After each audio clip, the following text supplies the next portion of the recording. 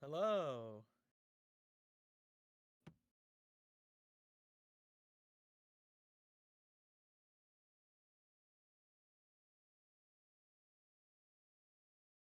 Hello.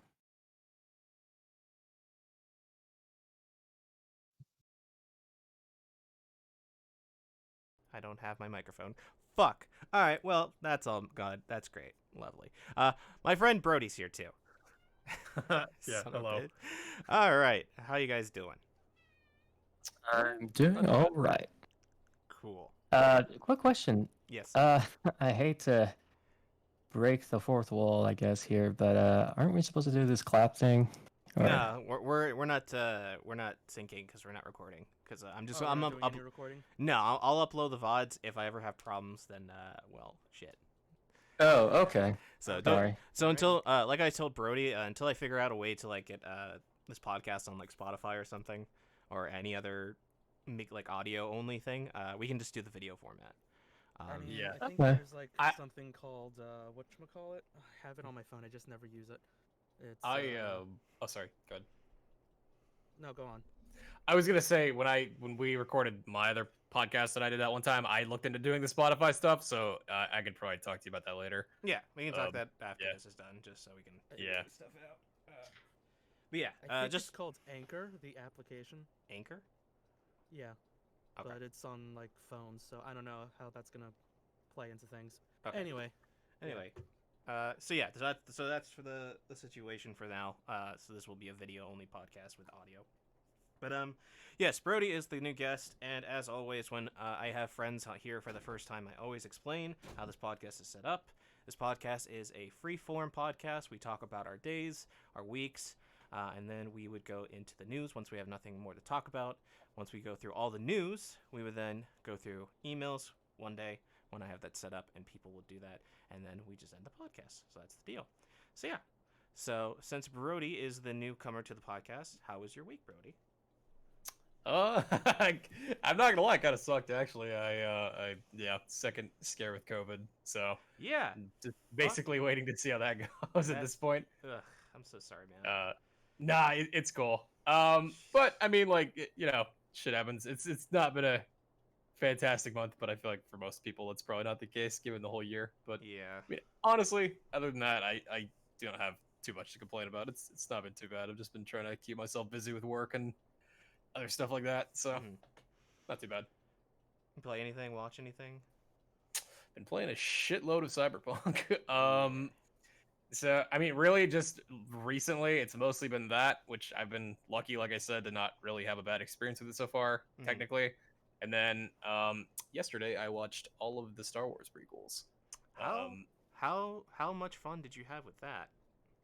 I actually was a little surprised that parts of it weren't as bad as I remember. It's don't get me wrong, they're still not good movies, but um, parts of it weren't as bad as I remembered. Specifically, I felt like Hayden Christensen's acting in this Attack of the Clones is just far and away, in my opinion, the worst Star Wars movie. Oh yeah. But his acting in Revenge of the Sith was like miles and miles better than it was in the second movie, which was kind of, you know, uh, a bit of a surprise to me. And the overall plot, as I watched them back to back to back, made way more sense because I had not seen the prequels since I was like a kid. Mm-hmm. So I rewatching them again, I was like, oh shit, wow, this is like really an interesting experience to like suddenly remember why some things are the way they are now that I've been having like my huge Star Wars binge on like I finished Clone Wars recently. I'm watching Rebels. I'm going through like a whole Star Wars phase right now. So rewatching the prequels was definitely interesting. Okay. Would you? Hmm. So do you think that because the movies took like years to make and in between it had allowed people to like forget about it and that's why people would focus more on the bad parts of the prequels so that much or Yeah, I think that the weird thing about them is there's like parts of them that don't really feel very reminiscent of like older Star Wars. Like specifically, there's a lot of stuff about like the politics of like how Palpatine gets to power and like what like trade routes and like taxation and like the Separatists and the Republic. And it's like all that stuff like in a vacuum, I feel like the writing for the, like the overall planning for it, like the narrative design, I feel like makes sense, but the way it's executed is like, again, I don't feel like most people are interested in that kind of stuff for like a Star Wars movie for the way they did it. Because there are parts of it where it's like it genuinely just feels kind of boring. But like overall, I mean, it was fine. I think really my only big gripe was like the Anakin Padme romance is fucking so stupid. But I mean, some other stuff held up better than I remembered. Overall, it wasn't really a negative experience because I was expecting the worst movies of all time, but overall, like they weren't as bad as I remember. Especially the first movie, it really was not as bad as I remembered at all. But yeah, Phantom Menace has some really good moments. There's some really dumb stuff in it too. Like Jar Jar Binks is winning the entire war by goofing and being like a fucking comic relief character in a serious universe is ridiculous. But you know, yeah, it's not like I don't know because I primarily, obviously, I think almost universally people agree the biggest, like, worst offender is the dialogue. Because I feel like, well, the dialogue and then partly, like, how the actors were directed. Because, like, Hayden Christensen overall, like, watching him act in Attack of the Clones is painful. It's really bad. But, like, I feel like they saw how whiny he seemed in that one, and they tried to make him more, like, confident and, like, you know, like, kind of like a cooler character in Revenge of the Sith, which is like kind of how he is in the Clone Wars more. And he was way more interesting and easier to watch that way. So, I mean, he kind of has to because of who he becomes at that point. Yeah, I think that they kind of like wanted to show some growth between his like naive. I don't know, like I could definitely see like the planning of stuff that like George Lucas put into it. Obviously, it didn't pan out how he wanted, but I think honestly, if you get rid of the corny, like the overall story that happens, I can easily accept. It's just how it goes about happening that is a little, like, I think is what leaves the bad taste for everybody, especially the acting and dialogue by far. So that was kind of my experience watching them all back to back. I was like, man, these could have been so much better. Well, they are made better now with the TV show and all the animated stuff that Disney's putting out. So I guess that's a redemption. I don't know. Yeah, I would say primarily my enjoyment from Star Wars stuff is derived from the newer like animated stuff and then like Mandalorian and things like that, because that's where all the cool shit like Maul's like backstory, interesting character and most of Dooku's stuff, like all the people that got like very too little time in the films mostly get like a lot of cool shit there. Specifically Maul goes from being totally forgettable to being like one of the coolest Star Wars villains in like one show. It's so unfortunate because he was the coolest design in that movie too. Yeah, I love his design. Oh my god, he's so fucking cool looking. But yeah, that was my experience of that. That's pretty much all I've been doing is that in Cyberpunk. So, which I'm sure we'll delve into a bit. So. Oh yeah, especially the news that I put in the docket a couple nights ago, which is nuts. But yeah, Chris, how's your weekend day been so far? My week. Let's see what happened. So I installed my Neumann. Nice. So I hope my sound is coming through nicely. Nice and clean. Yes, sir. So there's that. I got that like couple days ago. What else?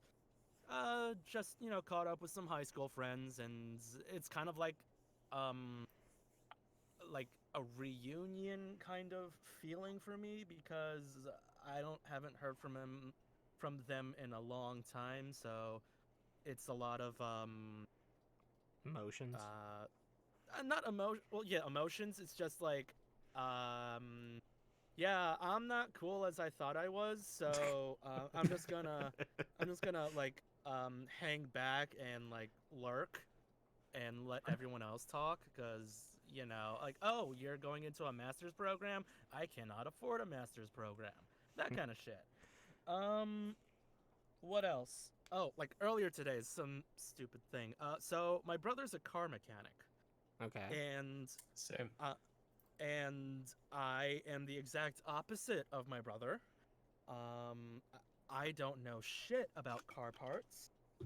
And then yesterday he was like, "Hey, you want to help with my eBay account and like sell car parts?" And I'm like, "What? Why? I don't know.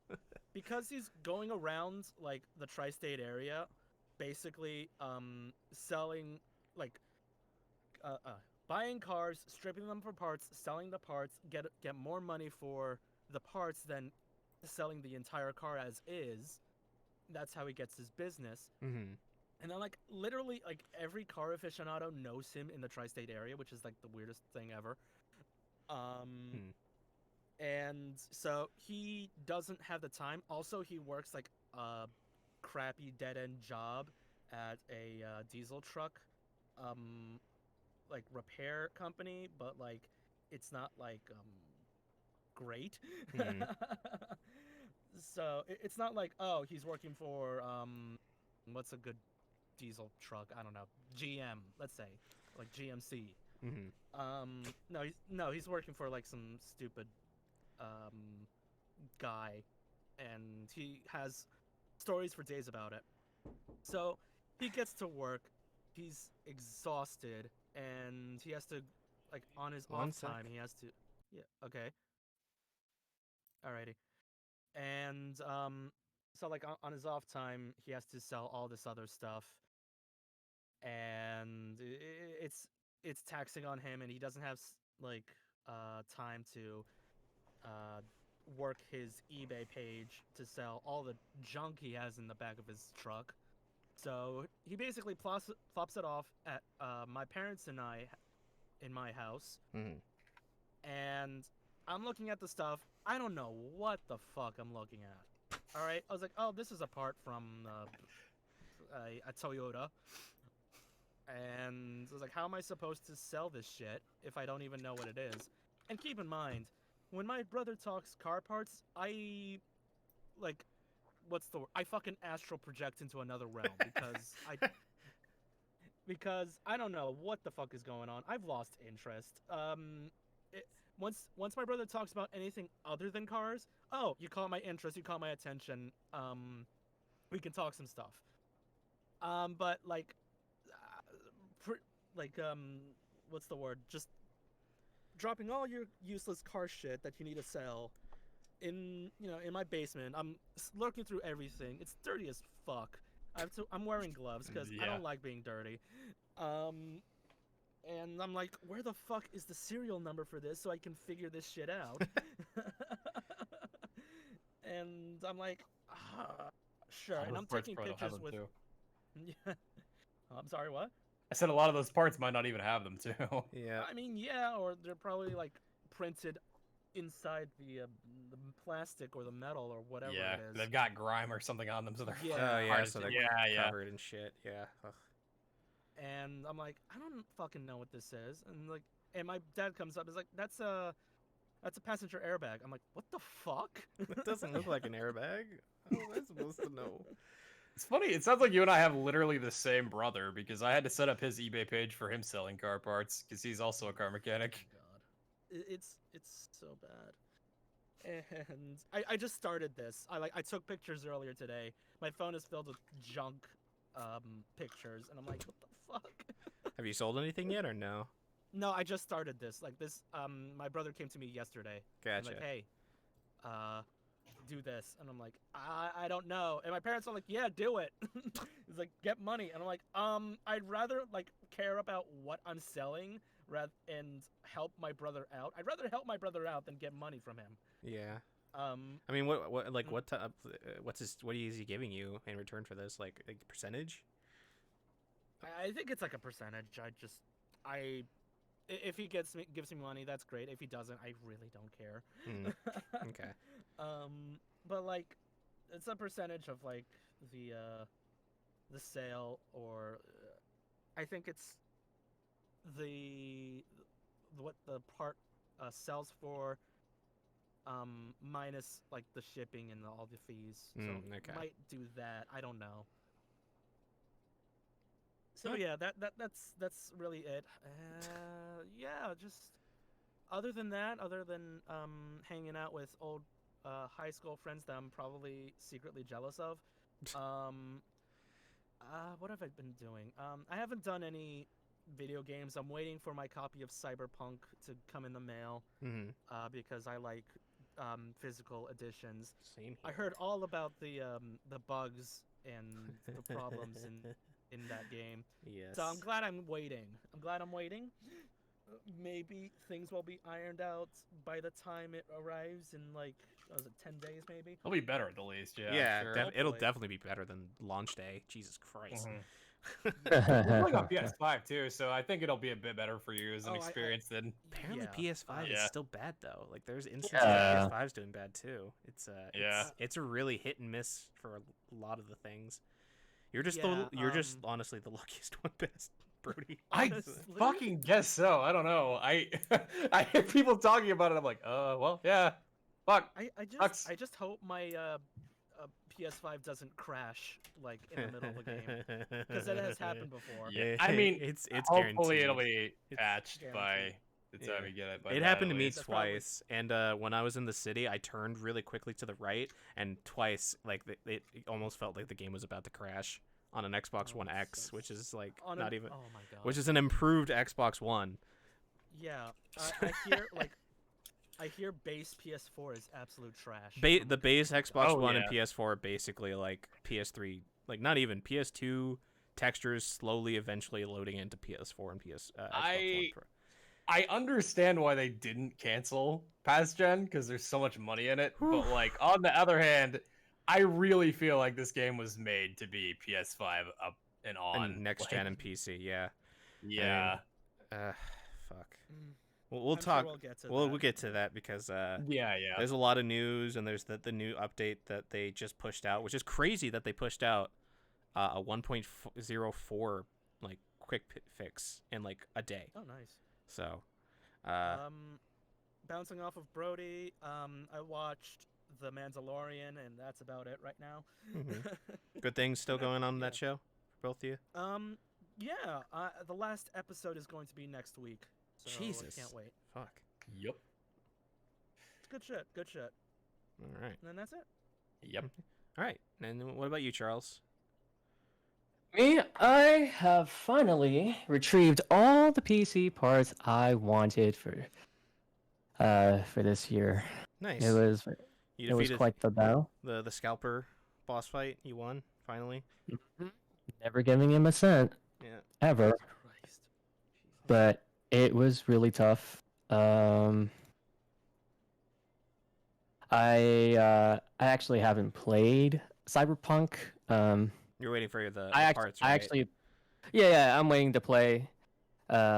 Once I get my last part, which is my graphics card to come in, the 3060 Ti. Still hasn't come in yet. It's been 2 weeks. I'm actually looking at the tracking. Might be because order. of the holidays and the end of the Yeah. month, end of the Yeah. year. Shipping with everything. Mhm. It's just really bad. But on the update, it does say it's in a place that's like The shipping good center. 20 minutes. Okay. No, it's around 20 minutes from where I live, so it's coming, but it's not yet.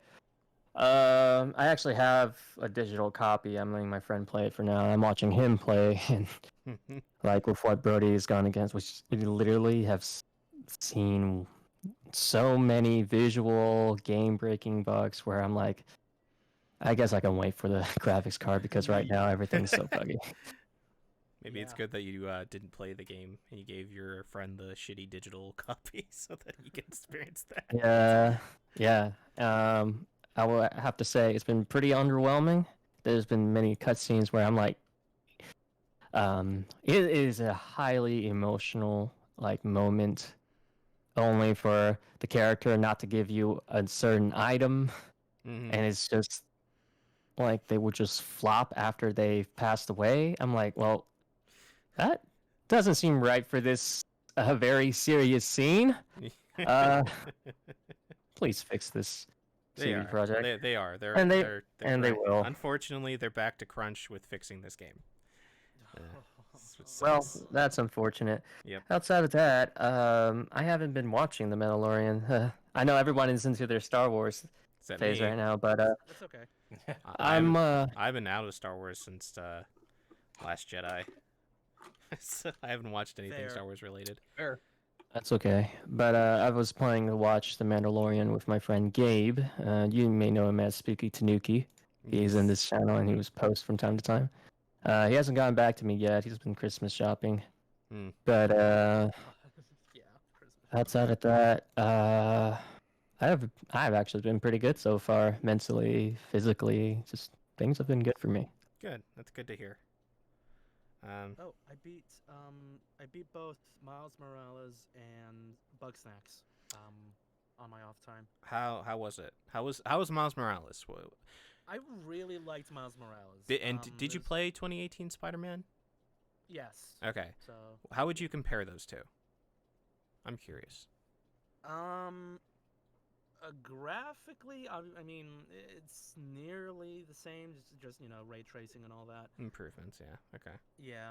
I don't remember much of so I can't give you like a good detailed like story by story thing. That's fine. Like, would you say like one story is better than the other? Would you say like it's like Miles Morales is still like a small story compared to like what 2018 Spider-Man was? Like, I think it's like a smaller story. It's definitely more personal. mm-hmm. Compared to Spider-Man 1, at least what I remember. Personal in what way? Well, I mean, do you like know like the spoilers on it? I do not. I'm know sorry, anything. guys. I'm sorry. I will have to take a emergency break right now. Okay. No But problem. Yeah, good. sorry to interrupt. That's okay. It's okay. Do you know the spoilers or? I do not. Okay. But like, I just know that it's about Miles and that there's a new group and he starts Okay. using his electro powers and it's called like a venom ability or something, which I was Yeah, like, they call it Venom. which I don't know why. mm, Honestly, eh, I should have called it something else. Oh Because, wait, you know, the Miles's powers? yeah, Mhm. his I entire. think it's because it comes from the comics. That's the name for it. It's- Oh, that's the name for it. Oh, Oh, okay. Yeah. I thought it was Um, venom related. So the main villain is the Tinkerer this time. Okay. I didn't know anything about the Tinkerer like from comics, so Me this neither. is new stuff for me.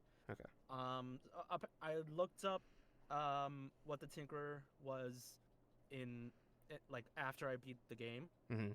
and comic Tinkerer I'm sure is completely different, has nothing to do with Miles Morales, but like the way this character is implemented in this game, it's really good Okay. and like very nice character drama here. Okay. Of course, there's stuff with the Prowler. And Ooh, so I love Prowler that. is in that game. Awesome. Yes, Prowler is in the game. He's really good. Do they incorporate any of the Spider-Verse musical keys into it? We don't have any Spider-Verse like motifs going on here. Darn. It's just pretty Darn. straightforward. Is his stuff that's design? going on in. Is his I'm sorry, design what? pretty? Is his design from the like? It's pretty similar to the Into the Spider-Verse, or is it pretty different? His design. He's a little older looking than Spider-Verse Miles. I'm sure you can see that like in the trailers. You can get a Spider-Verse costume, which is nice. Is that I really pre-order or like is that in-game?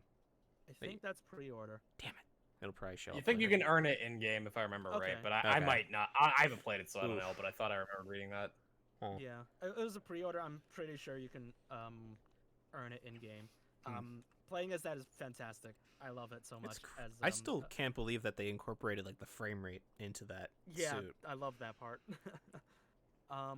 It was interesting because I tried on the suit with the frame rate because those are different options. Huh. They're not incorporated with each other. So I'm like, okay, I'm done with the suit. Let's go on to regular Miles Morales. Mhm. And then I was playing as regular Miles Morales. I'm like, why is the frame rate so weird?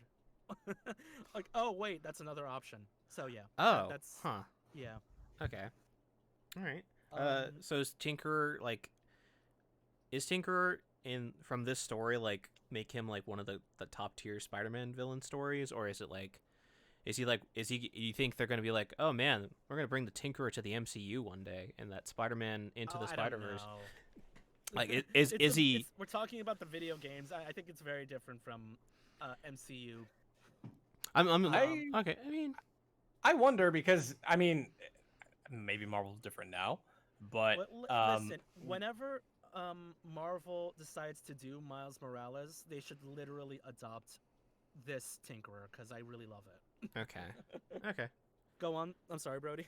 oh, I was just gonna say that it could be the case because as somebody who plays a lot of fighting games and it's been burned bad by Marvel because of it, um, they pushed really hard when Ultimate Marvel vs. Capcom 3 came out to Mhm. include a lot of people that they knew would be coming up in the cinematic universe over people that like fans really like highly requested. It's like Venom got cut in favor of like Rocket Raccoon, who had not Oh. appeared in the MCU yet because Guardians of the Galaxy wasn't out. Like Doctor Strange was one of them. Like so they in favor of including characters people wanted, they included characters people kind of wanted, but like was favorable to like showcasing stuff in the MCU. So I'm not sure if they still do that with stuff they license, but like there's like potential maybe that they still do that. I don't know. But like, yeah, I don't know much about like other versions of the Tinkerer as a villain in the comics. Comics are totally different. Yeah. I mean, like, I'd love to get into them, but like, there's so much to do with that comic world. But like this version in the video game, I really like. Okay. Yeah. He's a compelling villain. Tinkerer, yes. Okay. Compelling villain. That's that. I was worried about that because I'm like, I don't even know who this is, so it's gonna be. Yeah, I know. Who else? Another antagonist. Let me look him up, cause he. I think it was like Troy Baker, and he has that like Troy Baker charisma, and Figures. Of course. and I'm like, holy shit, what the fuck? And yeah, it was nice. I still think the Doc Ock story in the 2018 is like one of my favorite Spider-Man video game stories ever. Him around. You will see him. Oh, around. good. I'm glad the actor came back and that character's still around. Yeah, because I just finished Spider-Man like maybe a month ago, I think. The PS4 version, and yeah, I was like, damn, they really gave Otto some huge fucking justice in that one. Yeah, I mean, like, I don't remember much, so Miles Morales is more like stuck in my head. So characters. Let me see. Peter Parker. Yeah, got the Tinkerer. Yeah, we got Rhino. Oh, that was fun. Rhino was fun. So I'll bring this up back when we talk about the movie Disney stuff. But did you guys hear that like Paul Giamatti is supposedly coming back for Spider-Man 3 too as the Rhino? Wait, what? Yeah, there's that's like a super big rumor. Like, I heard a little bit about that. but yeah, we'll talk about that later. Apparently, there's so many fucking rumors going around that movie. Oh, I'm trying not to spoil the video game because it's a good game. Yeah, like if there's like a big reveal for a villain that we might be hyped, don't mention the name of the villain. But if it's okay. if it's the voice actor we recognize, that's gonna be cool. Oh, is there like a there's like a after credits cutscene or something like that. Okay, because I think 2018 Spider-Man was leading like inferring that possibly Venom was going to be in the next big Peter Parker one. So, who knows? Oh, yeah, no references in this one. So, okay. I mean, much shorter story than 2018 Spider-Man. And how big of a part is Peter in this game? Is he does he like I saw his fight with Rhino and Miles, but I don't know if he's in it after that part. After the fight with Miles, he actually goes off somewhere. So okay. That's what I'd heard. I haven't played it either, so I'm also in the dark. Yeah. So like you play what you play in Miles Morales, it's strictly Miles and his relationships with all his like family members and friends. Yeah. Okay. Yeah. Do you think in the next like the main line Spider-Man with Peter, do you think you're going to be switching between Miles and Peter, or do you think it's mostly going to be Peter, based on your vague knowings of what happens in Miles Morales? I mean, if they switch between Peter and Miles, they have all the move sets down. They have the game systems. I forgot, like the action system, the battle combat. Mm-hmm. They have that down. So if you could do that, that would be great. I think it would be more focused on Peter Parker this time. Okay. But like for like Into the Spider-Verse stuff, don't count on it. Okay. It'll be cool, but I don't see that coming up in the Spider-Man sequel. Maybe Game like sequel. three games from now they'll do like a Spider-Verse. Maybe. That'd be crazy. Jesus. Okay. Um, And how was Bugsnax was Bug fun. Snacks? Yeah. Bugsnax was really fun. I really enjoyed Bugsnax. So how's this is it fair to ask how like the story of that game is at all? There is a kind of a story, yes. There's actually a story on this one. I didn't expect it to be like big character story driven Mm-hmm. game. There's a bit of it. And you go through like so when you come in to what was it, Snacksburg, I think. Mm-hmm. Yeah, you have to help out a farmer and a mayor, and everyone is across the island of where the Bugsnax are. I have to like look this up on Wikipedia because. So what happened was they're all separated, and you just need to find them on the island and bring them back into Snacksburg. Mm-hmm.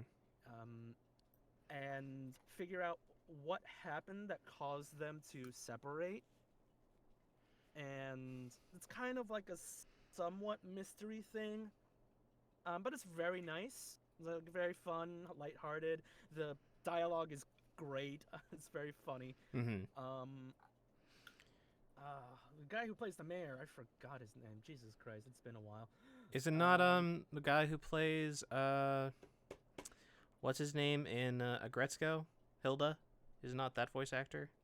Or is it somebody No, else? I'm talking about this blue guy, because It's not Ryuji from Persona, right? I I think it is Ryuji from Persona. trying to remember his name. Mac? Mac Middleman? Max Middleman. There we go. Yeah, Yeah, he's Max Middleman. what's his face in Nier Automata. Yeah.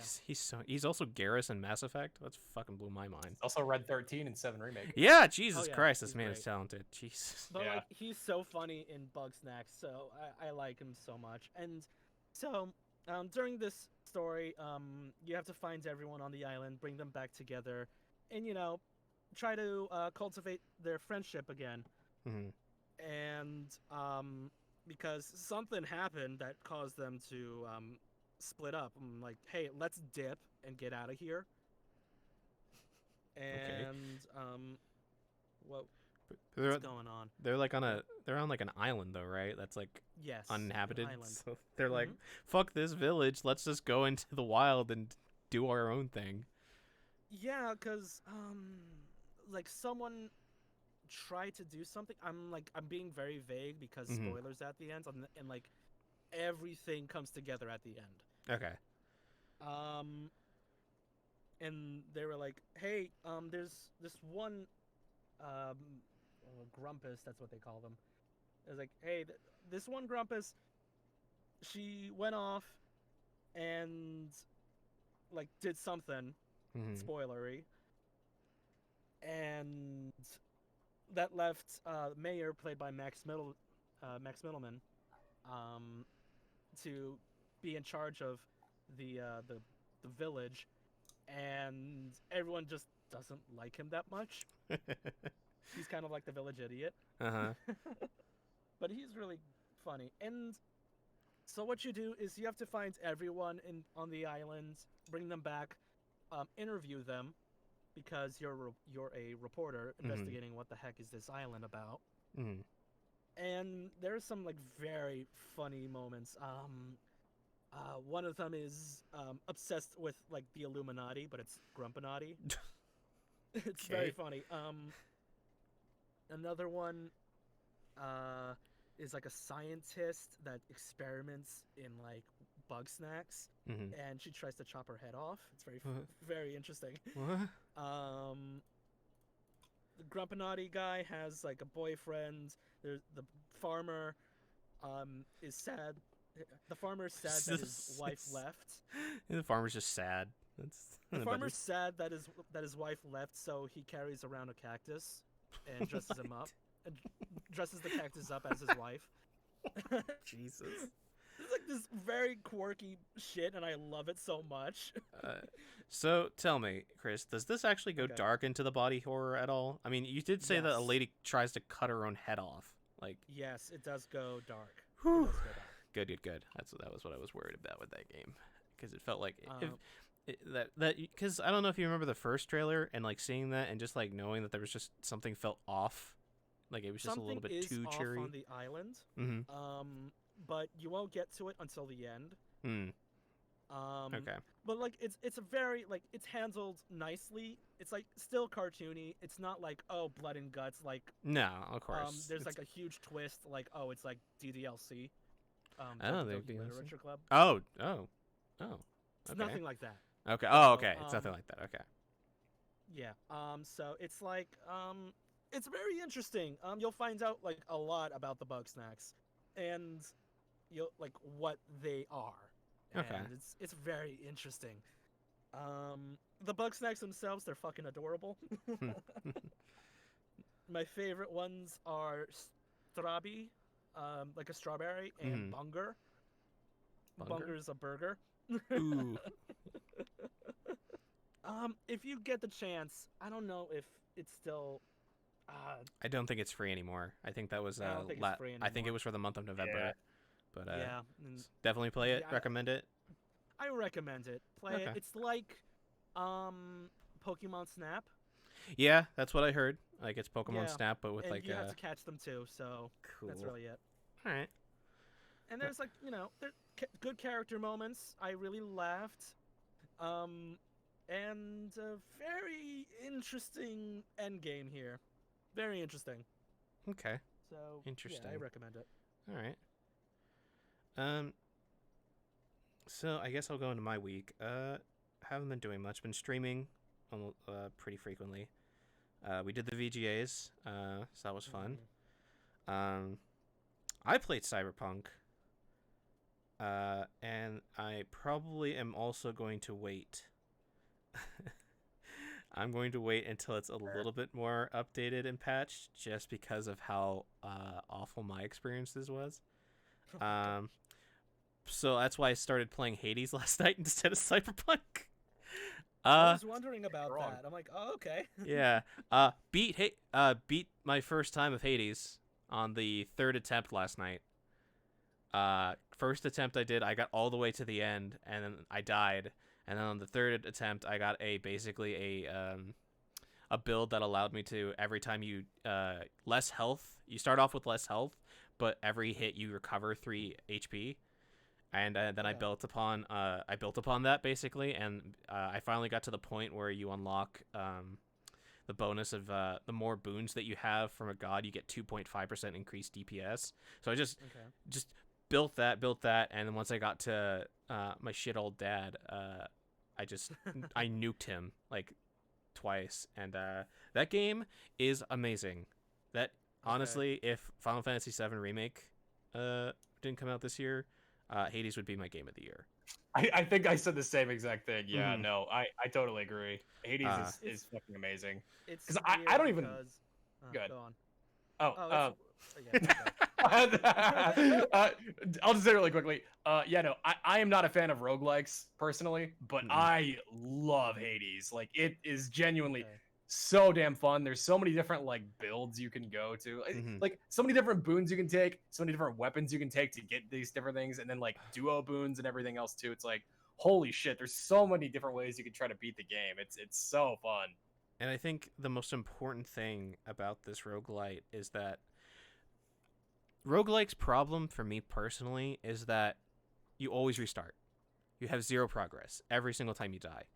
And the fact that every time that Zagreus dies, there's always progression of something, of story, of leveling, of like getting stronger, of learning patterns and stuff, of bosses changing based on you defeating them multiple times. Like the Bone Hydra starts changing different forms and different attack patterns. The Furies, you go through the 3 Furies, and after you've beaten them so many times, they then start teaming up with each other and doing. Nice. It's oh my god, that game.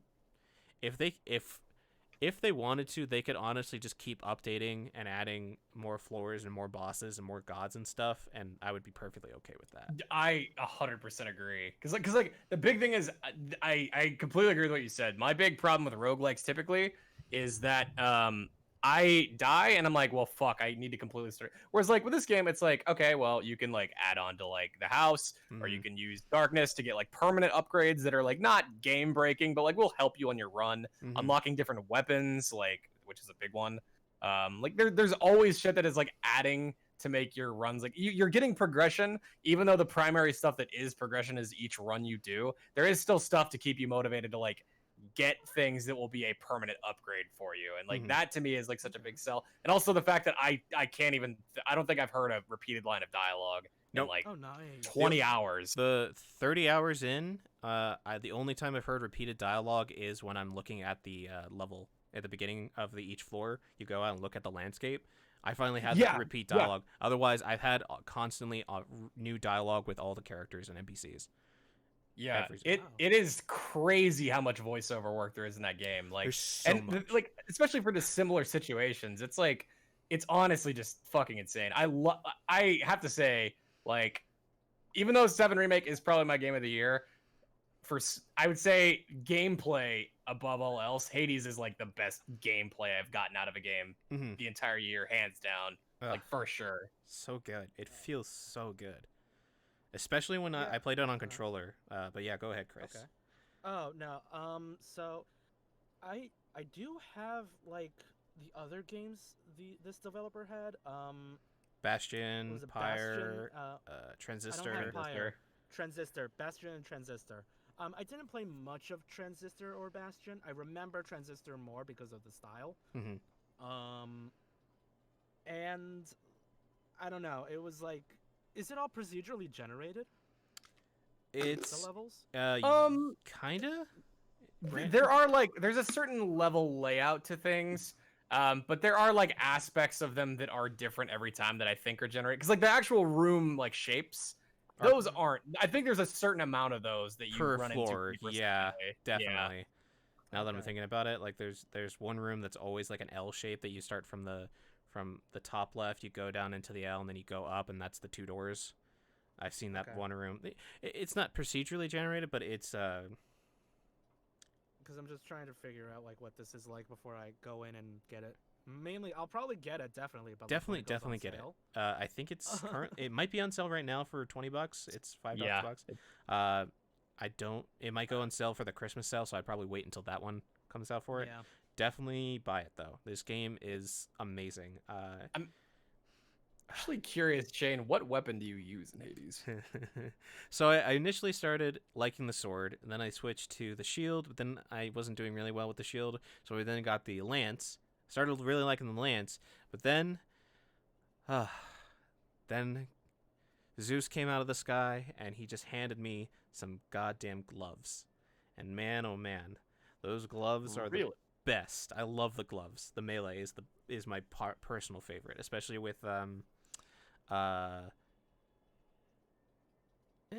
is it a spoiler to reveal a god that's in the game? It's Greek gods. I mean, you run into them all pretty persistently. I don't think it is. Demeter and her freezing ability, like her ice, which basically just turns into basically just punch people until they are dead. And they can't do anything about it. I need to try that thing, because the gloves are the one that I have only tried one time. I've tried every other weapon a few, because I also, like you, I like the shield, but it gets really good when you have extra range on it, too. Oh, because I haven't seen what the boons are you can get with it, but I am, like, the fucking adamant rail is, like, my ride or die, bitch. I fucking have to use that thing every time, almost. I need to start mixing it up, because the heat's getting too high for me now, but... The gun is really interesting, but it's... I don't know. I never feel comfortable with it. I like having a melee weapon.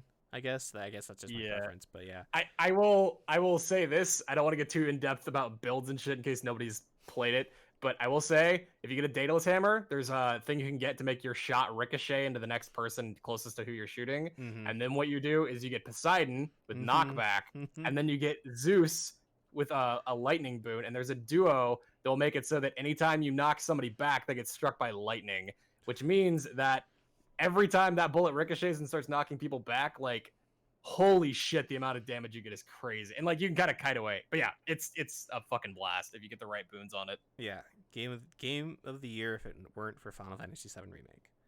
How different is it from Transistor? I mean, it sounds very different though. It's far more focused on gameplay than story compared to Transistor, I would say. But its story is still pretty interesting.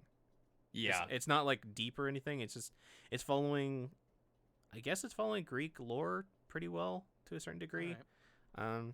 Because I mean, it's all about just the son of Hades and Persephone escaping from hell, basically. Zagreus or Zagreus to find his mom and get some answers, and it's basically it. It's really, and you know, you have your dad being a shit dad, because he's like, it's basically, what if Kratos from God of War 2018 was just an asshole to his son the entire time, and he was like basically telling him like, no, you idiot boy, because it sounds like the voice, but I'm pretty sure it's not. It's just a very deep voice for Hades, and it's great. I love it.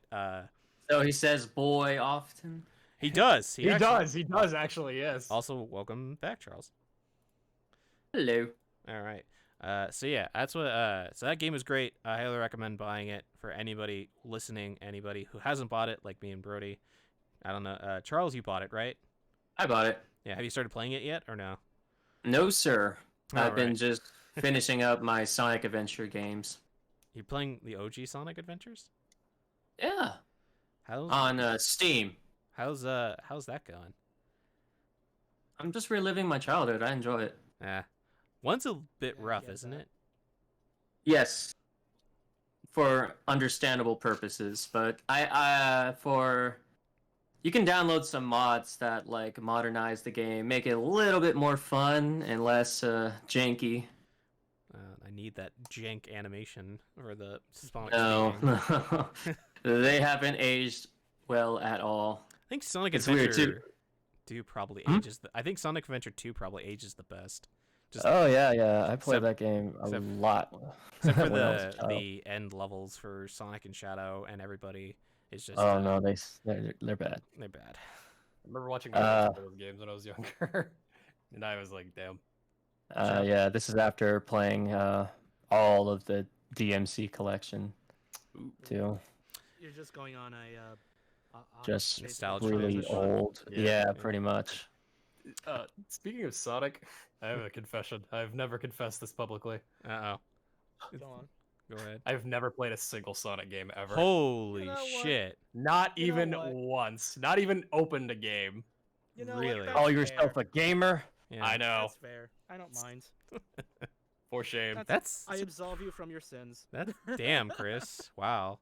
Well, there you go. I I'm don't. Just kidding. So is it just never any interest? You just never had access to I it? just never got. I don't know. I just never felt like playing it. And then as I got into an adult and more people started like, it kind of like got more into my conscience. I was like, well, I'm already kind of like past like wanting to play these now. So I just never I mean, did. you should Eventually, play, Sonic is my roommate. if that counts, I have played that. You that have? doesn't count. Yeah, That doesn't Yeah. fucking count. Are you kidding me? it has Sonic in the name. I'm counting. I would probably say like Sonic Adventure 2, the original Sonic 1 and 3, and like Generations and Sonic Mania. Play Mania. There you go. Yes. Those are probably the games that you should probably touch one day. Also, if if you you want want to have a good meme-tastic time, play Sonic 06. I have seen people play. So when I used to like watch like a lot of like Let's Players on YouTube and shit, like Sonic 06 was like the game to play. Did you So, did you hear that somebody fixed the game code for that so it's actually playable and it's like only one Really? line of it was like one line of code that made the frame rate like stable and that it allowed for not clipping through bullshit and stuff. It's like Jesus Christ's sake. Yeah, there are a lot of modders nowadays that actually change values in the game. And so Yeah. it's like playable. So Yeah. but Jesus I Christ. actually Also, just I did hear that. Sonic Unleashed is really good. Yes. Depends on which version Outside you're of the talking about. werehog bits. Yeah. Yeah. Eh. Depends on- yeah, which version? Yeah, Werehog stages I didn't like, but everything else was great. hmm It's so weird. It's a lot of hit and miss with the 3D Sonic. Like sometimes it'll be Yeah. the running through the city stages, like the side scrolling things are the really funnest part. And then you get to the action parts and the action is just so fucking boring. I want to Mhm. die. Um Yeah. You I could tried be. playing that on PlayStation Now, and kill me. 'Cause it's Sonic. PlayStation Now. Sonic Forces was the last Sonic game I played, and I bought it for two reasons. One, I did a survey that determined which color the customizable character would be for the cover art, which Mhm. ended up with my decision. Luckily, all to me, nobody else. And two, because like I wanted to like create my OC, and I wanted to see how well the character creator was, and man, Mhm. I was fucking disappointed with Yeah, every I part of couldn't that create game. my OC, so Oh god, that game sucks so much. I played it too, just because I wanted a good Sonic game, and I'm like, yeah, sure, why not? And then I'm like, no. You know, come on, man. You don't, there's no Sonic Mania was the Sonic game, good Sonic game. Sonic. I mean, yeah, I want a good 3D Sonic game. Never gonna happen, unless the Sonic team gives it to the Yakuza team, and then I'll be fine with that. That would Make be Sonic insane. Adventure 3, guys. Bring back the Chow Gardens. You guys Oh my remember the God. Chow Gardens? Oh Am I my the only one? Chow Garden's the best part Gardens. about Sonic Adventure I 2. know, and that's why I played the Sonic Adventure 2 so long, man. Brody, I what love that game. what if you could just raise a child to fight other children? There you go. That's all you And need to race, sell. And race. fight and race. It's so fun to watch. I don't know why. Smash the A It's button. so relaxing. Yeah. Especially the music. Music in all the Sonic games are good. That's the only It's disappointing not. thing. Yeah, that's like Sonic 06's main theme. Top notch. Sonic man. Forces the Sonic Colors. like the Sonic Forces is it the fist bump? The theme Fist for that? Bump, I think? Yeah, it's fucking good. Yeah. It doesn't belong Sonic in a Adventure Sonic game. 2. Adventure 2's like main theme song is iconic. Yeah. Iconic, Like yeah. the Sonic's music theme from that game is iconic. Shadow's theme is iconic. Knuckles' whole like hip hop like genre Phase. phase and stuff is like Yeah. influential. Apparently the band that did Knuckles' theme actually released a new album like a year or two ago that was revolving around that type of hip hop, and I think it involved them like it's still from the perspective of Knuckles, but I don't know. It's still so sick. Unlike Sonic, I don't. Oh damn it! You beat me to the punch. So yeah, that's what I've been doing. I've been playing Hades. I played Cyberpunk, which I'll talk to once we get to the stories and stuff. I've been watching my weekly animes. Again, I don't know if you guys saw when I posted in the podcast. Charles, the Tonikawa anime that Zach's in. Yeah. The newest episode of the Japanese dub just literally has Street Fighter V gameplay. Like blatantly, and like it's part of the like story is like the characters are playing Street Fighter V, but it's like why is there just Street Fighter V? Why am I just watching Street Fighter V? And then they bring back the OG Street Fighter with the two big buttons and stuff. It's like it's so weird. It was funny, but it's like it's super weird. I watched, even though I know I said we were gonna all watch it together. I watched the first episode of season 4 of Attack on Titan, and boy, howdy, that first episode feels like it was like 40 minutes, but it was only like 24. Cause Jesus Christ, the OP. Is it boring? No, it's really good, and I wanted to keep going, cause it's fascinating. I'm in the same boat. It's really good. The OP is, hey guys, who remembers World War II? Dude, okay, Oh. can we talk about the OP for a minute? I know some of you guys may not have seen it, but like, I got so mad people were shitting on it because it wasn't like Fuck that, hype man. as wasn't like hype shit from like anime like for the previous openings. Dude, it is such a good fucking is- opening. I love the new opening. The openings that people have problems with Attack on Titan are always the ones that have the like most like spoilers and like the most influential. Like this is the show. This is what this show is about.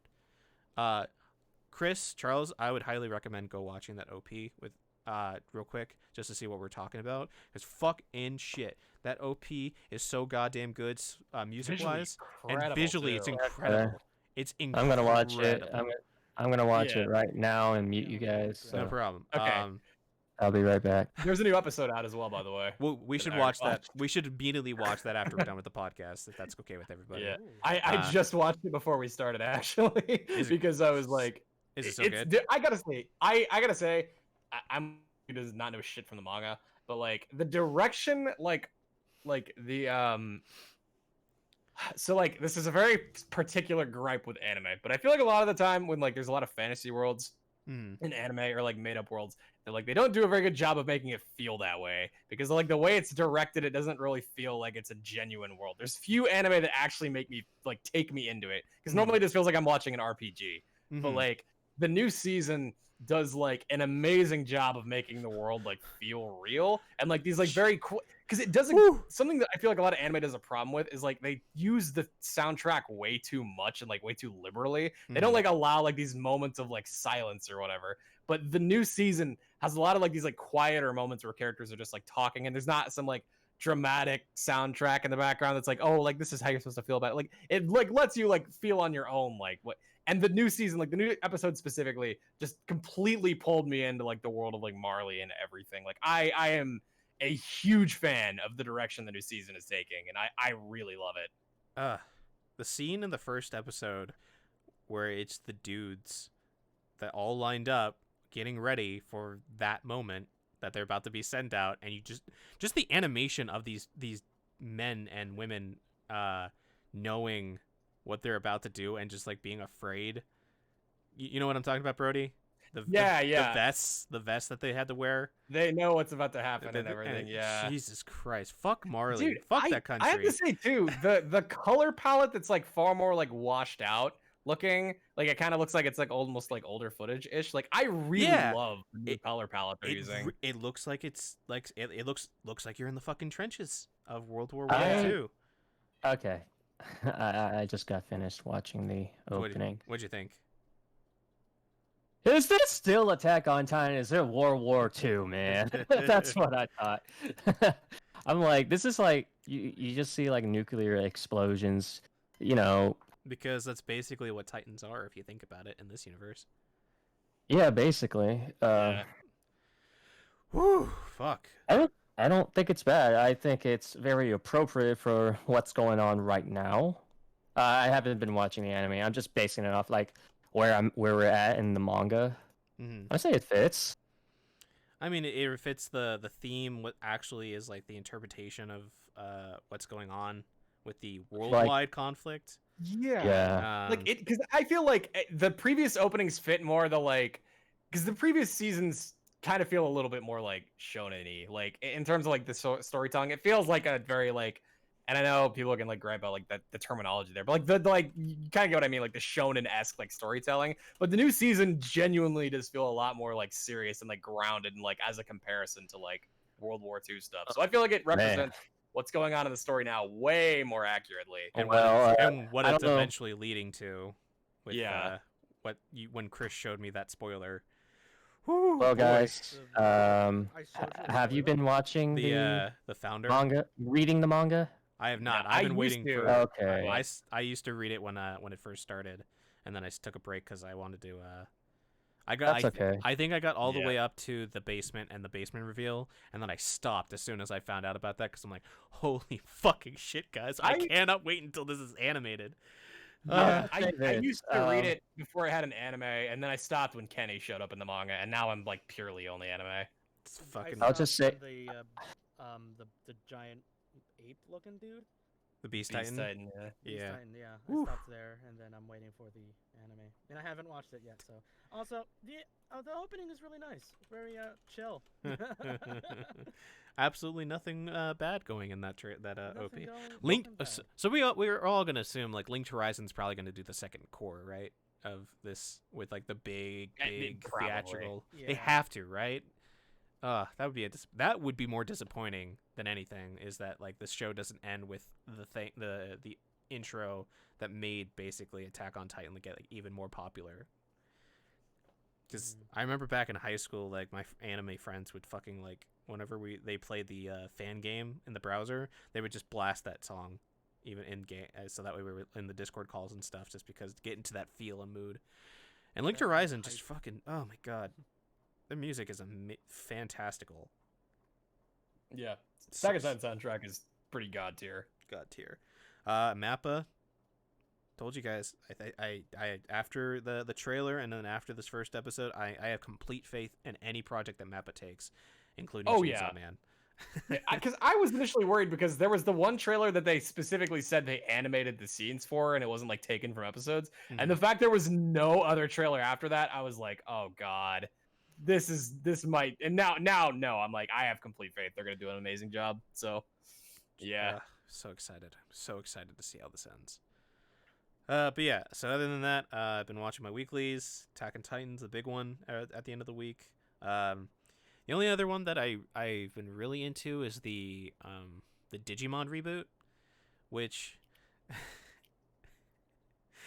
the Digimon anime is so weird because it's made by Toei, but it has like it goes from having like a decent budget to like no budget.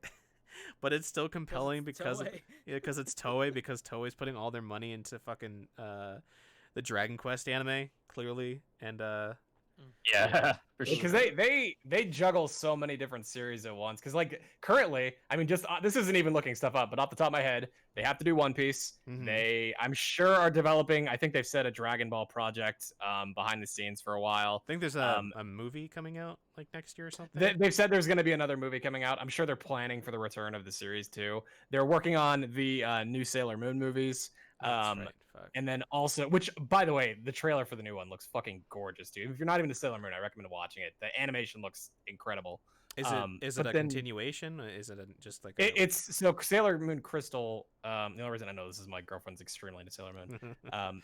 So the TV series for Crystal covered most of the manga, but they're finishing out the rest of it with the movie series because they basically said that they didn't like, and this is not like something I'm just pulling on my ass. This is like a quote from like one of the directors, that they didn't feel like they could do justice to Sailor Moon with a TV sized like staff and budget, and that they wanted to do a movie trilogy to end it out fucking with. fair enough, man. You can tell, which also they're gonna make way more money than that from a TV series. So fair enough. But yeah, that, and then on top of that, then also Digimon. So like they have a pretty massive staff of animators, but they do move people around a lot because of stuff like that. And then like when they have like an original movie, like whenever there's like a new One Piece movie or something, like yeah, I mean they also have an entire studio dedicated to Dragon Ball too. Yeah, well, they have a department now for managing that stuff, because I'm sure in the future they're gonna try and avoid the rough start that Super had to get more consistently like high quality stuff out. Because I mean, also long running TV anime series are hard to like ever keep high quality with. Like they're a very difficult thing for anime studios to produce, but like especially when it's on the length of like over 100 episodes. That on top of doing multiple series that go over that, because they also are, like I said, doing One Piece as well on top of that. Yeah, and Digimon's already in its 28th episode, so this is going to be a long form reboot series. So there's that. That show is fine. I'm mostly watching just because I don't remember the original Digimon anime back in like 1998 or whatever. So far it's really good story wise. The animation's hit and miss a lot of the time. They've been teasing War Greymon the last couple episodes, and every time he shows up, like it's always for like the coolest moment, and then he just goes back to being Agumon. I'm like, fuck. So yeah, there's that. The other one that I watched was Yasuhime, which also feels like it's probably going to be a long form series, just because there's no fucking answers for anything right now. There was hints and stuff in like the first like 8 episodes, but we're at episode 12 and there's been nothing leading to like, where is Inuyasha? Where is Kagome? Where is Kohaku? Where everybody is? Where's Sesshomaru? What the fuck's going on? It's just been like a Monster of the Week kind of show with like progression of the characters, with Inuyasha and Kagome's daughter being like comic relief now. I'm sure that series is gonna be blood dry before they. Oh, I'm assuming it's probably Yeah. going to be another like 100 Inuyasha episodes. originally was kind of a monster of the week thing when Yeah. I first tried to watch it. The anime also was being made when the manga was still being written too, so they also had to account for that. This is an original story, and there's no manga or anything, so this was literally made by the writer, and they animated it. So this is how the pacing in the first like 10 episodes is really good, because it's like it feels like, oh, we're building, and now it just feels like we're stepping back and we're focusing on rebuilding the relationship between the two sisters, and that's it really for right now, just hunting monsters. Yeah, I feel like it's I don't know. probably one of those cases where like you have a series where, like, I kind of want to use this as an example. If anybody has seen Boruto, like I have, where like there are arcs we can clearly tell they were written by like the TV writers who did their Mhm. job, but no, they can't make any significant long-term changes to the Mhm. plot or the character development. And then you get the episodes where it's like the main plot where you're like, wow, goddamn, this is actually way more interesting. Holy fuck! And you kind of have to like go between those two as the series goes on when they get that long. And yeah. Poor Boruto being cursed by Kishimoto's return. He was Yeah. free for a good amount of years. Now he is I trapped. well, after his last manga bombed, I'm sure he's like, fuck it, I'll come back to do this for a while, and then Eh. we'll see. I wish him the best. I hope he does a good job. Yeah. So I guess we have to say some prayers for all the female characters now. Yeah. Just ahead of time, just because Sarada is probably gonna get super fucked over. That It's a pisses shame me because she's like off. the best character. That's like one Mhm. of the kids, in my opinion. So yeah. yeah, I like her. She's more interesting than Boruto, to be honest. yeah. I She's gonna think be that. shafted. Oh man, I think that.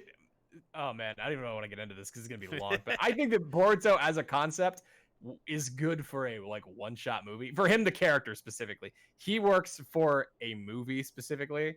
But as the focal character, I think that no matter how you write him, people will dislike him because he's either who he is now, who is pretty different from his dad, but like has a lot of unlikable traits, or he's just Naruto 2.0, in which case people are just gonna shit on him for that. So it's like I feel like you can't win with having him be the focus of the series. I But- feel like he needs to be relegated to a side character. But Brody, the opening chapter with the future jump, he has him no I eye, know. and he has the sword, and he has scars, and he looks cool. That's what does sold me look on cool. it. That's what He does sold look me on really it, and then I cool. was tricked. Then I had to go back I to. was sold on the movie. The movie was amazing. I shot on the movie before it came out, and then I watched it, and I was like, "Fuck!" I actually really liked it. I was tricked to watch the fucking prequel when he's in school and the stupid bully and the training. Damn it! I was tricked. Dude, after you get past all the, or if you get past all the original anime content, Ugh. except for like one arc, It's one like of them was 40 good. episodes, man. Of Oh, original. I know, but Ugh. it's if you get past as in like don't watch a lot of it and you watch like there's a couple good arcs I will say, but if you don't watch those or if you only watch those and then like the stuff that's in the manga, it's actually kind of enjoyable. But you Yeah. are skipping a lot of stuff, so it's like, yeah. But I don't know. Unfortunate. Fuck that shit. Dragon Quest Die is the shit, man. That is the other good show of the season, is the surprise anime / manga I didn't know about that was Shonen Jump's like second biggest series besides Dragon Ball, running at the same time. This adaptation's really good, like really, really good, and because it was written at the same time as Dragon Ball, and because it's more shonen, like the more traditional shonen, I'm starting to notice that like a lot of the trends that modern day shonen were from this series, or like this series helped lead into like modern day shonen with like the tropes and stuff. But because it's done well and it's animated and it's Dragon Quest, it's like fun. I don't know. Actually, Dai's a Goku, but he's a more interesting Goku than Goku. That's all I gotta say. Highly actually recommend. looking, I was curious on the manga sales. It's because there is like there's a best-selling manga of all time page. It's still, despite its age, is about It's up it's in there. between the 50 and 99 million copies sold section, which is like up there with like, I mean, like literally in the 50 million section you have Devilman, Cobra, City Hunter, so it's like you got some like classic shit with about as popular as it was there. So it definitely is like had pretty substantial popularity. Yeah, it's really good. I highly recommend you guys watch it. It's good shonen, but it's fun. Um, so yeah, that's basically all Right. I've been doing. Is watch anime and stream and not play Cyberpunk until it's fixed. So so yeah, Understandable. I know this is kind of an aside, but I am really impressed that like Attack on Titan has already reached the like top or at least 100 million copies sold section because there's very few series on that, but it's up there. I would assume probably once they got to the basement in the manga, it probably sold a lot more in that month. Yeah, because I mean, it's interesting because there's only like 2 like newer series I see on here. Like I would say that came out in the past like 10 years or so, and it's Demon Slayer and Attack on Titan are both like the 2. Demon Slayer is newer just ones. crazy because of the weird like hype around. So it's weird because of how well it's doing, and I think that's mostly because of the anime, right? Is that they had increased sales because of how well the anime was done. Otherwise, it was sure it was pretty, anime always boosts manga sales, yeah. but then the movie came out, and it's just, there's like Japan's running out of like product and like merch for Demon Slayer. Did you hear about that like a couple months ago? That stores were just Wouldn't be surprised. families were like buying their kids so much Demon Slayer merch that stores were actually running out. That's good. My good friend Hayden voices Priestess in the English dub, so Good for her. Yeah, but good for all the popularity that show is getting. yeah, I mean, I can't wait to watch the movie eventually. Mm-hmm. Because I've heard good things about it. I think actually you're thinking of Goblin Slayer, Charles. Oh yeah, So stupid. Okay, another one of my You're friends okay. voices. Okay, yes. Goblin Slayer. Oh, The movie was pretty good. Gotta say. both More. Goblin Slayer and Demon Slayers. I have both. They There's both a also bunch came of around the Slayers, same yeah. time too. So, Yeah, and the end with Slayer. My babe. Yeah. Goblin Slayer the movie was pretty well done. Just more D&D hijinks. D&D is such a huge thing now. I believe we talked about it quite a while. Last podcast, right? About Vin Diesel, or is it? I think last... I think we'll talk about D&D and Vin Diesel in the news with the VGAs in a little I bit. figured, because we can talk about his like whole connection to that and how like D&D has blown up in recent years for media and popularity and all that sort of stuff. But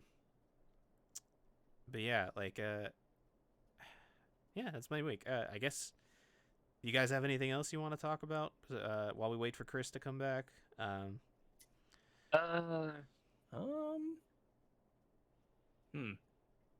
I mean, well, I was looking. Honestly, I got curious looking at the best-selling manga list. So we were what is the best-selling number 1 best-selling manga? Is it One Piece? One Piece, yeah, course. and it is leagues ahead of number 2, which is surprising. How much? So number 2 is Dragon Ball, that is estimated at 250 to 300 million copies sold.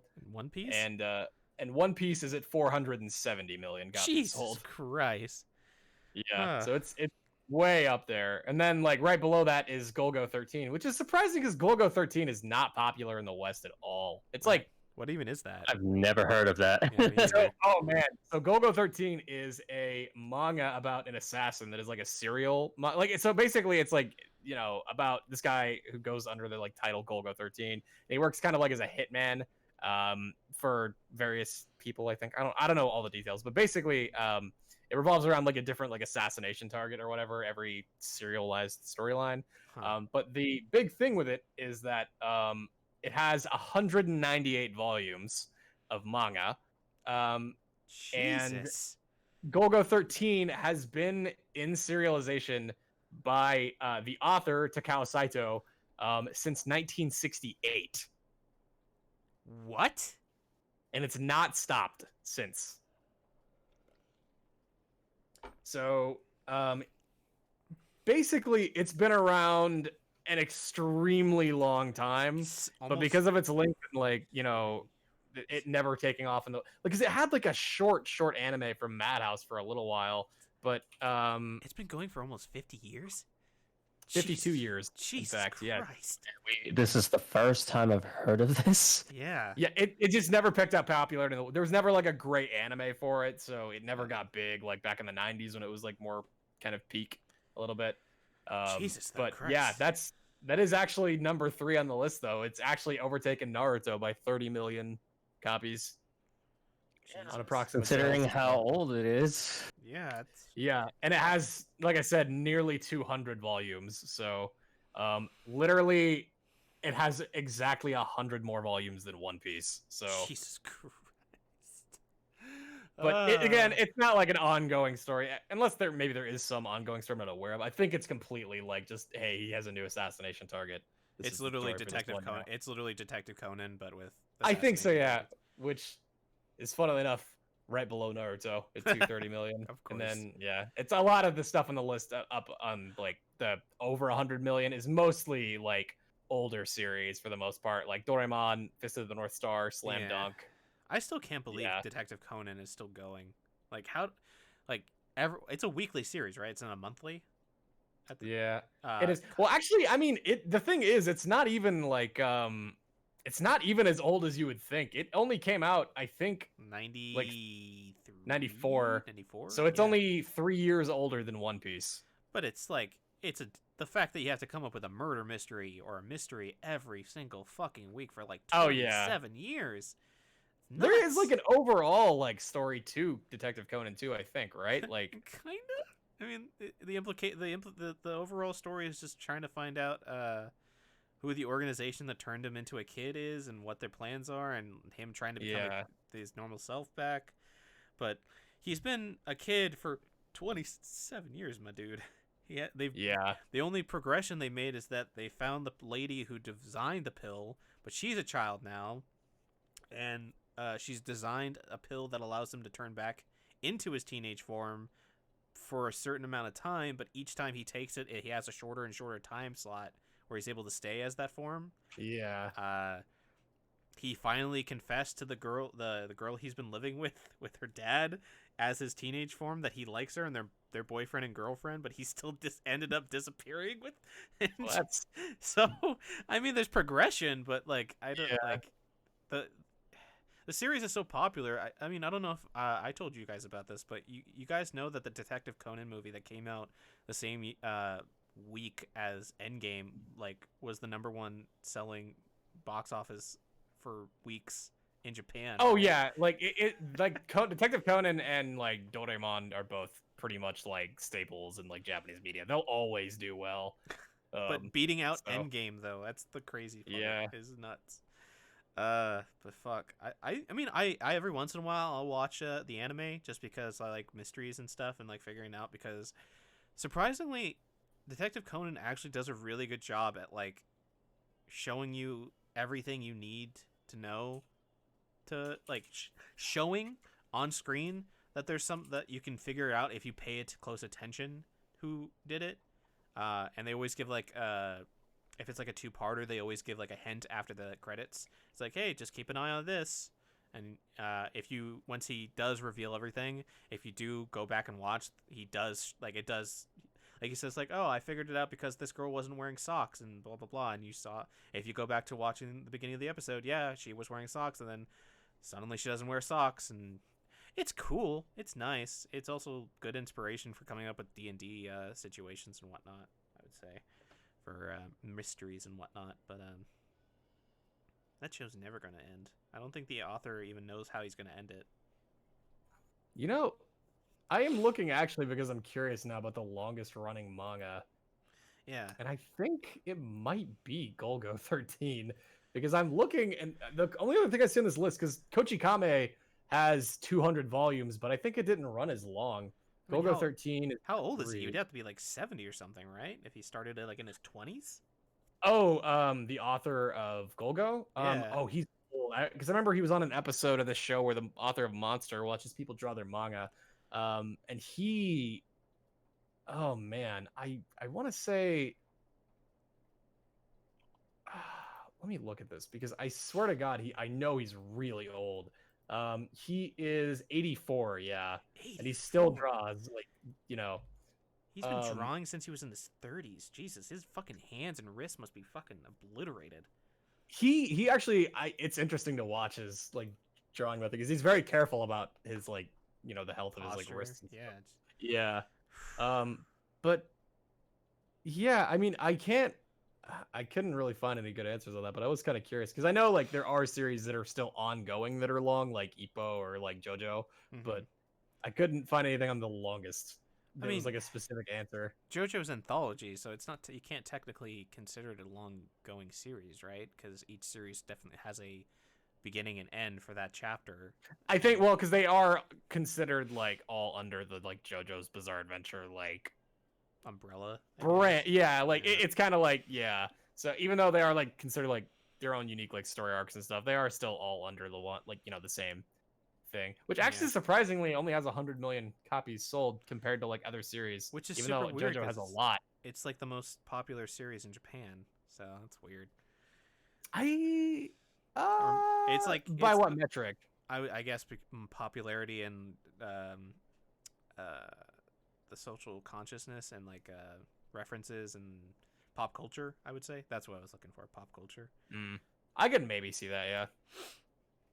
I think like you can do a JoJo pose and most people would recognize what you're doing in Japan. Walking down the street. Yeah, it is weird because there are series like that that are like pretty like ubiquitous in terms of like knowledge there, but just like I swear even like mentioning them like in like the West is just like most people will be like, what the fuck are you talking about? Like it's really weird to see like certain series that got like huge popularity in Japan that never came out here, really made it here, like like even if they did come out here, they never really like made it, I guess, in terms of popularity. Because there are a lot that never quite got to that status, like like Fist of the North Star obviously being one of them. I mean Ippo's probably one of them too, right? Even though it's like a really popular series. I don't think because Ippo's only had like official English releases for the first season of the anime, and then that was pretty much it.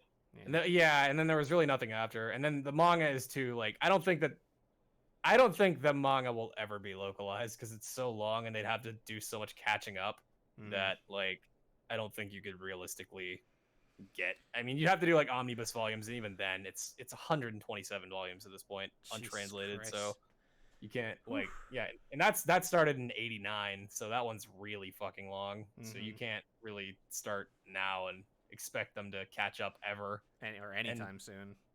Yeah. Especially because it doesn't seem like it's ending anytime soon either. So yeah, like even if it ends like 15 years from now, you would still probably like not even be like a quarter of the way through by that time. Maybe halfway. I don't know. Because like I mean, One Piece is probably gonna end in the next few years, but 5 to 6, you said, right? Yeah, something like that. At the least, I think 6 is the high end, but that has like it's gonna have over 100 volumes. So Jesus. I mean but they're all gonna be localized because they already started on it, so they gotta have the home field advantage there. But I also it's way more popular. But I mean there are like older series that eventually finally get like good localizations. Like I know that they're finally releasing like these really nice looking hardcover editions of the Fist of the North Star manga in English, which is really nice because getting English copies of that now is almost fucking impossible, and they're very old translations. But yeah, it's gonna be interesting. It's gonna be interesting. Like we've talked about this privately, I think, and I think we talked about it at the VGAs. But seeing what Shonen Jump and the anime industry is gonna be like post One Piece is gonna be weird, completely different, and completely different. Because I mean, just as an American on a personal level, the idea of both of Bleach, Naruto, and One Piece all being over is like unfathomable to me. And especially because like it seemed like there were some series that were propped up to replace them, but even a lot of those now are like already ending or have ended. So it's like My Hero being the only one that's close, if not still ongoing right now. I would say that I will probably imagine that one will last out past the end of One Piece.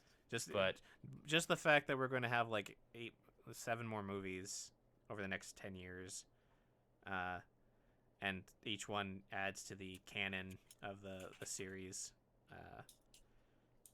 to the anime at the very least. Should be interesting. Yeah, I Boy. think that is probably because to me, in my opinion, like My Hero Academia is the closest thing to like a Naruto spiritual success. Yeah, like it's far more like Naruto-esque. Because to me, like because I mean, this is like pretty much directly said.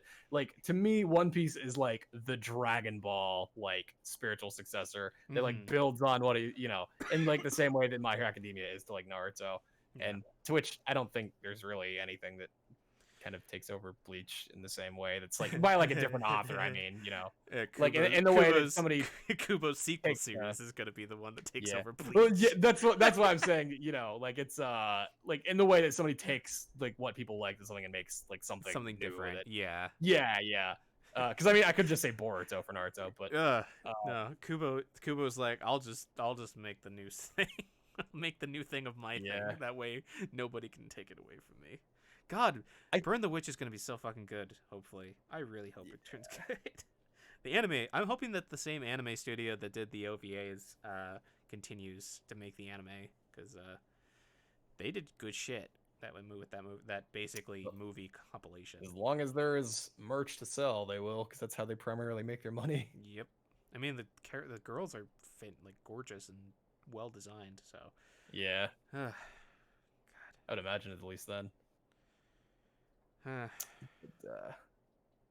Yeah, I don't know. The future of anime is going to be really interesting in a few years once it's all like the top stuff. I mean, because I think the weirdest thing is going to be inevitably when One Piece is gone and the Dragon Ball Super and all that other stuff is gone to like the point that there is no like relic series that's on. Because I mean, I know that Boruto's a thing, but there's also it's been directly said by the author that there will be no continuation of One Piece after it's done. Scare the shit out of me. Purely, it's done. So there are going to be like no, there's not going to be like the successor to these series where they just keep kind of go on without the characters. They're kind of just going to be over. There's going to have to be new stuff. There is one thing, the one thing that could save us. It starts with What's that? An H, a cross, and an H. Hunter x Hunter. Yep. It'll technically be ongoing. It's the only relic that like could awaken and keep Shonen Jump afloat. If we maybe got more fucking releases, yeah. If the author just like hooks himself up to an IV and just stays on it and like is medically like kept in check and his meals and everything. Yeah, because to me, like ongoing series for Shonen Jump are like friends you see every now and again, whereas like Hunter x Hunter is like your distant relative you see every 5 years that you kind of remember exists, and like you get along with them really well, but they just don't come around too often. But yeah, Hunter x Hunter is probably the only thing I can think of that could be like something that Jump brings back, but because the author has a lot more free control of that, like it's up to him. And if he dies, like what happens after that?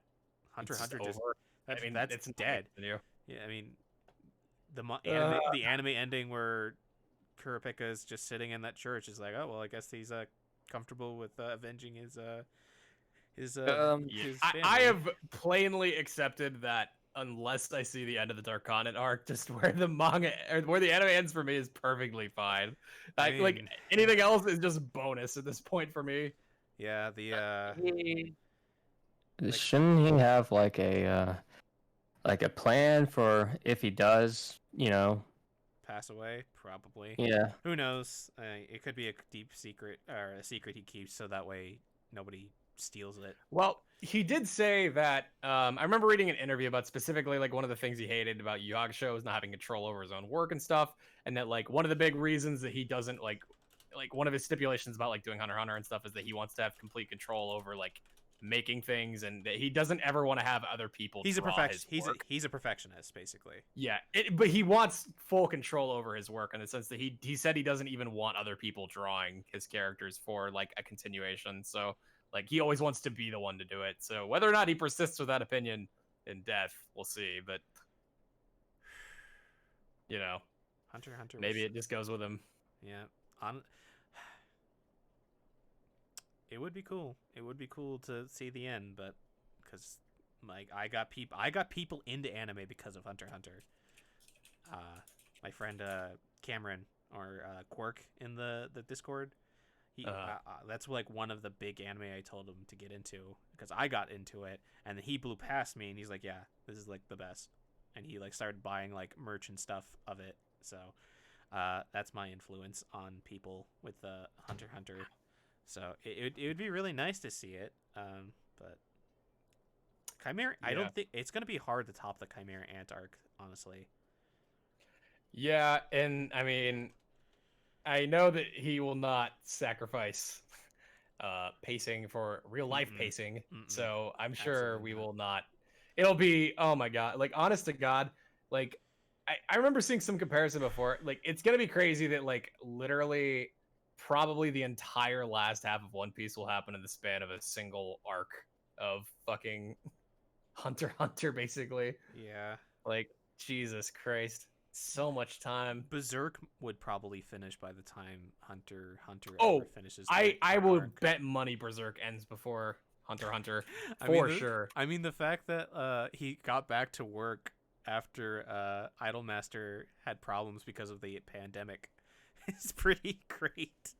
Yeah, so, you know, if well, just if somebody just happens to just, you know, I don't know, DDoS and just take down the servers for Idolmaster for mobile phones for the next, like, I don't know, couple years, maybe Berserk will end and we'll, you know, get an ending. Yeah, well, because the thing is about Miura is, even though like people meme about him, he does like run multiple series. So yeah, I know. So he will finish Berserk. And he just kind of has to stop doing this other shit. His art style is also extremely detailed. So again, he does not. I think if I remember right, he doesn't use assistants either. But oh my god, how does he do that? Oh, fun fact about Miura, actually, when Ippo had its 30th anniversary, like a bunch of artists like drew characters of his, and he drew Takamura from One Piece, from Hajime no Ippo for the anniversary. He's like, "Hey, sorry if I fucked up when I was your assistant all those years ago." And basically, people were like, "Wait, you were the fucking assistant on Ippo?" Because there's a page in Ippo where there's a character that like is friends with Ippo who's like a mangaka,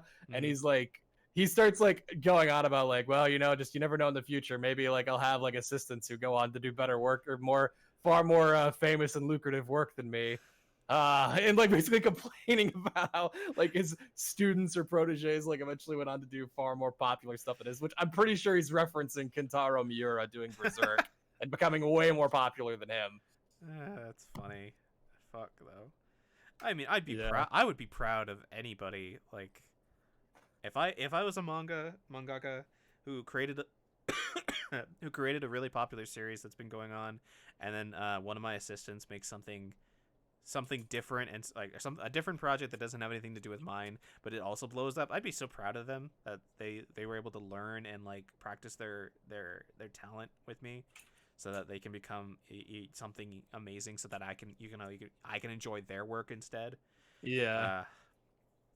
But it is kind of funny that he self-references that in his series. Yeah.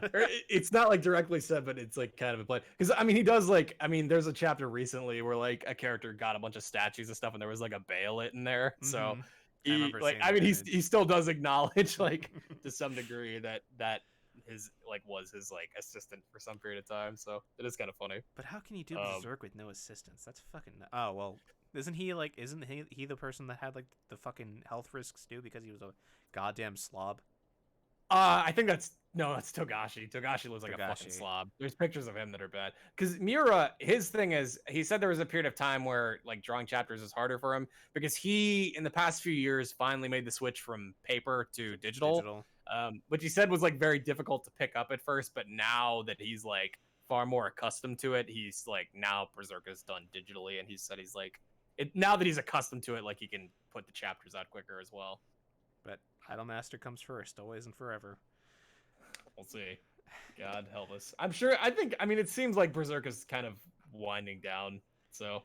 I mean, is it even winding down in a good way? I haven't heard anything good about it since he got off the boat. There has been like one huge event that's happened that seems like it's getting stuff on track to finally get us like towards the final arc. Towards Griffith. Finally. Yeah, like there was like a big thing that happened that kind of like almost felt like it was out of nowhere to some degree, but it was that thing happening made it seem like okay, now there's a lot less they have to resolve with the story going forward. do you think Guts is gonna beat Griffith, or do you think Griffith is gonna beat Guts, or do you think I they're think both I going to think die? I think Griffith, no matter what, gets what he deserves, or like he gets what he deserves, or he rekindles his friendship with Guts, or both. But I see, no matter what, Griffith gets shit. It's up in the air about whether or not Guts gets a happy ending. But I desperately hope so. He really deserves it. Yeah, Like, with yeah. Kefka. Yeah. Yeah, but I'm unsure, honestly. Either way though, I think Griffith's gonna eat shit in the end though. But Griffith, like, because from what I haven't read it, and I only watched the Golden trilogy movies, but like from what I've heard and stuff, Griffith actually does create like the perfect kingdom, right, or something like along the lines of that. While still It is kind of like he does make a kingdom that is like very prosperous, but it is kind of like ruled by some real dickheads. Okay.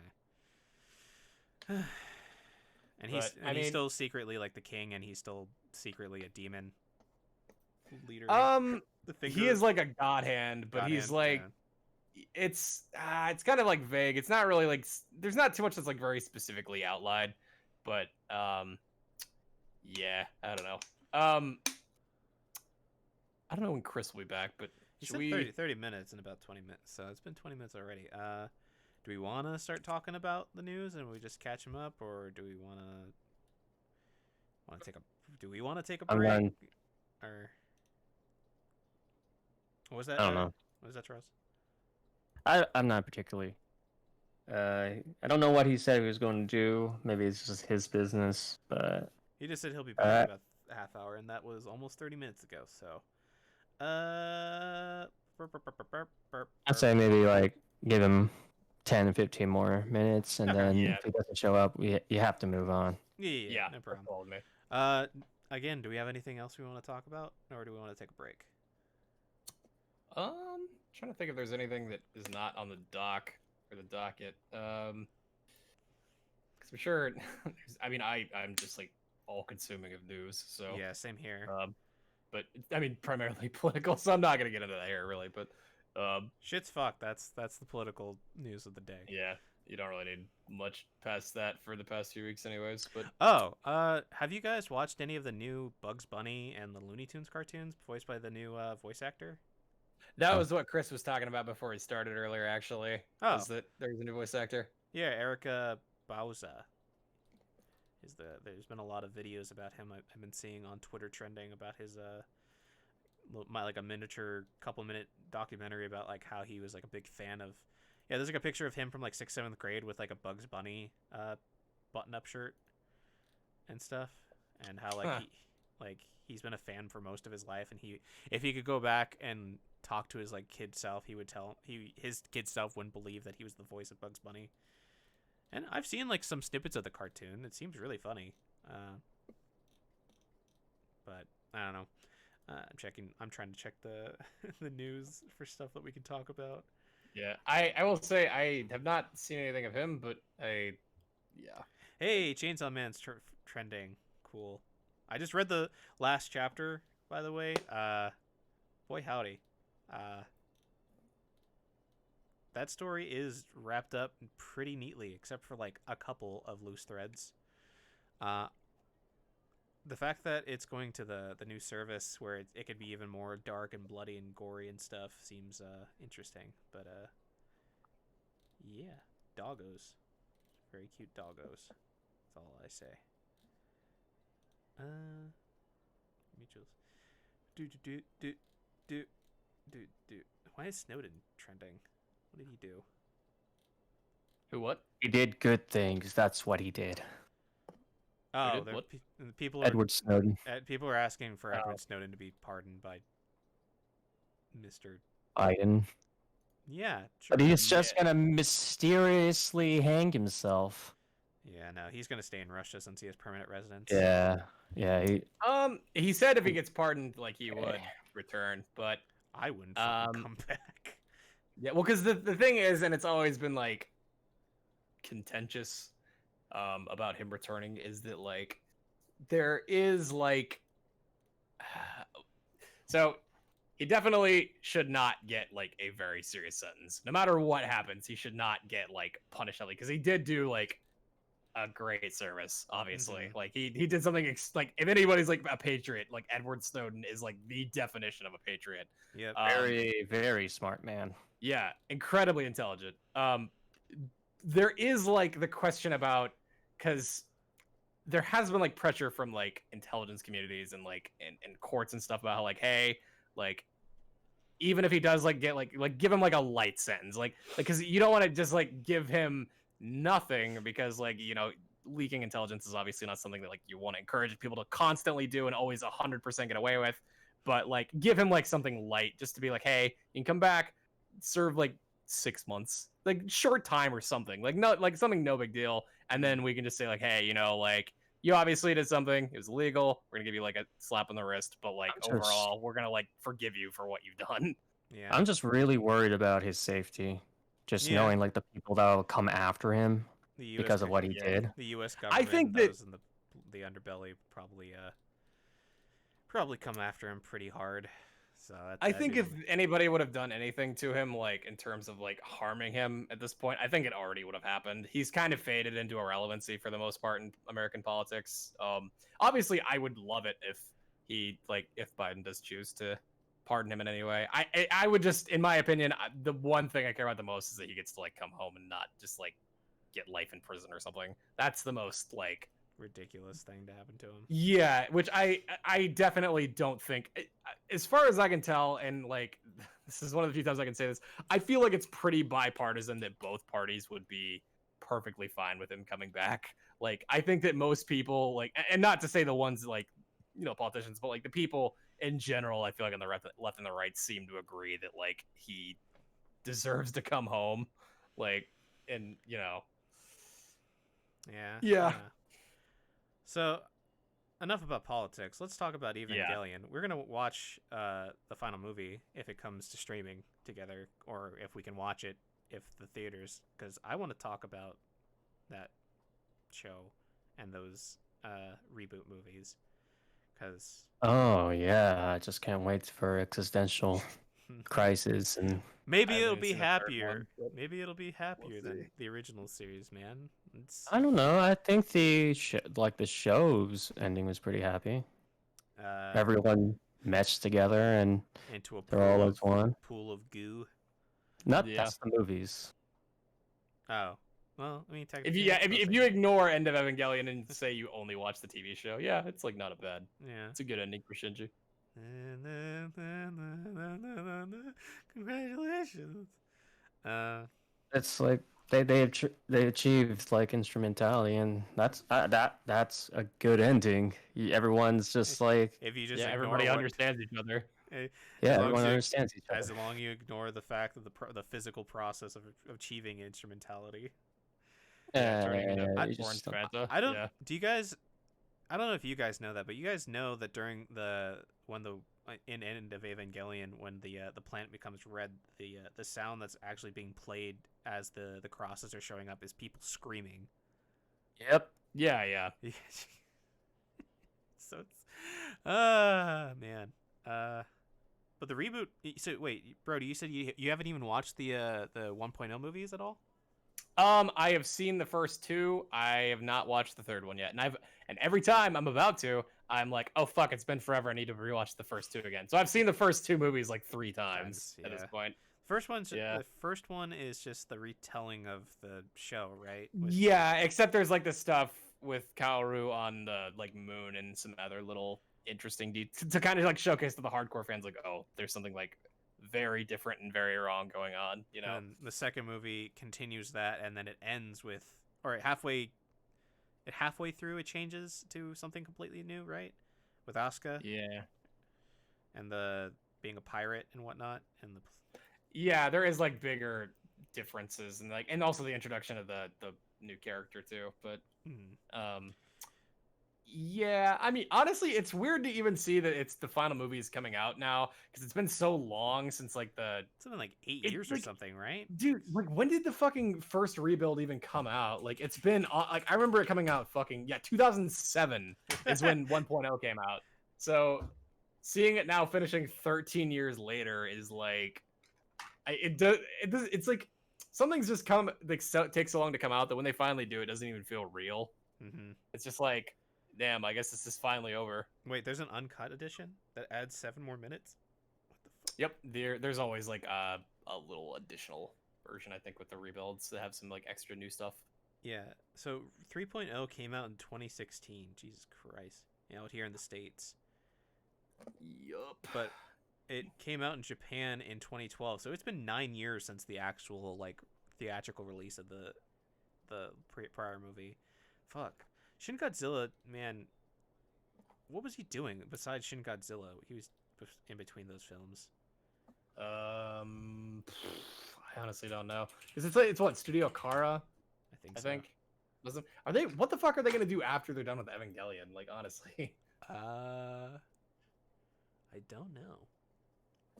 Yeah, that's like their only stuff that they've. All Well, I know. I mean, they've done some like OVAs and like some other small stuff, but like it's primarily almost all been Ava. Probably create Ava spin-offs like the Attack on Titan spin-offs. Oh God, I really wish they'd just do something new. But I mean, I don't know.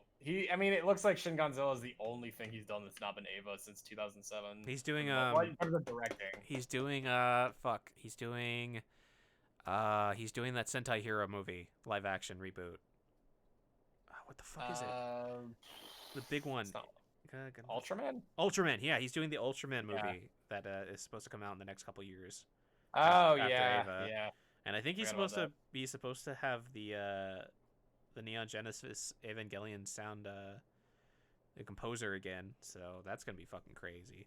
Just have Ava That's music good. and Ultraman again. Ava does have a fucking godlike soundtrack, so Oh my I'm God, down with it's that. so good. Fuck. Oh, he worked on Nausicaa, The Valley of the Wind. I didn't know that.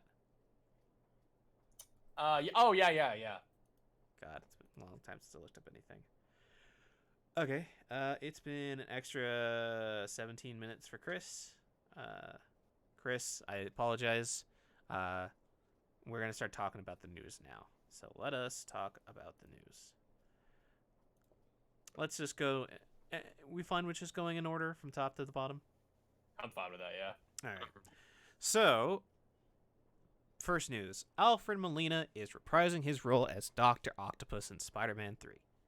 Very excited for that. Amongst Yup. a bunch of other people's confirmed.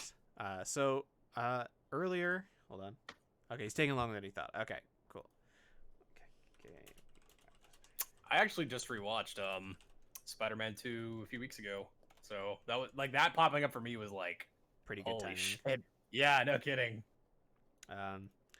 Alfred Molina really is a good Doc Ock, and I remember his performance in that movie is probably my favorite thing. And that movie is really goofy because it's really cheesy still because of the time that it was made in. But Yeah. Give me pictures of Spider-Man. Bring me pictures of Dude, I love fucking the fucking subway scene. I hope he comes back. I know that he's already in like the MCU because Yeah. remember the end of Far From Home? I don't know if you guys. yeah. Oh my He comes back and I like screamed like in fanboy because I was so happy to see him. He's making a podcast. His voice in general and like the way that he just like talks as that character is so fucking perfect. yeah. like literally like it's so memorable because like anytime people talk about J. Jonah Jameson, it's always like the like bring me Crap. pictures of Spider-Man kind of Crap, like yeah. crap, more crap. Yep, yeah. Like, his Yeah. voice, his performance for that is like so iconic. Yeah. So A meme. yeah, at this point, so Alfred Molina is confirmed. Who was the other person? It was Jamie Foxx is confirmed to be returning as Electro. Andrew Garfield, Tobey Maguire. Supposedly, what's her name? Is Mary Jane is Kirsten Dunst. Kristen yeah. Dunst is supposedly coming for this. I don't think I heard anything about what's her name who played Gwen Stacy. Emma Stone. Emma Stone reprising her role or anything. I think I saw something about Emma Stone coming back actually. Maybe I'm wrong. Maybe I just imagined it. I don't know. Oh, and also the other one that's really weird, that's rumored, that's not like I haven't seen as many sources, but apparently Charlie Cox is Daredevil. Yeah, so Yes. that thing is more based on contracts based because with the Netflix thing that ended in December of this year, so just either December or November, the contract was stipulated that it's been time enough and that he is now able to show up in the MCU properties instead of just the TV shows. So that is also supposedly why they delayed the filming of Spider-Man 3, besides the fact that we're in the troubles times right now, is so that he can be included into the new Spider-Man movie, since Peter will need a good lawyer. And it's a good intro. I don't think he'll show up as the Daredevil in this movie. He might. I think his character Charlie Cox will just show up and be his lawyer. Yeah, I feel like that you don't want a Spider-Man 3 situation with too many characters in one. I mean, Marvel can do it. They Unless ensemble we could casts just are do- crazy. They could just do cameos like really quick, because people could just be like, "Oh my God, Tobey Maguire, Andrew Garfield," and then it's literally like a 5-minute scene. It could just be something like that. The thing with Tobey Maguire is that he's retired from acting. He apparently just like spends most of his time investing in restaurants and companies and stuff. So the fact that they were even able to convince him to come back shows that that whatever they have planned for this movie is something either special or there's a lot of fucking money to reprise. Can't wait for all the memes. Yeah. I literally can't wait for all the memes. All the jokes and stuff. So that's really cool. I'm super excited to see how. I don't think he's retired actually. He hasn't acted in anything. I'm pretty sure. I think he's there's a new movie coming out from in 2021 that he's as an actor for. I guess he's the narrator in Boss Baby. Yeah. Yeah. But he's I was surprised they got him too, because he's like notoriously like a dick to work with. So yeah. I was like, kind of, well, I mean, I'm sure that maybe if they can just do it like a one movie thing, they'll be who knows. Cool. I mean, yeah, and it says right here, we're doing negotiations and it's to reprise his role as Peter Parker, Spider-Man. Yeah. Andrew Garfield's gonna be interesting too. I'm sure it'll all be a fine movie. It'll be a fine movie. It'll be cool to see him back. Far From Home has it's not nearly as good as Homecoming, but the thing that it did really well is that I really, really liked Gyllenhaal. Jake Gyllenhaal as fucking goddamn Mysterio, amazing actor. the fucking fishbowl villain. That entire sequence when he's having the hallucination is one of my favorite moments in that movie. Like, that movie is amazing in that regard.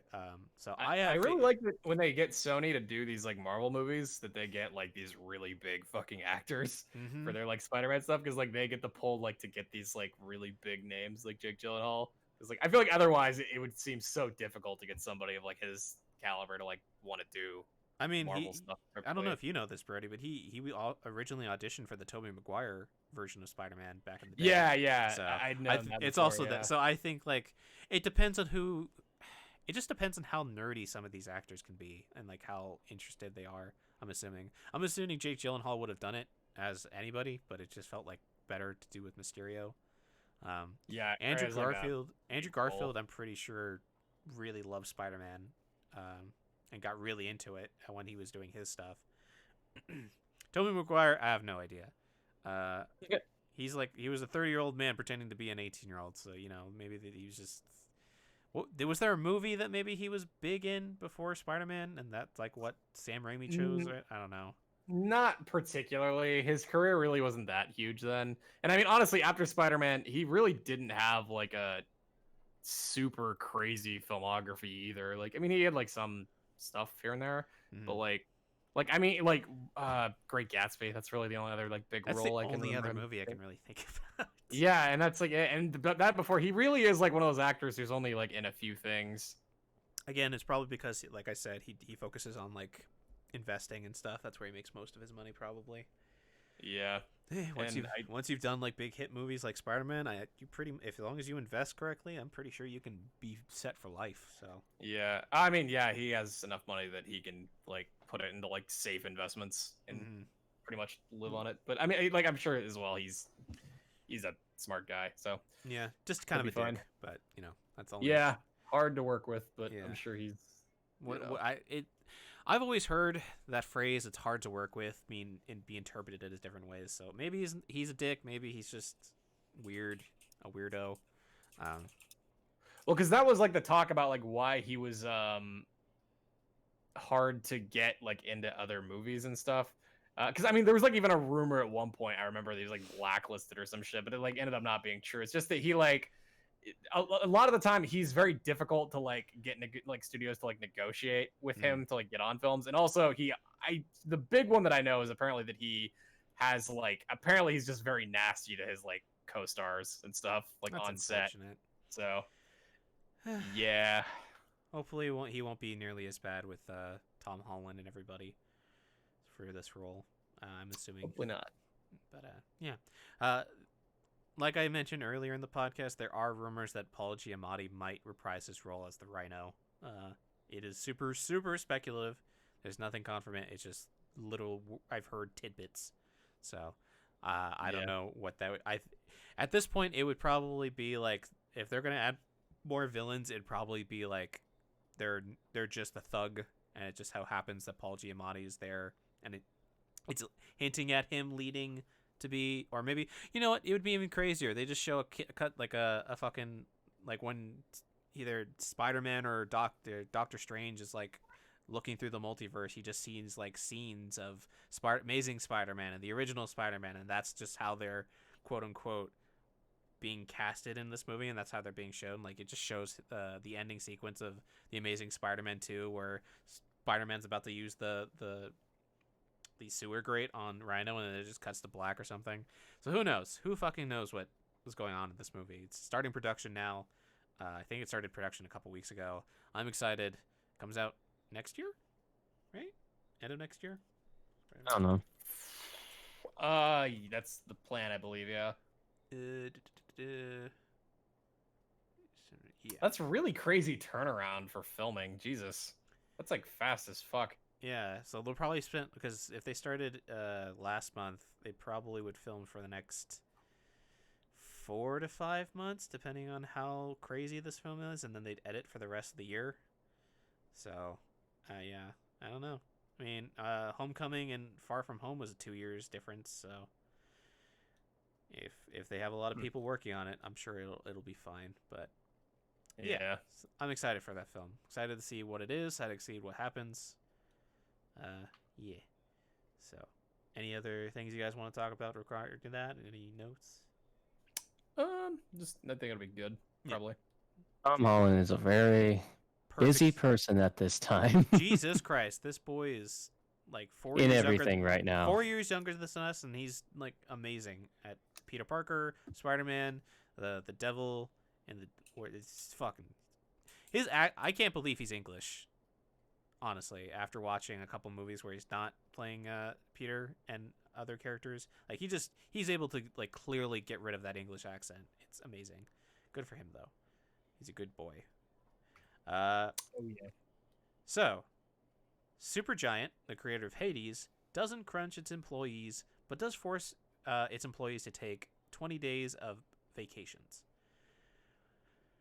Wow, a small studio that doesn't treat its employees like shit. Damn. I wonder why the big studios don't take lessons from this. I think part of this is not an excuse for crunch. Crunch is fucking stupid. But I think that also Supergiant makes, on a scale, games far smaller than a lot of these like AAA developers that end up crunching a lot, which could be a factor in it. But I mean, in general, I think crunch.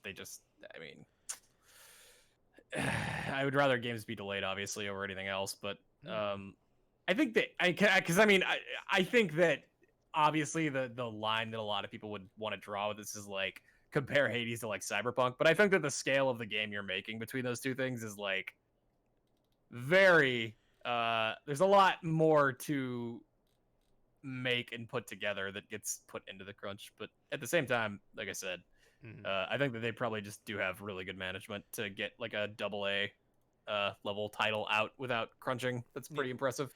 I would say crunch is basically the failure of management, right? Like, if you don't plan out your time correctly, therefore you have to crunch, and because crunch is such a big problem in the industry, it seems to be like it's always a constant problem of management mismanaging their resources, their people. It's fun if it's like a month, a week, but a year, 2 years, 3 years, more than that is ridiculous. And the fact that like it's an unspoken like societal norm in the industry for like you can't really like, even if you're tired and you're like exhausted, it's a kind of expected of you to stay. Like I just feel so bad for the game. I think that for AAA studios that make these like multi like billion-dollar, million-dollar products. Yeah, like these products that like for games that like for development can be over $100 million. I think that they have not figured out how to do it quite yet because of like how, especially because as game like architecture gets more complicated, and like these projects like on the scale of like Cyberpunk and like other AAA titles like Red Dead Redemption 2 or like, you know, whatever the Red Dead is gonna be. Yeah, though these games are on such a bigger scale in the amount of stuff they have to pack in, on top of like just crazier visuals and like new stuff, like, and you know, like online functionality. I think that like these have gotten so big and like crazy for development that like they have not figured out how to like balance this kind of shit out yet, and especially because Hello, Chris. But I think hopefully with time it should get better and they'll get a better idea of things. But unfortunately, honestly, I hope so. Yeah, because I generally try to err on the idea that people generally aren't doing bad things on purpose. I think that it's probably just that a lot of these companies haven't figured out how to manage time. Like figured out how to get projects this scale like under control. Because I mean, like the industry is constantly growing and like asking for new stuff to be like the next big thing that it's kind of hard to stay on top. Yeah, we're talking about crunch. Yeah, we're talking about the Supergiant Hades not crunching its employees news because they force people to take vacations, 20 days of paid vacations. Well, a lot of people just need better project management skills. See, thank you, Chris. I mean, that's basically my thing is that like it's management's fault for not managing well, for time, resources, and stuff. So I don't know. This is gonna be brought up again once we get to the VGA awards for certain award categories, and our feelings towards certain video games that came out this year and what they won. So. Oh, that's gonna be fun. I got a piece to say about that. Charles, I imagine, has quite a good amount to say about what particularly I am inferring. But yeah. Hopefully what Supergiant does can somehow just start infiltrating the AAA studios, so that way they don't kill their developers or fucking send them to the mental institutes and mental hospitals and stuff. Yeah. You know what's interesting about Supergiant too is they have a lot of employees that do multiple things actually. Like I know that one of the guy that voices Zagreus does like a bunch of different stuff for them. Like a lot of their employees do a bunch of the voice acting for the games too. Like I know the composers, and yeah, they're like a very interesting company because they have people that do a lot of different shit but are like employed for one thing. What a good game. Such a fucking good game. Excited for whatever they do next. Same here. All right. So I don't know if you guys heard about this story, though, but UK-based gangs are stealing PS5s from delivery trucks. And the way they're doing this specifically is, who's watched the Fast and Furious franchise? Yeah. A long Me. time ago, yeah. So you know the scenes, I don't know which movie it was, where they're literally like driving behind a truck and somebody's getting outside of the car and standing on the hood and jumping into the truck? I forget what the technique. So basically these UK gangs are doing this technique to steal these PS5s. Whoa. They're successful? Yep. A couple of them are. At least one group has been successful. That's Fine. what That is a very high risk Yeah. stunt you're pulling there, man. Yeah, I think it's probably more complicated than what I've seen, but apparently it's possible that they may like chain it up so that way it's like the car basically stays on the truck so that it doesn't really move, and they just have to keep their accelerator perfectly matching with the truck so they don't freak out. But as soon as you open the lock and you pull it open and you put it, you like somehow like put it into place, you basically just start pulling. You change cars once you got one car full and stuff. But yeah, so that's Jesus. crazy. So That's ridiculous. feels bad for the UK people and why they don't have PS5s right now. 'cause- Did I anyone feel get like- shot over this yet?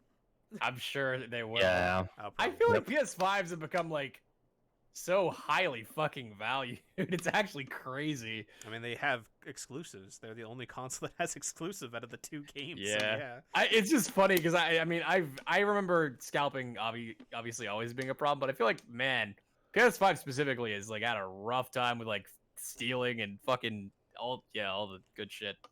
Damn, it's crazy.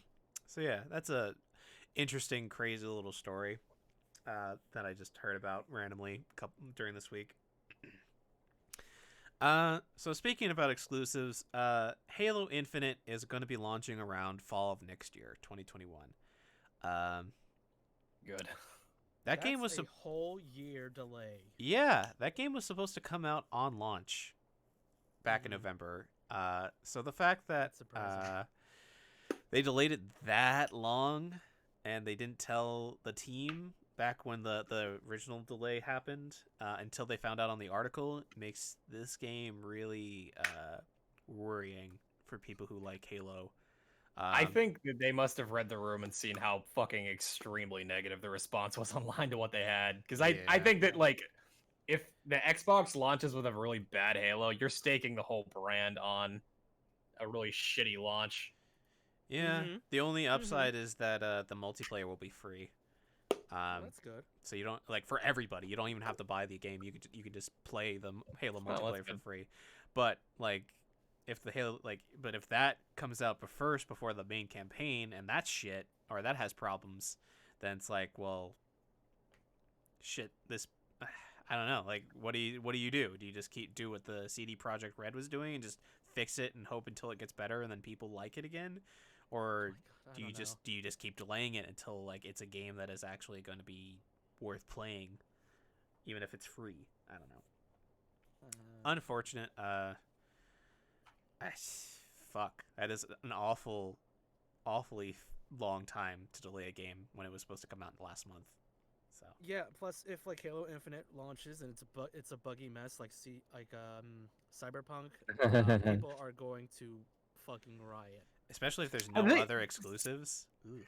Man, I don't know because okay, this is like a weird thing that I always bring up with friends with this is like Okay. I think that there wouldn't. I mean, online, I think people would be like shitting on it hard. But I think that like, because one of the weirdest like fucking things about like game discussion is that like there's a lot of shit like people say online, but like then like the average consumer has like Yeah. the average consumer doesn't give a fuck about frame rate or like dynamic resolution. It's like I think even if Halo launches, as long as the gameplay is fun, even if it has like some bugs or like the frame drops, I genuinely don't think most people who buy it would give a shit. I mean, Even it's- though When I online talk people would be about like, yeah. bugs, I'm not talking about like frame rates or like resolution. I'm talking about like weird looking things I see coming up. You know, like Yeah, T-poses. T-posing and- on- yeah, it depends how persistent it is, I guess. Yeah, that's I- probably. I mean, the story at the end that we'll talk about before we get into the Disney news about the CD project shows that the point is very much prominent with Cyberpunk basically making its costs for its production and marketing in one day. Oh, the marketing! Holy shit! Marketing is mostly the most expensive thing that Yeah. a studio like this has to spend on. It makes up like half of their budget. So it's again, we'll get to that once we get to but it's like like the common consumer doesn't give a shit. We like us talking about it and us like discussing video game news and anime news is a very small knit group and community. Yeah, because the loudest voices are also the ones you hear the most of online as well, which is like a Yes. tired saying, but it is also true. But Very especially true. with games, yeah, Yeah. I think it's very true, especially with games, like because there's a lot of games that I hear have like really like like people like shit on launch like really hard. Like, so this is like an example, like Battlefront 2. You guys remember the fucking insane state that launched in? Yeah. Where people like shitting on it super hard online. Yeah, so like my stepbrother like got it and he's like, yeah, it's like really cool, man. Like, you know, I really like it. Like, and he has no concept of like any of the stuff people are bitching out online. He just buys the game and he just like kind of enjoys it. So it's like, and there's a pretty big amount of people that just do that. So it's like it's hard to measure in my opinion.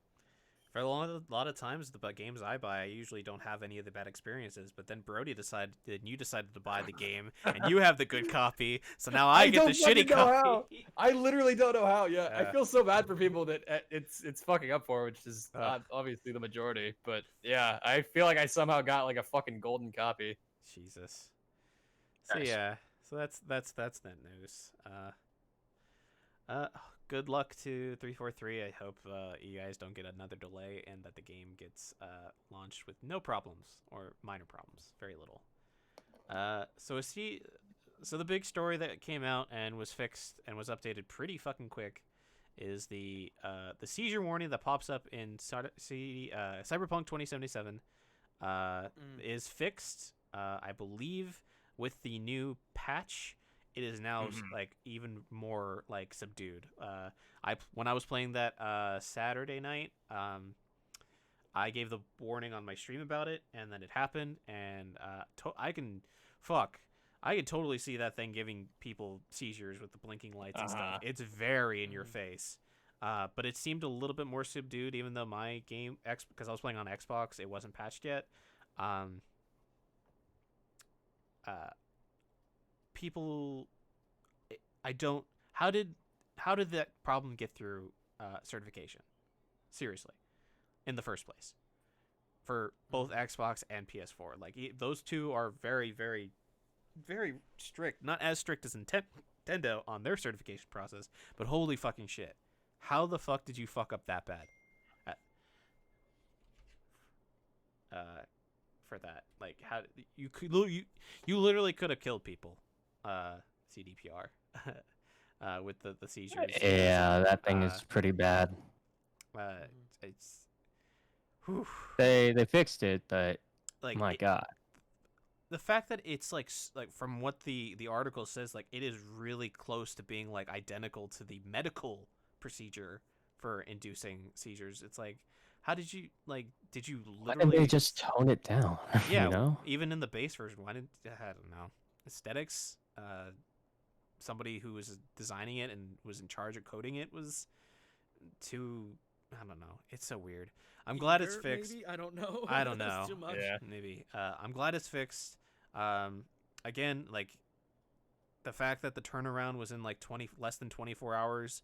There was a new warning on it, and within the next like 48 hours, there was a patch that patched it out. So good on CD Projekt Red. They've always been really good about patching things really quickly. The turnaround on that was very quick. So very nice. yeah. So clear, it might have been that they were aware of it from the beginning, and then it started popping up, and they made sure that it was the big thing to focus on. Because, because I think it's like I feel like somehow it, honest to God, it because I mean when I saw it, I was like, yeah, damn, I can totally see how this would fuck you up, but yeah, now it's like it's super toned down. I was playing earlier before we got on for like 20 minutes, and I had a brain dance thing.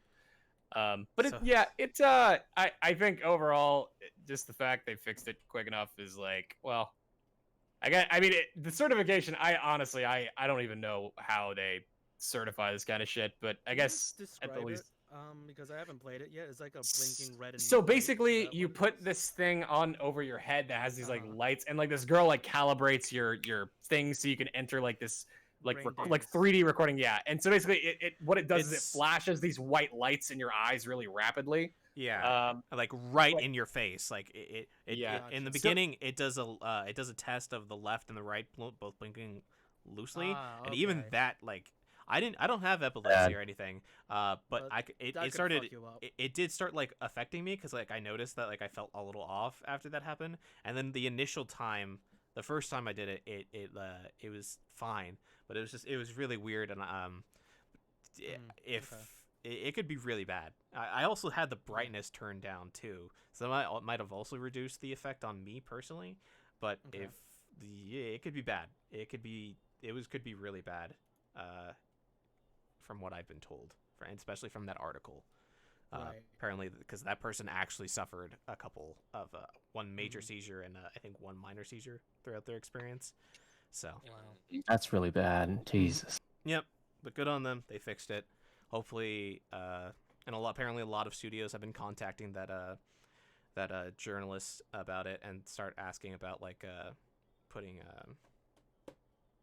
Seizure warnings? seizure warnings, and being more inclusive and more basically Mhm. being more open to fixing stuff like that, being accessible. There we go. Mhm. So good on them. Hope that there's no further problems like that in the future with any video game. So yeah, fuck yeah, guys. Chainsaw Man is getting an anime made by Mappa, the same people who are doing Jujutsu Kaisen, the new season of Attack on Titan, and Dorohedoro. I'm so excited. So you guys can finally tell me to shut the fuck up. We know already, Shane. You know that it's going to be hype, and that the first episode was awesome. So I'm excited for that. Mappa has basically done Amazing this year. amazing Yeah, this year in general, because I've watched both Dorohedoro and Jujutsu Kaisen and now Attack on Titan, and both are all three of them have been just killer projects. I will not shut up about this until you guys have at least read the manga.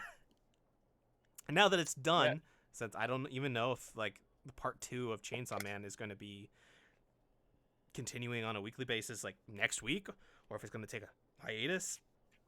But I think that they would probably make a big announcement to let people know it's, coming up, I would imagine. I don't know, honestly. It literally said that it's just moving to the new place, which is the next piece of news. But read Chainsaw Man. There's 97 chapters. The first chapter is probably the longest because it feels like it's 4 chapters in one, because it had to sell itself pretty, and it does a really good job on it, honestly, of setting up the whole concept. But even if part 2 sucks, part 1 pretty much ties up everything pretty well, except for like a couple loose ends.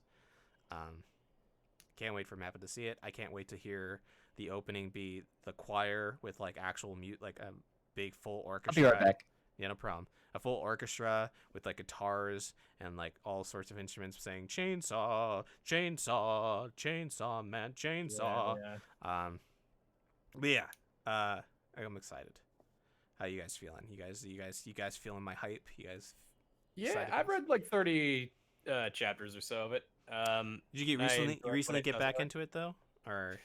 I really, honest to God, I have not read manga in a while online. I really, for manga, what I read online is like new One Piece and Epoch chapters, and that's pretty much it. Unless I want to get into a new series like I did with Chainsaw Man, which I read that actually when I had like people over, and I was like, I didn't want to like leave my bedroom like in the morning, so I just like late at night, so I just like read it. So I'm already like a third of the way through of it. I like it. I think it'll also benefit from probably having some like better like expressiveness in the anime is like really the only gripe at all I had about the art, and even that was pretty minor. Towards the end of the manga, it does get a little bit more expressive, but it has that like the dirty line art, so it still has that style to it. Very which like I said, as an anime, I'm sure will improve it in the same way that Mappa improved Attack on Titan's art tenfold. Jujutsu Kaisen, apparently a lot of people weren't into Jujutsu Kaisen, the manga, until the anime came out. So so I think the adaptation should be good, and from what I've read, the series is pretty entertaining. So I'm looking forward to it. I'll definitely be watching it. Yeah. What about you, Chris? As for me, I haven't been into a lot of anime at all. I mean, like, I know like part of this stream is all anime, and I'm like, I haven't seen much. I just write, watch YouTube videos, play some games, fuck off, and go to sleep. So I mean, like anything that like, I don't know. I mean, I have to like get some time and watch a bunch of anime. So I would say I'll put it on my list, but my list is like hundreds of shows long, so I don't know. Maybe I definitely want, if this show comes out, I definitely want us to watch it in the Discord with each other, because just so we can all experience it Yeah. together, because that feels like I want to do. I seriously want to do Attack on Titan, because I feel like we've all, except for I think you, Chris, who's like a couple seasons behind, and I think Yeah, Charles, who like, has to I rewatch it. haven't. That show is going to be like, I think that's going to be the show of this last decade. Like, Yeah. it is, Dude, Attack on Titan is absolutely a classic in the making. Like, it's just a matter of it finishing. like Like, yeah, I haven't like caught up on anything really. Like Attack on Titan. Oh my god, there's so many things. There's went a through- lot of. there's a that lot went of through stuff. my mind and it just popped out. Yeah. What was some things that I did? Honestly, I only watched like B Stars because one of my friends was in it. That was Hey, it. Beastar's good shit. That's a good show. It Can't is wait good for season shit. 2. But yeah, like Attack on Titan is just that show. That series is just crazy in how well it's detailed and how well it's been made. And Like I Yeah. know we watched Jujutsu Kaisen and Burn the what were some Witch. other ones? Burn the Witch. Yeah. I mean that was just only one thing. One episode, Burn the Witch. There was Jujutsu Kaisen, Burn the Witch. We watched a bit of Dragon Quest Mhm. and that Higurashi. I tried going into Higurashi a little more, but you- I only went to like Did you watch the new one or did you watch the old one? not the new season. Did you originally that- watch the original series back in 2006? Yeah, I Okay, definitely know okay, just- Higurashi. So, Okay, just wanted yeah, to make sure I know because exactly what you're talking about. yes, episode 2 literally has big spoilers for the Yeah, original I series. saw, So I saw that. I saw up to the ending of the first story. Of the whole- arc, the first arc. yeah, first arc. Yeah, of I the whole series. So the, that show. that's the extent. have you of my watched anime watching. have you watched the new season of Higurashi, or have you watched Higurashi at all, Brody? I watched the original, but I have not watched the new show. And honest to God, It's I watched the original when it came out, so I have not. I don't remember it at all, to be honest. Okay. Well, the way I can tell you on the new season is that it's a sequel. It for the first couple of episodes, it's basically almost like a weird retelling of the first question arc, but with the implications of that this is another like it's another time loop. So it's continuing that cycle of like time looping and eventually leading to learning the truth. The characters start remembering stuff from the past time loops. It's animated by the studio who did animated by the studio who did Interspecies Reviewers. But it's the art director and character director is the man behind the Bakemonogatari series. So I don't know if you've ever watched the Monogatari series with Yes, I've seen the first 2 series for that. but all right, like the character art is like gorgeous. The character animations are amazing. They're more expressive.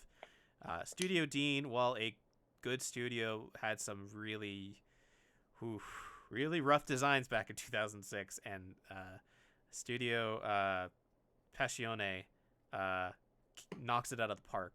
Highly recommend it. Only to those who've watched the original Higurashi, its second season, and if you watch the spin-off season, that you can watch that too. You have to watch those 2 seasons though. Otherwise, you get massive spoilers in the first 5 minutes of season 2 yeah. of episode 2. Like massive spoilers. Like Mhm. one of the biggest mysteries of that show. That show is really good. I've caught up to date on the episodes. I still have no idea what's going on. There's so much stuff that's new now that it's changing things, which is good because obviously if it's a sequel, it has to change things up, so it's not predictable. It's also written by the same author as the sound novels or the visual novel, Okay. so it is guaranteed to be really good, in my opinion. But yeah, anime. There's so much fucking anime. That's why I can't catch up with all of them. It's just too much. I am very picky about what I will watch for anime now. So Yeah. because there's just so much not good stuff. Yeah. ReZero is still one of those ones that once it's finished, I will tell you, Brody. Yeah, when it finishes, you can fucking put me on an island and I will watch it, and Okay, I won't leave until I'm done. Okay, George R.R. Martin. Yeah, I am any light novel stuff. If it finishes and it's like Yeah. well praised, I will watch it. What I'm if? just waiting for Uzumaki. I'm just waiting for that. Oh man, I'm worried about that production. Please just don't suck. uh, Please don't suck. the only reason why I'm worried about it is because apparently there's rumors that they were changing like character deaths and certain Yeah, scenes. I heard. That's the It's only they problem. directly said it. Yeah, it's from one of the directors of it. Basically said that they consulted with Junji Ito and they're like, oh yeah, we made some changes. Like there's a character that doesn't die or that dies in the manga that actually lives, and it's like. What's the point And the of fact that, is, it's only 4 episodes long at normal anime length. Is like Normal anime length, really? yeah, like Yeah. 22-minute episodes. It's for not. like It's not going to do the conclusive ending story. It's probably just going to be for the short stories for some reason. Or maybe I bet that they I just don't know. skip They over need and the mash a whole bunch of shit thing. together. Honestly, I would imagine they probably just take the most iconic scenes and fucking just do Yeah, whatever with they them. need the whole thing. Definitely it's a clusterfuck. Definitely the first Yeah. story. Clearly, right? They Yeah. have, but they're all really. There's a lot of really good stories in I that.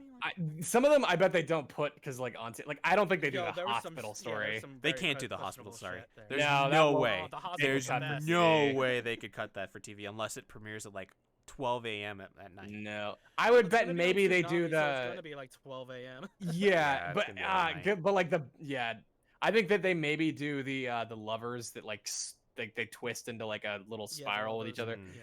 I bet that probably makes it. And then I think obviously you get the like the forts and like the people who start like yelling and causing the tornadoes at the end. Like, Mm. yeah. Would you get what's her name with the hair, with her face Oh, caving yeah. in? That's Oh, that's you know iconic. what? Yeah, that's like the most iconic shot from the manga. So yeah. Fuck, they could probably tell like 2 stories per episode if they're decently paced. I mean, like, I Yeah. would be happier if it was like an hour long. For each honestly, yeah, episode. same here. Yeah, but- I really wish that they would just do like a short mini series. You could even cut out a few of the stories, honestly, and like as long as you get the majority of them, like because dude, I was so happy when they announced it though, because I literally have been saying for years that they do a Junji Ito anime, it needs to be black and white, and the fact that Yes. they're finally doing that, I was like, it's There's- like they read my fucking mind. Oh, and thank God. It's not just black and white. It looks like they're just animating the manga panels, which is crazy. Mhm. Yeah. But I don't know if you And they guys got- ever watched it, but I also watched the live action version Oh, of I didn't, Uzumaki, no. and boy howdy, that was before the series, the manga was finished. That movie is fucking awful. That is Yup. like Oh, they got, B tier um, trash. Junji Ito has a problem with just really horrible adaptations of his work because his Yeah. work is so hard to adapt. Like the Gyo movie is Oof. horrible. The CGI in For the anime, Uzumaki they got is... they got Colin Stetson as the composer or the original score. That's oh my cool. God, Colin Stetson's work is fantastic. He's Yeah. from... He He, does, was Hereditary, right? Yeah, Hereditary. So a yeah, big he one, does yeah. sound design too. Oof. Yeah. Woof. That- And, It's gonna it at least works. sound good. That whatever that anime is, it's going to at least sound spooky. Yeah. So yeah. So going back to the story. So with Chainsaw Man ending as of today, it's only ending a part 1, which is known as, I think, the public office arc. And it's now not going to be in Shonen Jump, the manga, or the book. It is now going to be on Shonen Jump Plus, which is his online service, which, like I mentioned before, is where a lot of series that Shonen Jump has on publication that can be a lot more open and lax with its like violence, with its storytelling, with its like dark nature and stuff. A weird move. Maybe there is something in it, but at least it keeps going. I don't know where the story is going to go. I don't know what this means for the future of it, but hey, at least more Chainsaw Man in the future is cool. I think Shonen Jump Plus is like $5 a month, so it's like super cheap to pay for over here in the West. But I think that gives you access to like all the online chapters of all of its manga, both published in print and in online. So that's kind of cool. But yeah, good for Chainsaw Man. Don't know what the fuck part 1 of this story means. I don't know where you're gonna go from here, but I'm excited. Not really much to say about that because, like we were saying before, I've already mentioned before. Yeah, apparently, like a lot of seinen stories get moved to Shonen Jump Plus. If that's correct, I don't know what that means. I don't remember what that definition of the word means. So shonen in Japanese means boys, literally, and seinen is like adult male. Okay, so a lot more adult-oriented stories, I guess. Yeah, or I mean, technically, I guess it's more like teen boy or Teen- like adult. teen to- The translation isn't like Young literal, adult. but it's basically just saying like it's an older audience. Because shonen is literally just like boys Young boy. manga. Yeah. Yeah. Mhm. All right. So there's that. So a little bit of bigger news is that Crunchyroll just confirmed that they are being bought by Sony, and will be working with Funimation, which is also owned by Sony.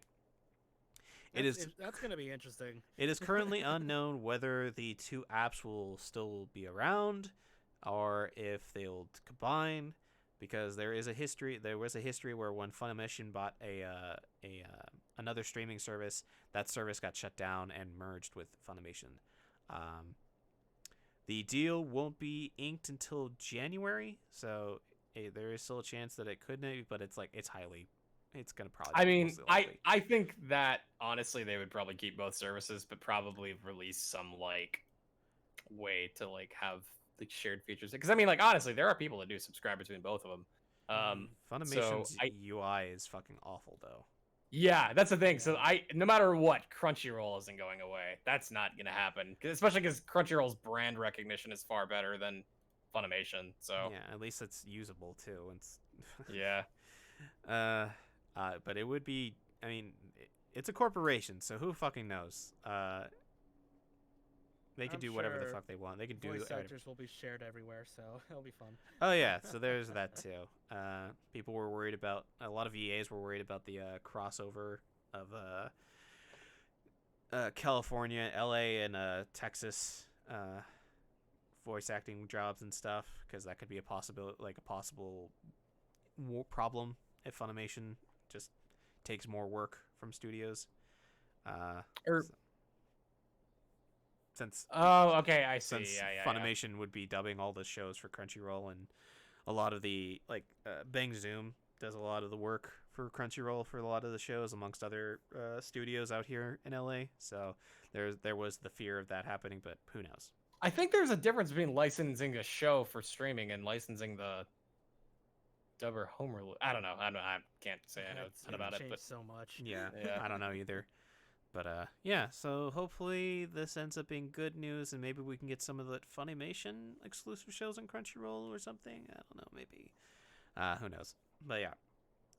I remember they had Funimation and Crunchyroll did have a partnership at one point that fell apart. yeah. after It some fell time. apart because Sony bought Funimation and didn't want a competitor to share TV shows with its own property. So that's why. So that's why like a lot of Funimation shows left for the longest time, and now are only recently coming back to Crunchyroll, because Crunchyroll was able to get some basically renegotiate their streaming services. So like a lot of shows like Love Chunboyo and a bunch of shows just started showing up on my feed and stuff. Like, oh, that's cool. So that's good for them. So who knows? I don't know what this is gonna look like. Hopefully it's nothing bad and we get more anime. So here's some political news that references us. U.S. Senator wants Twitch streamers to face jail time for DMCA, and by jail time I mean like federal prison.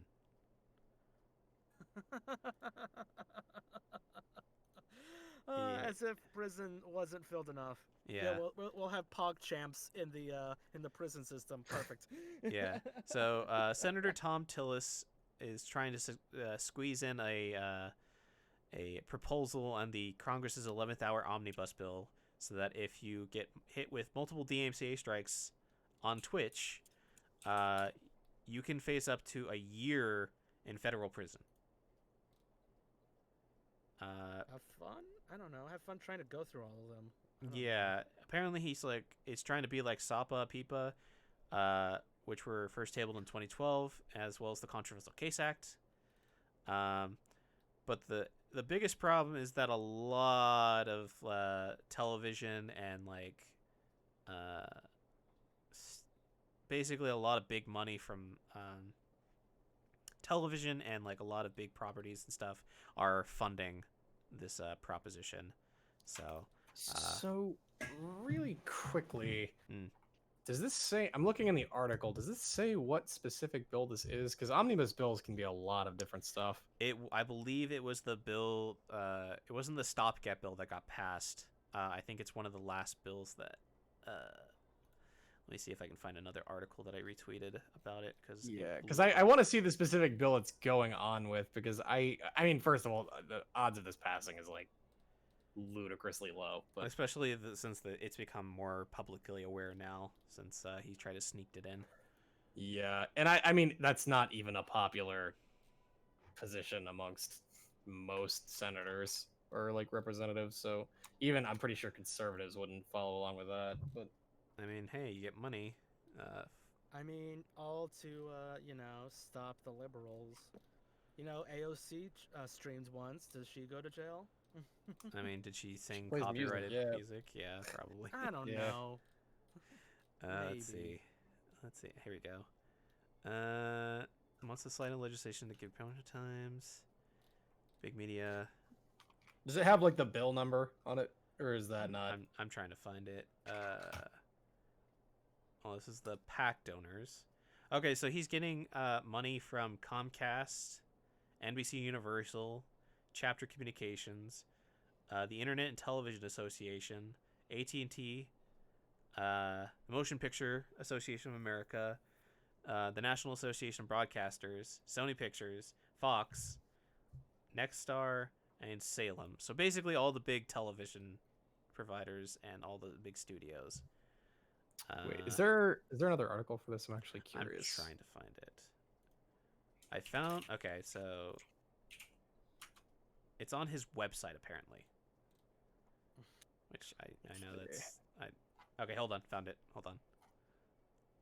Here it is. Posting it in the podcast. Boop, boop. Full text of the bill can be found here. Yeah, that's the Same. link I just posted. Okay. In the Senate of the States. To amend Title 18. Digital Transmission Services. PLSA. Okay. But yeah. Senate Judiciary Committee. I was like, oh, what did you go to jail for? Oh, I killed someone. Oh, how about you? I streamed copyrighted content on my Twitch. Oh shit, man. Like somebody what was it? Never Gonna Give You Up rickrolled. Somebody rickrolled me last night saying that like they took down the video for Never Gonna Give You Up, and if you clicked on the link, it actually does take you to like YouTube where it says, oh, it was taken down, but as soon as you click it again or you refresh it, it rickrolls you. So that's like, oh yeah, I rickrolled some people in my Twitch chat. I found it funny, but apparently the police decided to break down my door and pin me to the ground for streaming a song.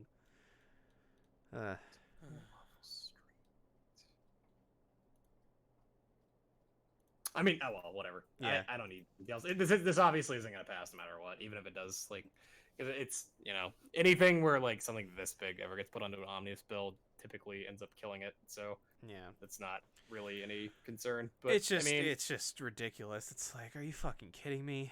A year in federal prison for DMCA strikes? Yeah. It's crazy. he is apparently on the subcommittee for IP, which I was Yeah. not aware was a subcommittee. Yeah, which is another like thing against him. Is like, Jesus Christ.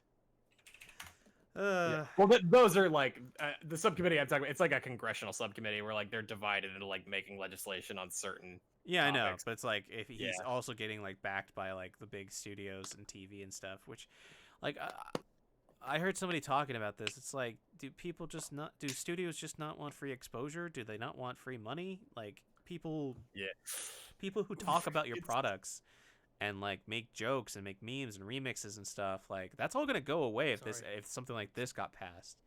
And Yeah, it depends. Okay, oh man, I'd have to go into a really long thing about campaign finance, but I think that they probably are not super. At least I think many companies are not aware of this, because I think that would obviously, like, that this is literally one of those bills where it's bad news for everybody, and I don't think these company execs are this fucking dumb. There's no way.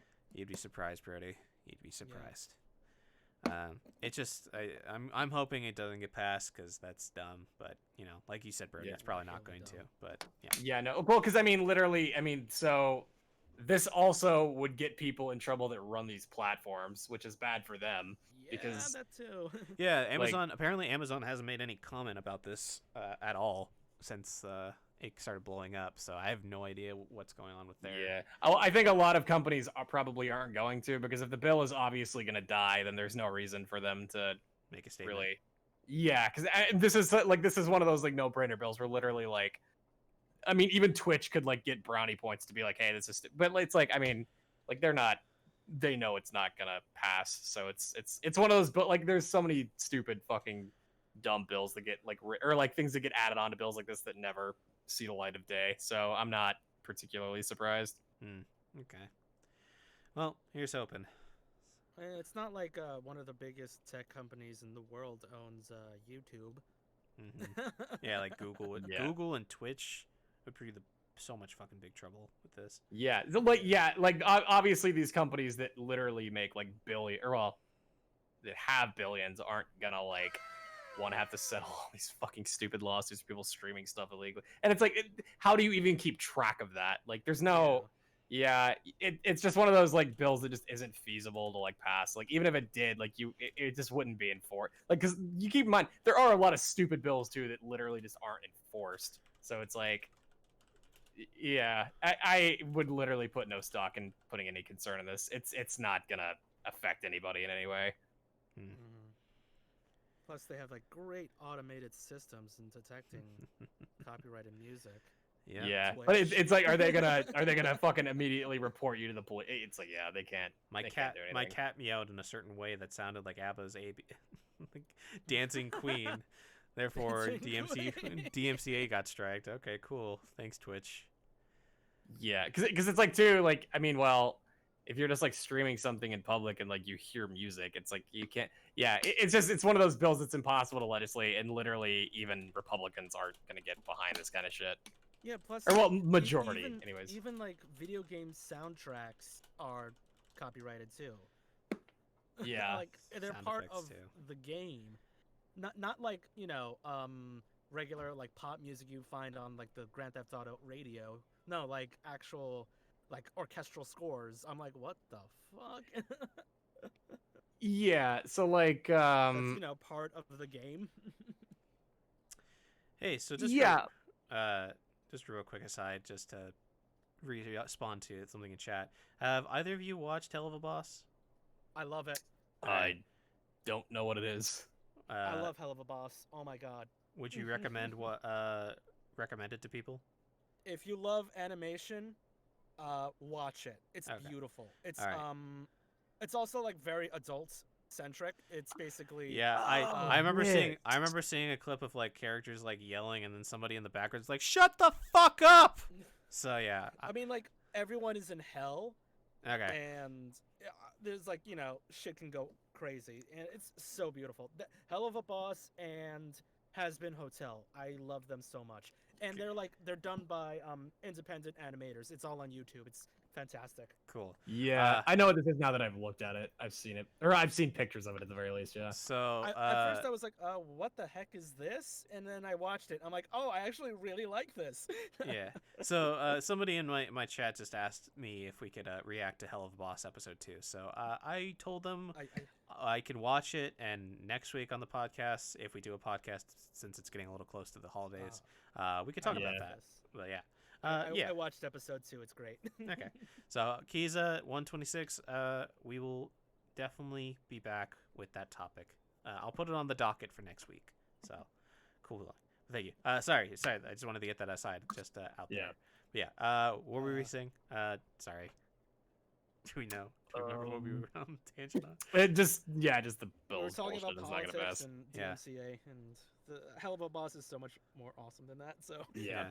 Fuck old people trying to who don't know like shit about technology and shit, and trying to get past bills like this for no reason, and their ignorance.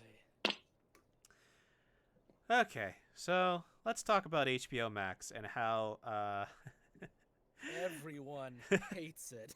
Yeah. especially Christopher Nolan, who says it is the fucking worst streaming service ever. But let's specifically go through I'm sorry. the links that you hold posted. On, before we get to Yeah. the links, I'm sorry, Christopher Nolan. I can't hear your horrible sound mixing in Tenet over my HBO Max subscription. Come on. Is it really that bad? Yeah. It is really bad. Oh my god, I used It's- headphones. I used like my good headphones, and I'm like, I cannot hear what people are saying. Yeah, That's really dude. bad. I will say, I thought people surely had to be exaggerating because I thought the audio in The Dark Knight Returns wasn't that bad. But like, no, Tenet is particularly pretty fucking awful. Yeah. That's unfortunate. Is the movie good at all, or is it just? Well, I mean, it's fine. Okay. It's not bad. It's like I'd say it's worth watching, but it's not. You Yeah, it's shouldn't expect fun. anything great. The time thing is interesting. Is it a time thing? It's not. There is a time thing. It's not like time travel. Is it the world though? Time stop? Well, so there's like a mechanic. I'm just gonna call it like a mechanic thing. That's Where that's okay. like I'm thinking of GameSpeak. You know. Yeah. A time mechanic where there are objects that are called inverted. Okay. Where you have to feel like, let's say you throw a ball, Mm-hmm. but the ball has already been thrown, so it's like 10 feet away from you. Mm-hmm. You have to feel like you're throwing a ball, and then automatically the ball comes back to you, and like it has just been thrown. What? Yeah, it's weird. So is it? Wait. What? Okay. So you throw the ball. The Mhm. ball's in motion, but you then have to recreate that sensation. The ball has already been thrown. Mm-hmm. The inverted ball has already been thrown. Mm-hmm. You have to feel the sensation. It's like intuition, how they kind of describe it. It's like intuition. You do the action of the ball throw, and it Uh-huh. just automatically comes back. It's like a weird thing. That's so you throw it, it's thrown, and then you just do it again, and it just comes back into your hand. So like almost like a reverse time, no. or You didn't throw it in the first place though. oh no, okay, now I'm getting okay. This sounds like some Christopher Nolan It's some weird sci-fi shit. bullshit. It Okay, is some sci-fi bullshit. does it make sense when you're So- watching it? Is it like a more visual understanding? It is a very Yeah, visual thing. Okay. it's not like a difficult movie particularly. Okay, Yeah. I'm And the protagonist goes through an inverted world where everything comes in reverse. oh, So that's it's like weird. Ooh. I was interested in it because I did like Christopher Nolan's like weirder movies, like so It I is don't know. very weird. But man, he went for like I read just the beginning of his like letter and how like he's going after Oh yeah. He's Yeah, going let's after go the- back to HBO Max. the stakeholders in Warner Brothers and HBO. Yeah. He's not going after like he's not trying. He's literally going for the jugular in this deal because I mean Mhm. it does Well- like it is shitty because apparently Warner Brothers didn't tell anybody at all. No, they didn't. They just announced Which it.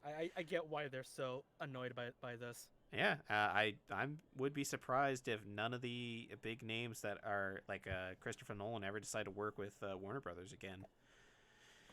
But besides him, Dune's Denis Villeneuve, Jason Momoa, and Josh Brolin all fight against this over the deal of releasing all the Dune, 2021 basically. movies on HBO Max the same day, which Honestly, I'm not amazing. gonna lie. Amazing deal for the consumer. Shitty deal for the directors and actors because I don't know if that was in their contracts.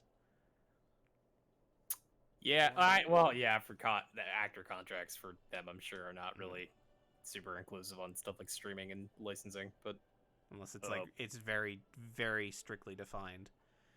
yeah, Mm-hmm. but I'll be honest. If I got to see Dune earlier than October of next year, I don't really give a shit. But It's gonna be same day, not. I know that's the fucking only reason I'm like annoyed is because like I am gonna see Dune in a fucking theater. I've already resigned myself to that. But if I have to wait until October to do it, and I have the option to see it earlier, I'll watch it earlier. But like I'm still like, yeah, I don't know. Honestly, all I really give a shit on is on my end, the when I get to see the movies I want. I don't really care where I have to go do it, but With the way my TV's set up, honestly, if I just set up my room with like a sound bar and maybe some like speakers in my walls and stuff, I'm pretty much fine watching any movie from home and never having to go to a movie theater ever again. Set up a home yeah, theater, like basically. yeah, like I have a pretty nice 4K TV. I'm Yeah, fine same with here. just watching from home if I want to. Mine's like a 65-inch, so like it's basically like a miniature movie theater. So I literally, like I said, if I just get the sound bar and like the speakers and stuff set up, oof. This is like we've said. I don't know if we talked about this last week or if we talked this in private, but like the idea of releasing movies, big movies, to a streaming service the same day they come out. This, with Disney probably also doing the same thing, supposedly. It will. Which it will. There is no way for the genie to go back into the bottle after this. There's people. You think so? I don't know if absolutely. I absolutely. So especially since after Mulan was like a $30 charge, and they're not doing that for the next year of all the Disney Marvel movies and stuff. They are going to do that with Raya. They're doing that with what? Which movie? Raya and I think The Last Dragon. That's what Really? They're doing two. The next animated film Interesting. is called. They're going to do that. But they're not doing it for the Star Wars, the Marvel movies, or any of that, right? I don't think there is any Star Wars movies coming out they can do that for anytime soon. No Star Wars movies or theatrical releases. But until like 2021. But there are Marvel 2022. movies next year coming out, I think. What So, Black Widow, I think. Black Widow Yeah, for Black sure. Spider-Man eventually. That's probably. But like, we'll get to that. Yeah. Yeah. I think Plus I don't know. stuff. I think post COVID, like I'm not sure how that plays out. I don't know. 'Cause I I think don't it's know, almost man. out of necessity at this point.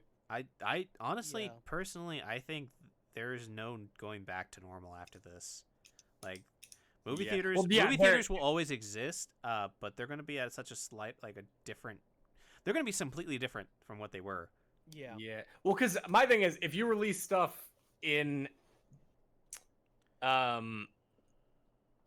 if you release things, I think, in theaters and at home, there is no market for like movie theaters. I think people will always opt to just watch it at home then, unless you're like a movie like, like you're like a hobbyist. Because like Pretty people much. will always, because like then you don't have to go out. You can just fucking sit at home and eat whatever you want. Like Yeah. like I think that it pretty much completely takes movie theaters out of the thing. So like in my opinion, the two worlds I see it is either these movie companies decide to just release them on their own platforms purely, or that we go back to the way things were. Either or. I don't think it's ever going to be the way things were. I think it's going to be either they do this like hybrid of releasing it in theaters and on the streaming service, or if I don't think movie theaters are going to go away. I just think they're going to have to adapt to this. And I don't know, because the thing is that movie theaters, so like just from like a purely economics perspective, movie theaters only have to compete with other movie theaters for when a new movie releases. If they suddenly now have to compete with people who can just buy a movie at home, that is a big scary competitor for movie theaters. Well, the thing is, for movie theaters, most of their revenue is from concessions, not from movies. Exactly. I was just about to bring this up. It's like if the studios just decided to release a movie that they made to their own streaming service, they don't have to pay the theaters any more money. So that so they don't lose any because I'm like, if you think from like an executive, it's all about the money. It's the bottom line. That who gives a shit if like a movie theater that we have a good relationship with goes to shit. we still are making more money. We're not losing as much money now that we are releasing our product on our streaming service, where we don't have to pay fees. We don't have to like license it out to like 3,000 studios or 3,000 theaters across the nation. We don't have to worry about losing a cut, because they only get like they take like 90% of the theater tickets. So yeah, they still make money, but it's 10% money that they're not making. We don't have to worry about the 10% loss anymore. So honestly, that's like the most like darkest version of this. The normal of having movie theaters have new movies by itself is gone. I think there is going to be some sort of hybrid of having brand new movies come in theaters and be on streaming service. Whether it's like movie theaters get like the first 30 days or 2 months or something before it comes to streaming. Oh, I hear something in the background.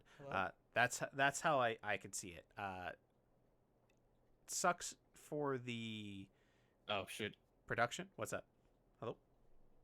Oh, sorry, my internet just dropped for a minute. So. Oh, okay. I'm back. Okay. And Charles, you're back. I just saw. I'm here. All right. I did want to quickly interject. I think that it's going to be really hard to guess, because there is so much that goes into like, because movie theaters already like in present day don't do really well like financially, and I think that if you open them up to like new competition like this, I think that even if they do make most of their money from like concessions and stuff, I think the most likely route is that because there's a lot of factors, right? So like for example, like sure, let's say they don't have to take the cut of like the percentage of ticket sales or whatever. That is true, but on one hand, I think it's also untested on whether or not you'll get an equal amount of people to offset who will buy the movies to watch them at home, as opposed to just like if it's equivalent to tickets. Which like there's a lot of stuff that goes into all that I don't think anybody could probably predict. We can make guesses probably, but I think that the most likely route is that movie theaters, like outside of like hobbyist ones, like ones that like show like older movies or like like a specialty kind of thing, I think they get killed out entirely if think they'll still they'll still go on. It's just going to be incredibly different. They'll adapt. It's just there's also probably going to be will go on. There's going to be probably will go on to go to the theater. There's probably also going to be a lot less theaters when they reopen. That's the thing. I think that they have to I think that theaters will, regardless, be far less common. But especially if they have to compete with home systems, I think that there will be like even half of that for the remaining amount of theaters after that. I mean, also you have to think about like going forward, if this does become the norm, directors and creators will have to like rework their contracts and stuff to get like a better cut or more creative control over their products and stuff and where they go. Also, when I was going through and adding stuff to the docket, going through the Disney stuff, I noticed that, like, further out, like 2022 and 23, they didn't say much about, this is going directly to the Disney Plus as well as theaters. They just said theaters. So I'm not sure. Like, but Disney has infinite money, so they could let's take out that from the equation, okay? Yeah. Yeah. Even despite they still want to make the most. So yeah. I think as a corporation, yeah. Yeah, and as a COO, you that's how you make your money. So we'll see. But yeah, I just think that they'll have to adapt. Do something else. They definitely will have to adapt somehow. Like what's the word? Drive-ins. That's gonna boom. Yeah, the drive-ins there's a drive-in theater near me. Yeah, there was a drive-in theater back in the motorhome near my town, and I think it's still gone. But like there's like a drive-in theater that's like 40 minutes down in like Chatsworth or something. So I don't know. Yeah, but yeah. So also you also put a link to Judd Apatow and Patty Jenkins weigh in. What is their thoughts? It's pretty much the same thing. You could have grouped them in with Dune and everyone else. Chris Nolan. Okay. So literally everybody is saying that this is a terrible choice for the stakeholders and stuff. So Patty Jenkins, she just wanted to release the movie Christmas time, because she's sitting on a movie. It needs to make money. Mhm. I I mean, don't she's know what already been Showdown is. paid, so it's more like whatever percentage of ticket sales or something is. Yeah. is Depends on how she's the not getting contract that. Yeah, Yeah. I think she's got a way better contract than for 1984 than she did for the original Wonder Woman, if I remember correctly. Yeah. So she probably And wants that money. Judd Apatow said is, oh, it's a disrespect. So they basically, I mean, oh, we weren't. It is noticed on- extremely disrespectful to just not tell anybody and just drop that. But yeah, Yeah. so just don't fuck with creators, man. Especially creators that have big names and big money behind it. So we will see how HBO Max does as the worst streaming service. I mean, I have it, so if anyone wants to watch it. Yep, I have that free month. Thank you, Cyberpunk and CD Projekt and Warner Brothers Gaming. So weird. You want to go directly to Disney Plus or do Game Awards? What is everybody feeling? Do we want to do VGAs that was most recent, or do we want to talk about the Disney stuff, which we didn't really get to talk about during that stream? I feel like Disney's sounds good to me. They Alright. actually happens on the same day, so it was Yeah. like Literally at the same unbombardment of time, news. so fuck. Yeah, it's Disney's Investor Day. All right, I'm scrolling all the way down Alright, to the Disney stuff. So it's page 10 or 11. Yeah, page 11. All right. So there's a whole thread for Disney Investors Day. Yes. So let's just go through everything by chunks. Raya and the Last Dragon is coming to theaters and Disney Plus on March 5th. Do we know a synopsis of that movie at all? There's a trailer, I think. There Is is there? a trailer. Yeah. Yeah. I think it's based off of which kind of. Hold on, let me find this.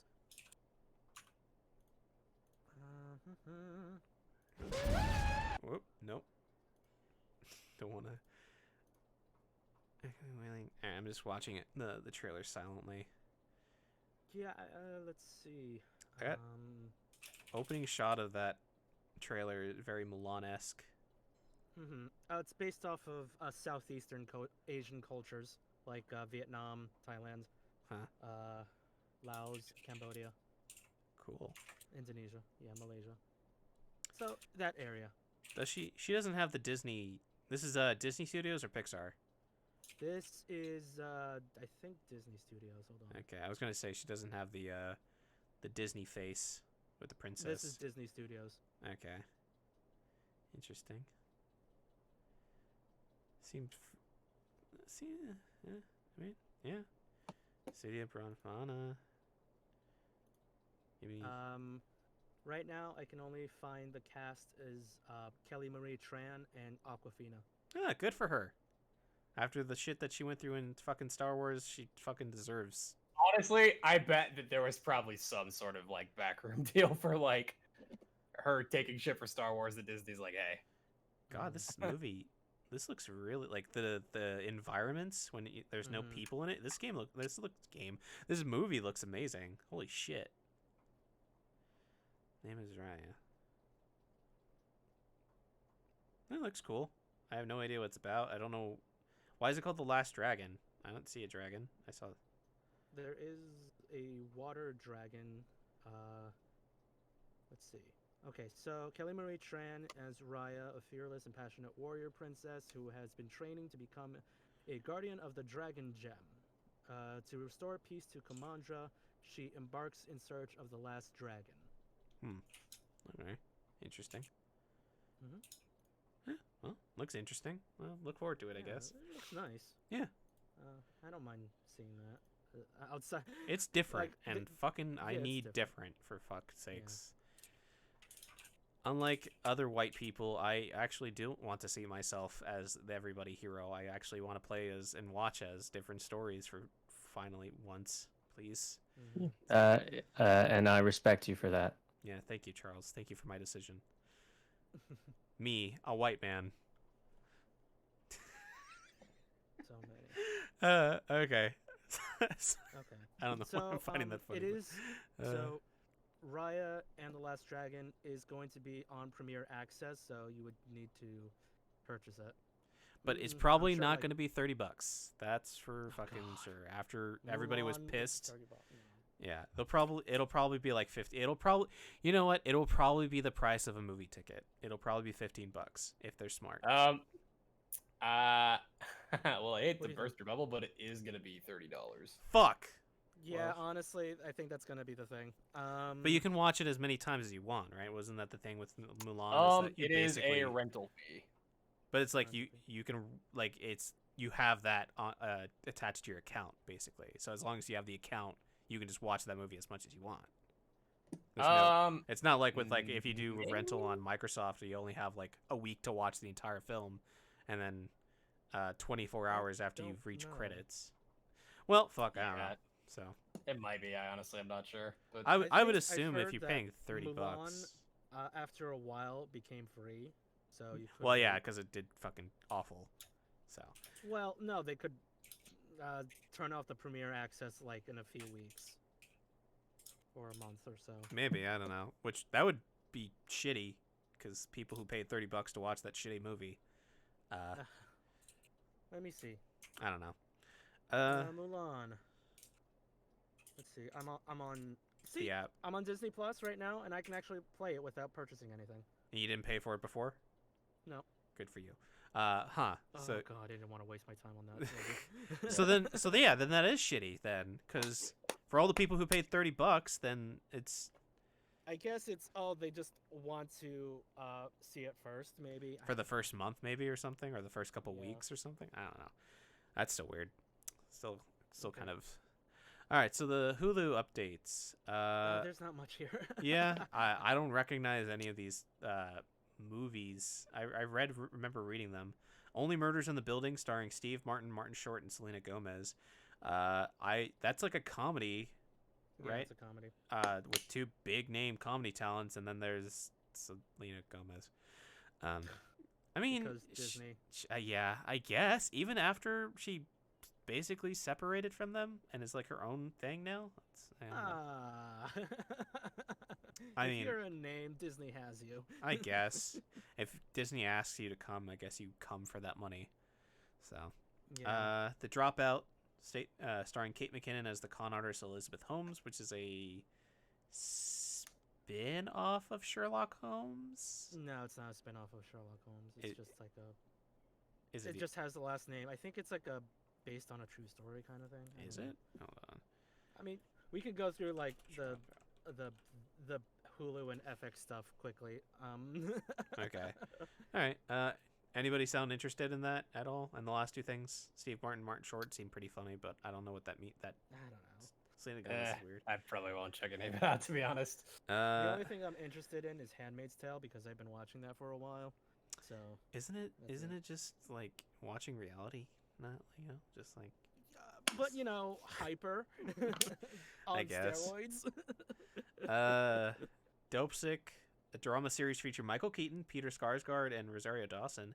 I might watch that because Michael Keaton and Peter Skarsgård are pretty fucking good. Rosario Dawson's pretty good without her terrible. We'll talk about that another time. That seems Yeah. cool. 9 Perfect Strangers with Nicole Kidman and Melissa McCarthy. I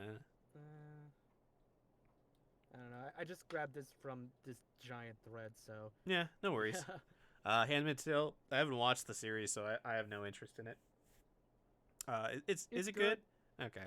it's good. It's fucked up though, right? Like It's fucked up. concept wise, jeez, yeah. Yeah, I love how Disney bought Hulu and now they have Handmaid's Tale, which is a very fucked up series. Thank God that they didn't shut that app down. I would like because they, Hulu? yeah, because Yeah, no. they Hulu's had, yeah. I mean, it's big and there's no reason for it. The FX Network. I'm excited for the new seasons of Atlanta.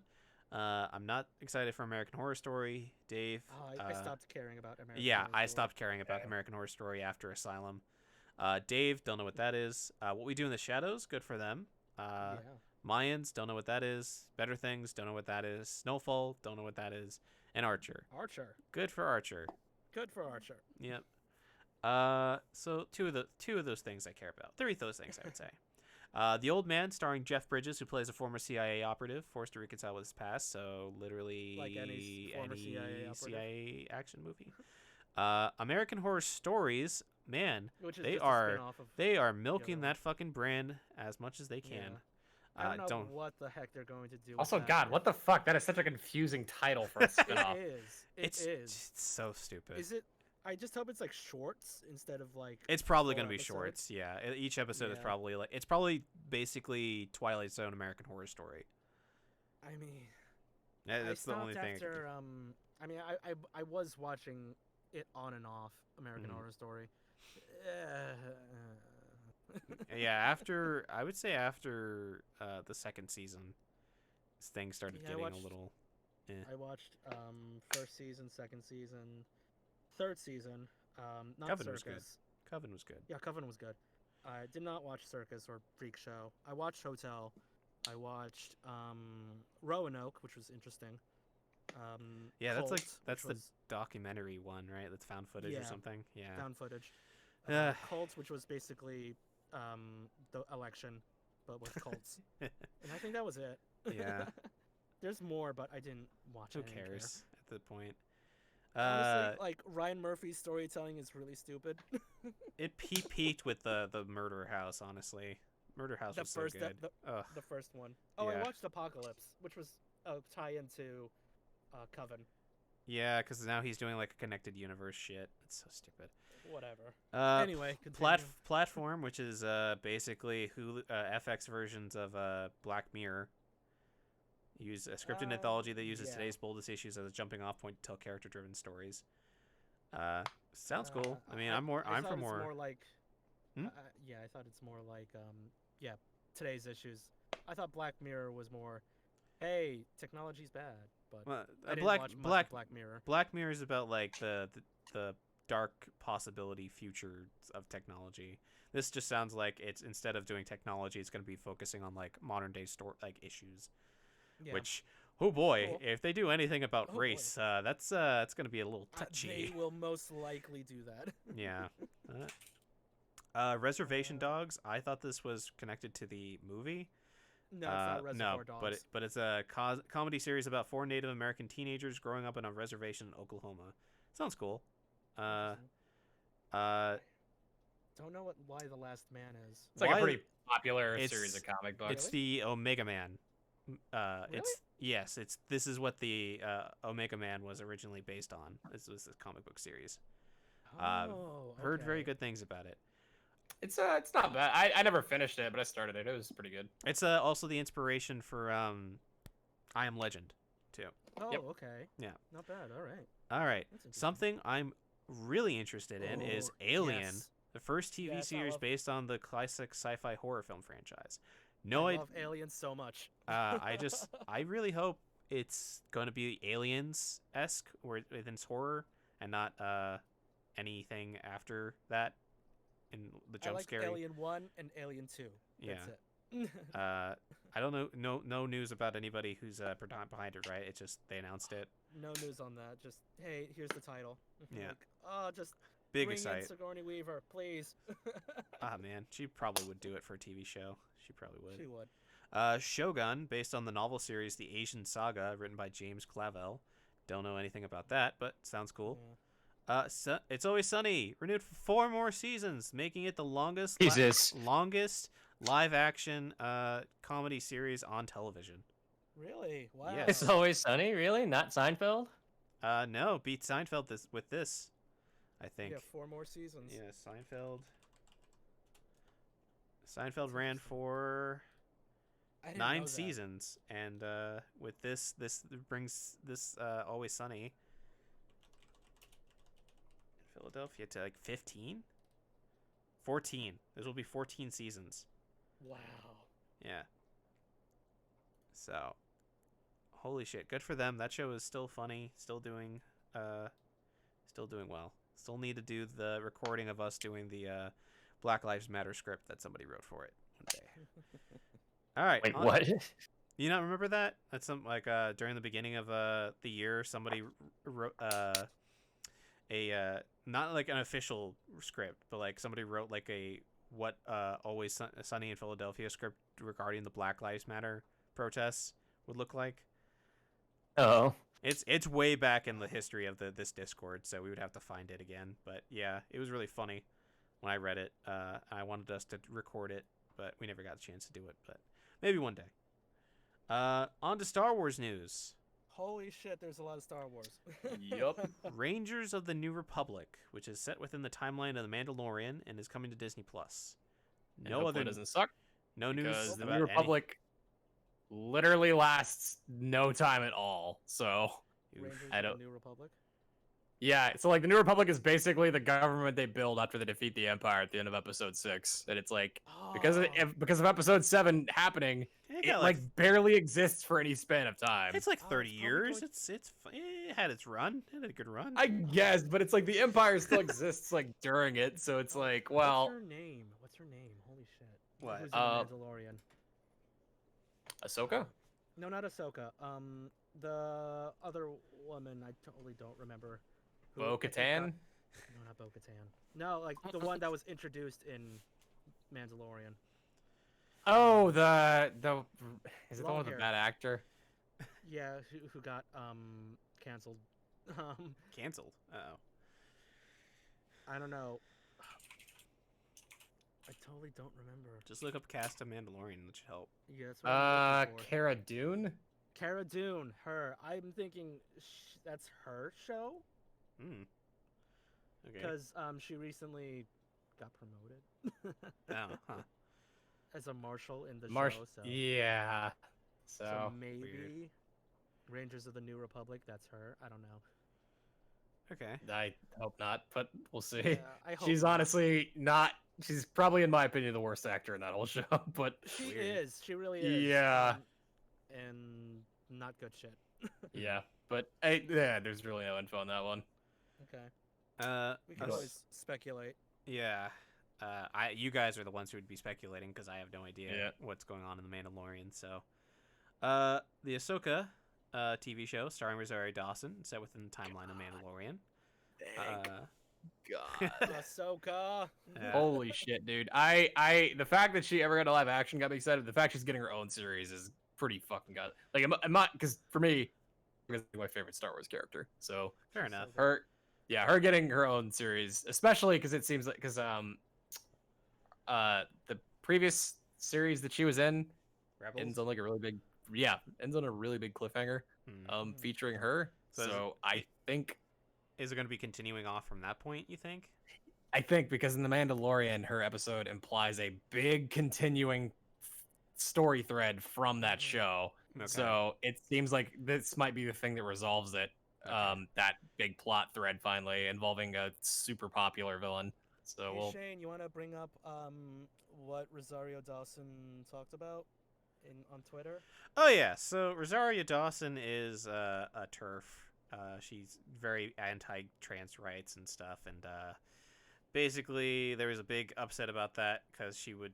I think what was it? Did she say something about a co-star that was trans or something? I'm not entirely Oh, sure I about don't- that. I But she's haven't looked into this. but she's also known for like saying some pretty heinous shit, just like kind of like Tobey Maguire is like really difficult to work with.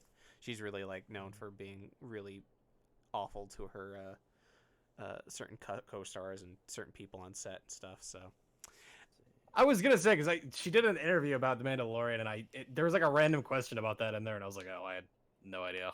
yeah, so bad timing. I'm supposing it's already written and contracted, so she's never made an apology about it. So she She mentioned it in uh, her latest interview, I think. Yeah. okay, yeah, because she continued to use a trans woman's dead name, Mhm. referring to her and stuff, or trans man, What? a trans man. What is it, trans man or trans woman? No, it's a trans man, and kept using her his dead name, when in reference to him, and wouldn't stop, absolutely not stopped even when he asked her to, and yeah, Oh, what a douche. yeah, kind of an Yeah. asshole about it. So There's like an Wait, anti-trans. really curiously, actually, because I pulled up the interview out of curiosity about this, because it said, or the one that she had about Ahsoka, it said, it's concerning the fandom about a lawsuit that's filed against you last year by a longtime family friend. The claim Mhm. accused you and other family members of anti-trans bias, and you've called the lawsuit false and baseless. What do you say about Star Wars fans who hear this and believe the worst? And her reply was, well, firstly, I just want to say that I understand that and why people were concerned and are concerned still. I would be too if I heard some of these claims. But I mean, as we're seeing right now in these past months and just recently, actually, the truth is coming out. Every single claim of discrimination has been dismissed by the person who made them. And as you've said, the fact is this is coming from someone I've known since I was a teenager, the better part of my life, and who my family was trying to help, as we have many times in the past. It just makes me really sad, but I still have great empathy for him. And then it shows in the next part that she replies, court records show 18 of the 20 claims were withdrawn voluntarily without a settlement, and his lawyer let the case. 2 counts remain alleging a physical altercation, and the judge will rule on whether or not they can move forward with that in the next month. There are people that would say, well, this is just another example of a wealthy, famous person overpowering the system. So what would you say to those people who are unconvinced both about this case and about what you actually believe about trans people? And she says, the reason that all the discrimination claims were dropped is because they didn't happen. I was raised in a very inclusive and loving way, and that's how I've lived my entire life. I've always used my voice to fight for, lift up, and empower LGBTQA community. And we use my platform to channel trans voices in fiction and nonfiction that I produced and directed. So I feel like the record is really clear. I'm curious to learn more about this court case because I didn't know that. I mean, one, I didn't know about it, but also that 18 of 20 claims have been dropped and the lawyer leaving is kind of like, oh shit. That's pretty bad. Yeah. Well, that's what I heard. So that's what I heard. Yeah. So if that's the case, then maybe she's not nearly so bad. Until otherwise proven. I don't personally care. I don't personally care about it. If she is a bad person, then she's a bad person. Fuck her. If she's a good person, and this is just shitty, then well, it's shitty. Yeah, it's whatever.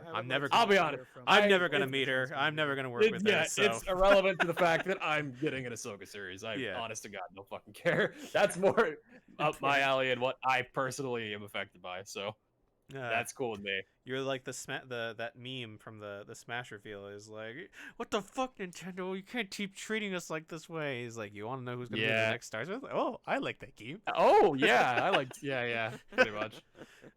So I mean, yeah. I mean, I would like to hear like more people in the trans community on how they feel about this. Yeah. Definitely. Or if the I mean, honestly, and literally anything. It has to play out in court about how it holds up if they really are saying that these things happen, and if it doesn't play out in court and there's not like any record of it, I'm not gonna hold it against her personally. Yeah. If it can't be proven substantially in court that somebody has said or done something, and it's like been taken there, I am usually of the mind that, well, except in very specific circumstances, yeah, you kind of have to like give the people the benefit of the doubt. Mm-hmm. So yeah, that's Ahsoka. This next one, I'm a little bit unsure who this is referring to. Andor, a series that follows Cassian Andor or Diego Luna from Star Wars Rogue One, is coming to Disney Plus in 2022. This is the series I care the least about. It's literally a prequel about a prequel character that dies in the end of Rogue One. It's like, who was he? He is the lead male character. Was he the Han Solo type in that movie? Pretty much, yeah. It's a prequel about what he was doing before Rogue One, which is like, I genuinely could not fucking care less about this series. I don't give a fuck. I mean, I like the actor, but that's really it. Yeah, he's actually the uncle of a friend of mine. Whoa, that's cool. Yeah, I mean, unless it's like a good show and it's like compelling, it's like, I don't really know much. I don't even remember Rogue One except for the ending.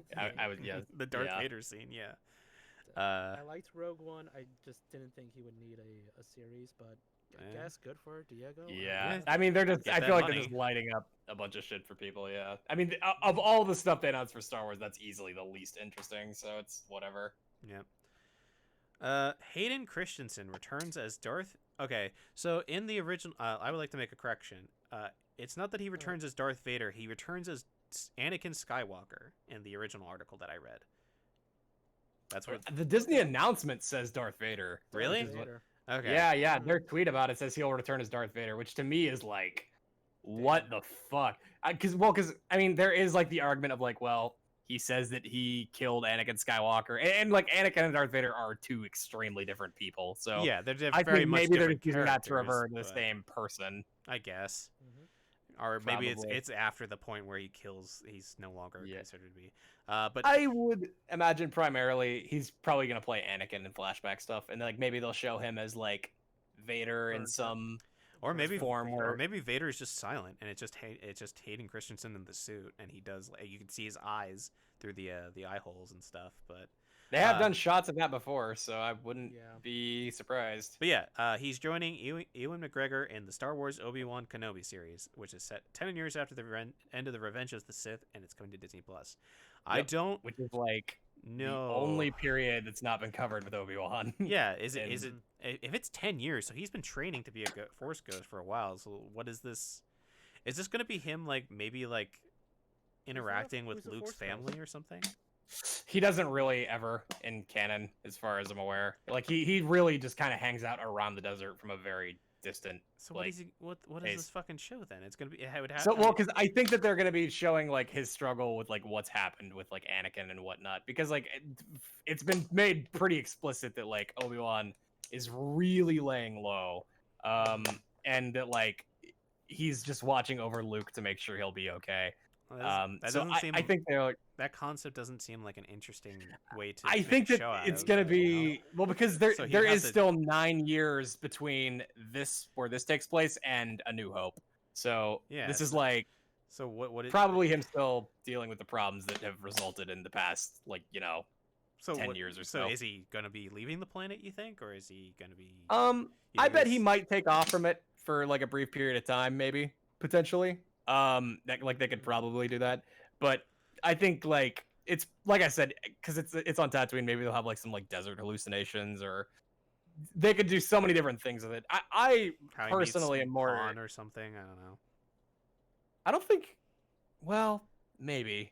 Cause I don't know. I don't know. They literally could do whatever at this point because I have no idea. This what- is also after he's resolved his main other conflict that was pretty much presented in the animated stuff. So I feel, or well, no, actually, it's before. So, I don't know. They probably won't even bring that up. But Oh, they probably will. They probably will. well, because it doesn't really concern him. It's more like a problem that concerns somebody else. Mhm. That he just happens to be a part of at one point, really, or like he puts an end to. But like I think personally that the Obi-Wan stuff is probably gonna be like way less interesting than the Darth Vader stuff.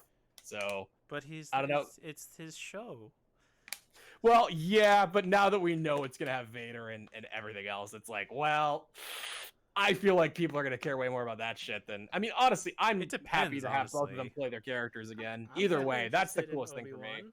Like, I wanna Oh yeah, know don't get me what wrong. he's doing. Obi-Wan's awesome, but I think that overall Vader is obviously the most popular Star Wars character, It's also and I think very that either way, I it's think also- that they can make it interesting. It's also very fitting that it took like this long so that these actors are a lot more older as adults, so they can play their adult version of their characters. Yeah, and I mean they have the technology to make them look younger for flashbacks if they want. Like, Yep. there's really nothing holding them back from that. And I mean, like honestly, Hayden Christensen really does not look that much older. So like, Yeah. which is crazy to me. But like they could easily like make him like fit for flashbacks of stuff like during the Clone Wars or like anything they want. Ewan really. McGregor looks like what's his name from the original trilogy, really close, like a younger. Yeah, version. he's a very good in between right now because there is still because the thing is I wonder what they're gonna do with makeup for him because I know there's still 9 more years until A New Hope, but like it's gonna be weird as fuck to see how they get the in between of like Ewan 'cause McGregor he's still and like, him. isn't he like 50 in New Hope or something? He's like really young for being like an old dude, right? I don't think I think he might be. God, I don't remember because there's so much time passage in the prequels that it's like there's a lot of time that passes between each prequel movie. He is 59 in A New Hope. Yeah, so like maybe Okay. maybe he does some force hijinks and it causes his body to age rapidly. Like kind of how like force lightning just caused Palpatine to just become normal to Yeah. disgusting. It still makes sense because there is like 21 years that he's on Tatooine. So Yeah. So Is the midichlorians actually like a lore, like a thing, or is that just like the expanded kind of universe? so the midichlorians are introduced in the prequels as like a thing, but it's basically just like saying like, hey, the Force, like the way that it's been compromised, because it used to be like, oh, the Force is midichlorians. The way that they've compromised it to like include it now is like, oh, midichlorians are like these things that like interact with the Force like through, and are basically like a way that it makes it easier for like living beings to like Hey, interact as long with as the it's Force not the directly. wills, man. As long as the wills didn't get into the The fucking wills choice. were fucking the worst idea ever. Thank God he didn't ever get to do that. Oh, thank Christ. Oh, man, that would have yeah. been fucking awful. So yeah, I'm excited yeah. for that because that seems really. That's one of the series I've always been interested in. Is what Obi-Wan's been doing, but I've always wanted Hayden Christensen to get a second chance too. Yeah, with like a there you good go. script. I really wanted that, so yeah, I'm excited for that. It's still. Is he going to voice it? Is he going to be the voice, or is it going to be dubbed? Oh, there's no way they dub him. I think they're like, Nah, I think he's going to voice him. I think that he 100% like, because I feel like that's just way more work, and also people like the general audience that is not experience like the Clone Wars and the extended universe is not familiar with Matt Lanter's voice for Anakin. No. Hayden No. Christensen I is mean, way more. James Earl Jones. Oh no. Man. Oh, no way. I think that because James Earl Jones still does Star Wars stuff, like, so I think that Anakin's voice wouldn't even work. Because I mean, if you think at the end of Episode 3, James Earl Jones does the voice for him then. So Okay. Uncredited, Yeah. apparently. I still don't understand why he got uncredited, but whatever. But like, I don't. Why? It's so weird that he's returning as Darth Vader, but then, like, is he going to be speaking in the suit, or like, I just. Wouldn't it be funny if like they retcon they retcon the Revenge of the Sith, and that it's actually that he actually has to change his like modulation on his suit to create that voice, so he's more intimidating. They could do stuff with him out of the suit, like with that burned body where he's in like in the chambers, like, and have him talking in there maybe, because you do see him as his like burned body at the end of the Revenge of the Sith. Yeah, he's also doing he's also meditating in that chamber in the A New Hope. Or is it New Hope, or is it Return of the... It's Return of the Jedi, I believe. Yeah. Or we don't really know what it is, but it's a meditation chamber for him, so who knows? Yeah, because his body is still fucked. He still has to occasionally get out of the suit and get into like these like rehabilitation things. Yeah, because he's like 80% robot at this point because of like his a internal organs. A hand, a whole arm, and both legs from the knees down. Doesn't even have to be that way. Palpatine designed it that way. Yeah. Yep. During the surgery for end of the Revenge of the Sith. So fuck. Yeah. So yeah. Either way, I think it'll be a good series regardless. They seem like they have really talented people attached. Do they have confirmed writers or directors? No. They do have a confirmed writer. It's somebody who worked on some she's one of the lead directors of Mandalorian stuff. I can't remember her name. Okay. But yeah, she's already worked on Star Wars stuff recently though. And is what's his name still going to be like producing it for the Star Wars series? Giuliani, or what's his name? Dave Filoni. Yeah, Filoni. He is also still. I think that he is working on the Ahsoka series. Okay. Because Ahsoka is made by Dave Filoni and George Lucas together. Okay, so he's probably like actually producing everything else. Got it. I know that she's like older now, so she doesn't really fit a younger Ahsoka, but it would be so fucking cool if we could get like a live action Ahsoka and Anakin like on screen once as a flashback. I would kill for that. But yeah, no, I don't know. It'll be good. I'll leave it at that. I think it's gonna be really good. Okay. All right. So next is Star Wars: The Bad Batch, which is a new animated series coming to Disney Plus. This is what was this? There is a trailer. I don't know what's going on here. So, if you haven't watched the Clone Wars, you won't know what's happening in this trailer. Sure. Basically, in the final season of the Clone Wars, before Order 66 happens, basically there is a new group of clones that are introduced for like a quick story arc that are called the Bad Batch, that are clones that have like significant mutations, so they're not like the rest of them. So they don't look exactly like the rest. Like they all have like one of them's like big and brutish and like muscly. Like they're a pretty interesting, like funny group of guys. Are they still based on Jango's DNA though? Yes, they are, and they still are voiced by Bradley D. Baker, all of them. And all the clones are in the Clone Wars. They're just hilarious, but they are too.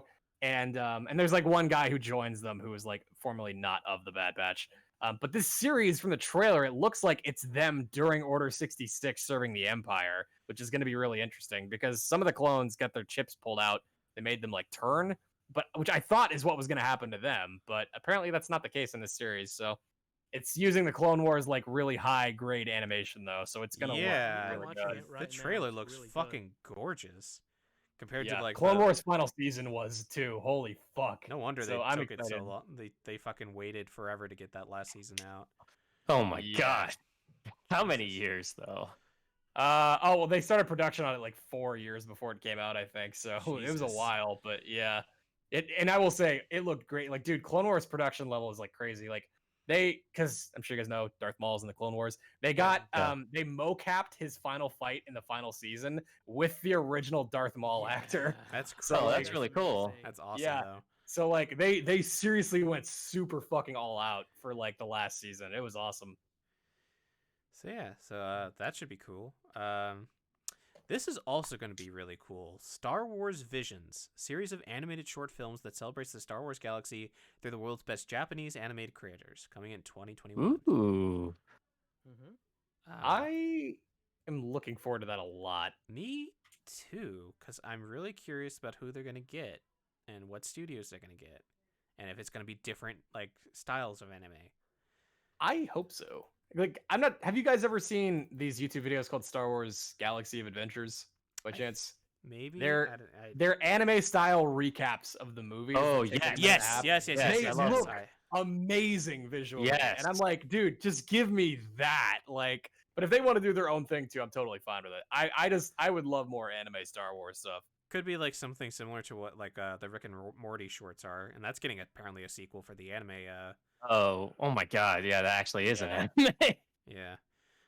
So yeah, Dude, I love the Star Wars shorts, dude. It is amazing, especially the one with like Anakin and Obi-Wan.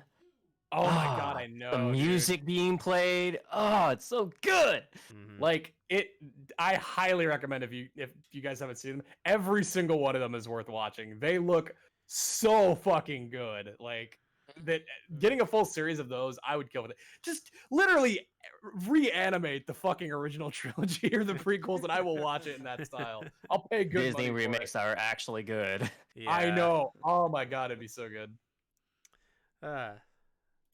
So on to But yeah. but then there's that, and then there's this Lando, a new event series in the early stage of development, with apparently what's his name reprising his role.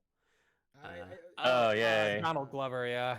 No, I don't think it's not Donald Glover. I think it's Oh, like the original actor. actual OG. No, Lando? no, because it's I remember when I was reading about this before this got reported, and it was that Donald Glover reportedly pretty shortly after Solo was entering contract negotiations to return as Lando for something. And I think Lando's actor is like he's so fucking old at this point.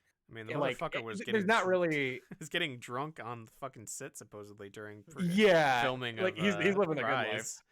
Yeah, I think there's not really any stories that most of Lando's interesting stories take place during not Yeah. old Lando. So yeah. Or like, oh, that's his daughter.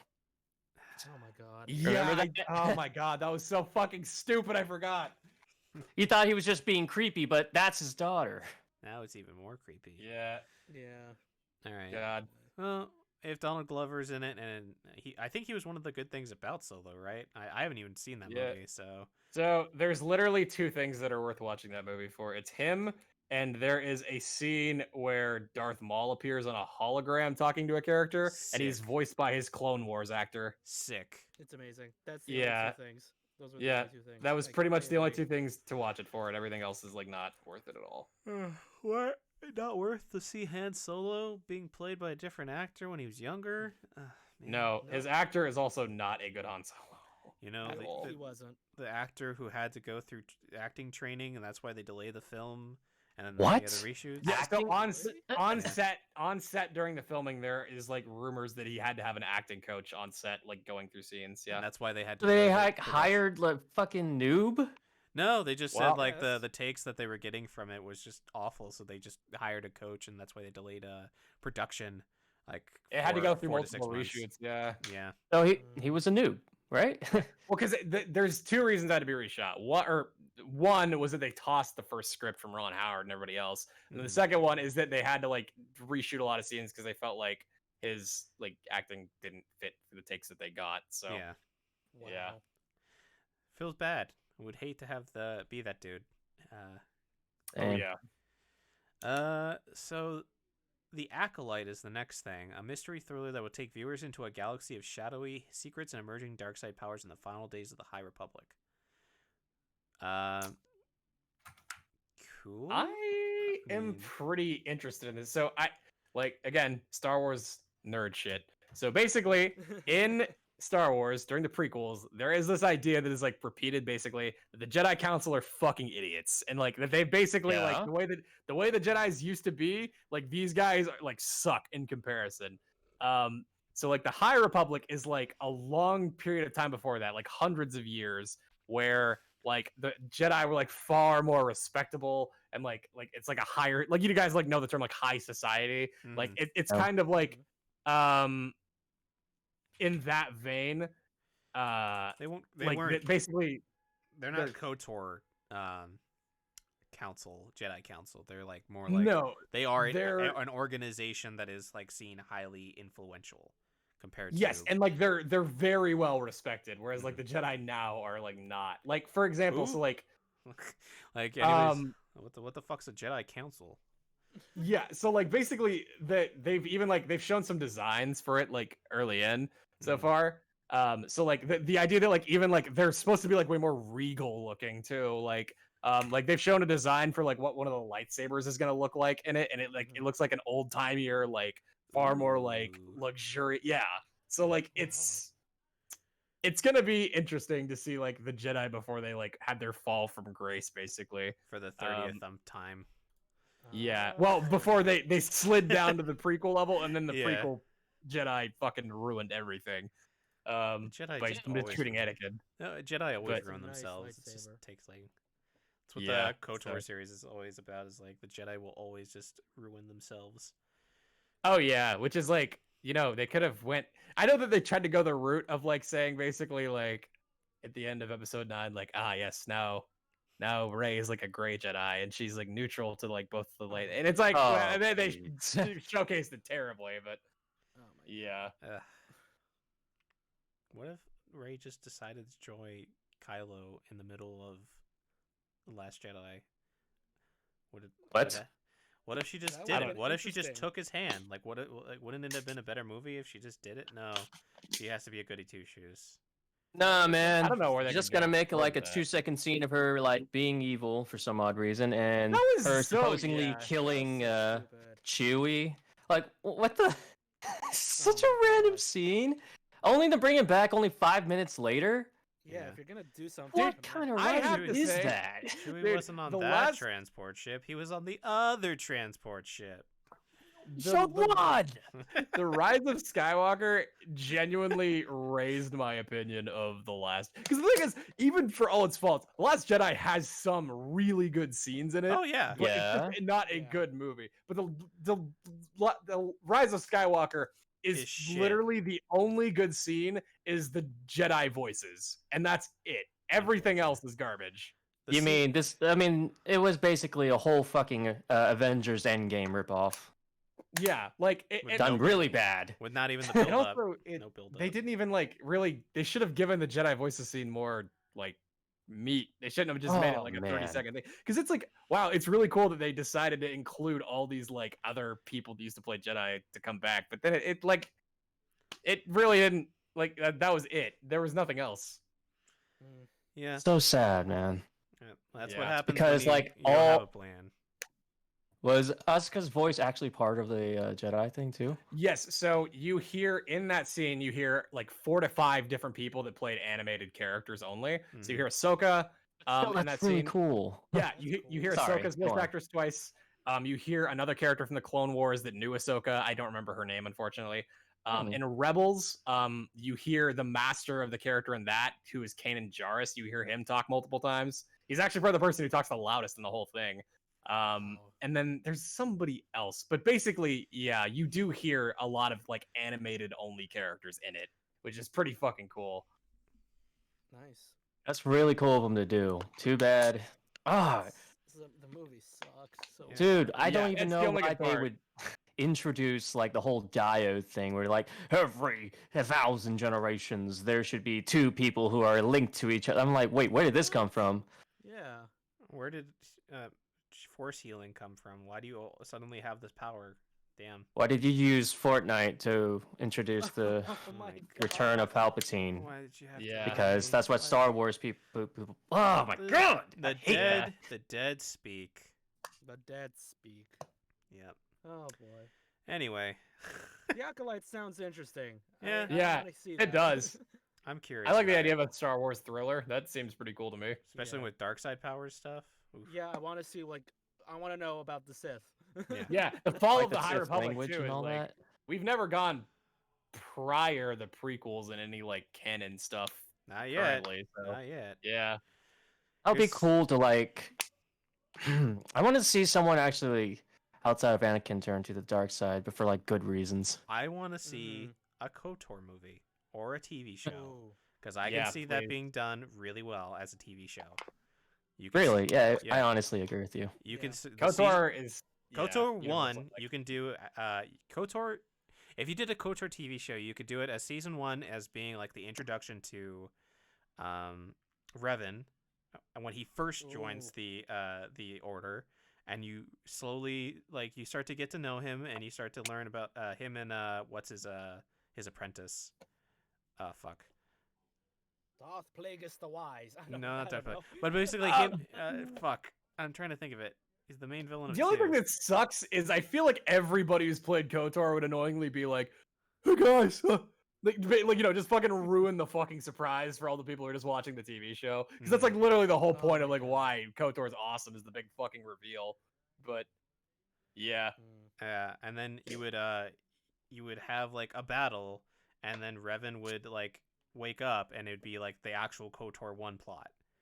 And it's like years later, and he still goes light side, but halfway through, like maybe like by the end of season 1, you find out that like maybe Revan is starting to remember, and season 2 is like him slowly doing more and more dark side options, and then it ends with him the ending of KOTOR where you go dark side.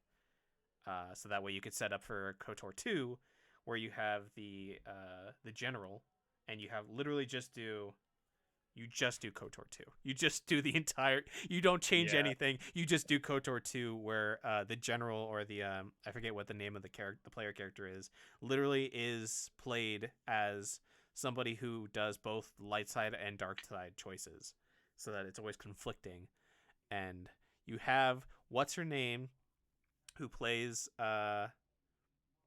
Granny in KOTOR 2, reprise her role for that character, and you just do it, and yeah, that show would be great. I can totally see it as I could totally see it as a TV show more so than I can a movie, just because I feel like the pacing for a TV show for that type of long-spanning RPG from 2004 is better suited for a TV show than like a 2.5-hour movie. yeah, I'd watch it. yeah. I think I would always prefer a TV format at this point for Star Wars because I think, honest to God, I feel like all of the TV stuff for Star Wars has infinitely been better than any of the movie stuff so That far. seems to be the Yeah. consensus so Yeah. far, so maybe that's why they're doing all these TV shows that they're announcing. Yeah, Good, And it's all because evergreen. Ugh. So. Yeah. the movies, well, especially the sequels, they fucking sucked. Yeah. Yeah. Maybe one day we'll get a good Star Wars movie, just not for a while. One day. One day. I really wished it. Like, It's gonna have to be uh, stuff. Well, I will say there was a movie announcement that seems promising for Star Wars, but I'm not excited. Which one was it's, that? Rogue Squadron. The teaser Oh, for it yeah. actually was like pretty good, I will say. Did I add that in? I thought No. I did. It's lower here in the Oh. other Lucasfilm part. Yeah, Oh, okay. Oh, okay. the announcement video is really good. I liked it a lot. Patty Yeah. Jenkins will be directing? Oh, okay. All right, we'll Yes. get to that. The teaser is her talking about Oh, making fuck, it. that's and awesome. It's really cool. Good for Yeah, her. Yeah. and like how her father was like a squadron pilot. Oh, that's right. She was a okay. Yeah, I do remember. Yeah, okay. All right. Last part of the Star Wars section. Lucasfilm Animation and Industrial Light and Magic are teaming up for a droid story following a new hero guarded by R2D2 and C3PO. I Okay. I Cool. cool. I Cool, They're- random, but we didn't Featuring really the two ask for it. characters that are only good when featured by good characters. yeah. Yeah. Oh yeah, the whole.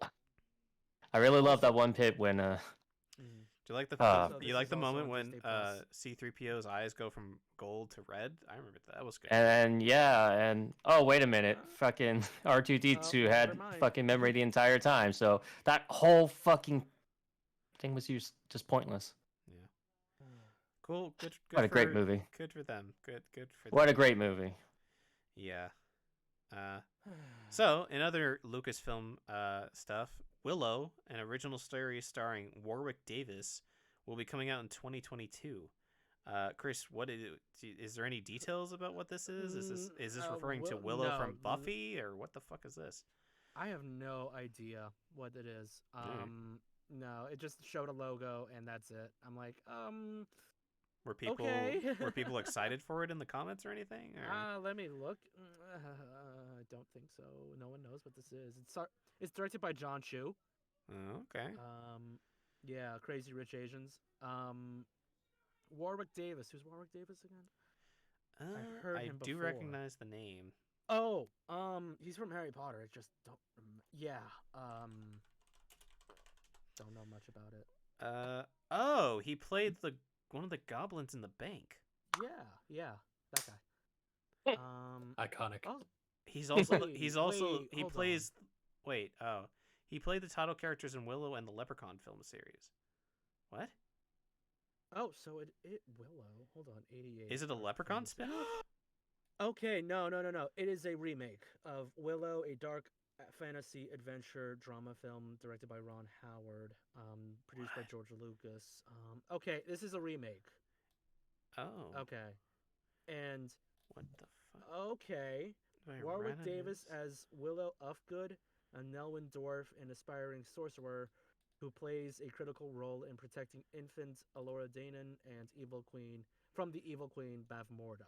I've never heard of this before now. So, this is a 1988 film. It did really well in the box office. It Yeah. tripled its. Oh, It was I a didn't budget of even 35. know. That's so weird. Okay. I didn't even know. So that's cool. Yeah, it's a remake. Yeah, neat. Good for that dude. Yeah. All right. Hey guys, guess what? Oh boy. Harrison Ford's returning as Indiana Jones. James Mangold will be directing, and it's currently in pre-production, releasing July of 2022. Man, Harrison Ford hates that role. No, I thought it was Can't Han catch a Solo. he that hates. No, he hates Han Solo. That's right. But it's yeah. he's like, man, I can't let this. Like, They just won't just let me. kill me. They won't let me die. Just please, I just want to rest. I want to smoke pot and install it in famous people's. I'm sure they're jacuzzis. paying him enough to. When do you think we're gonna hear that he broke another bone because of production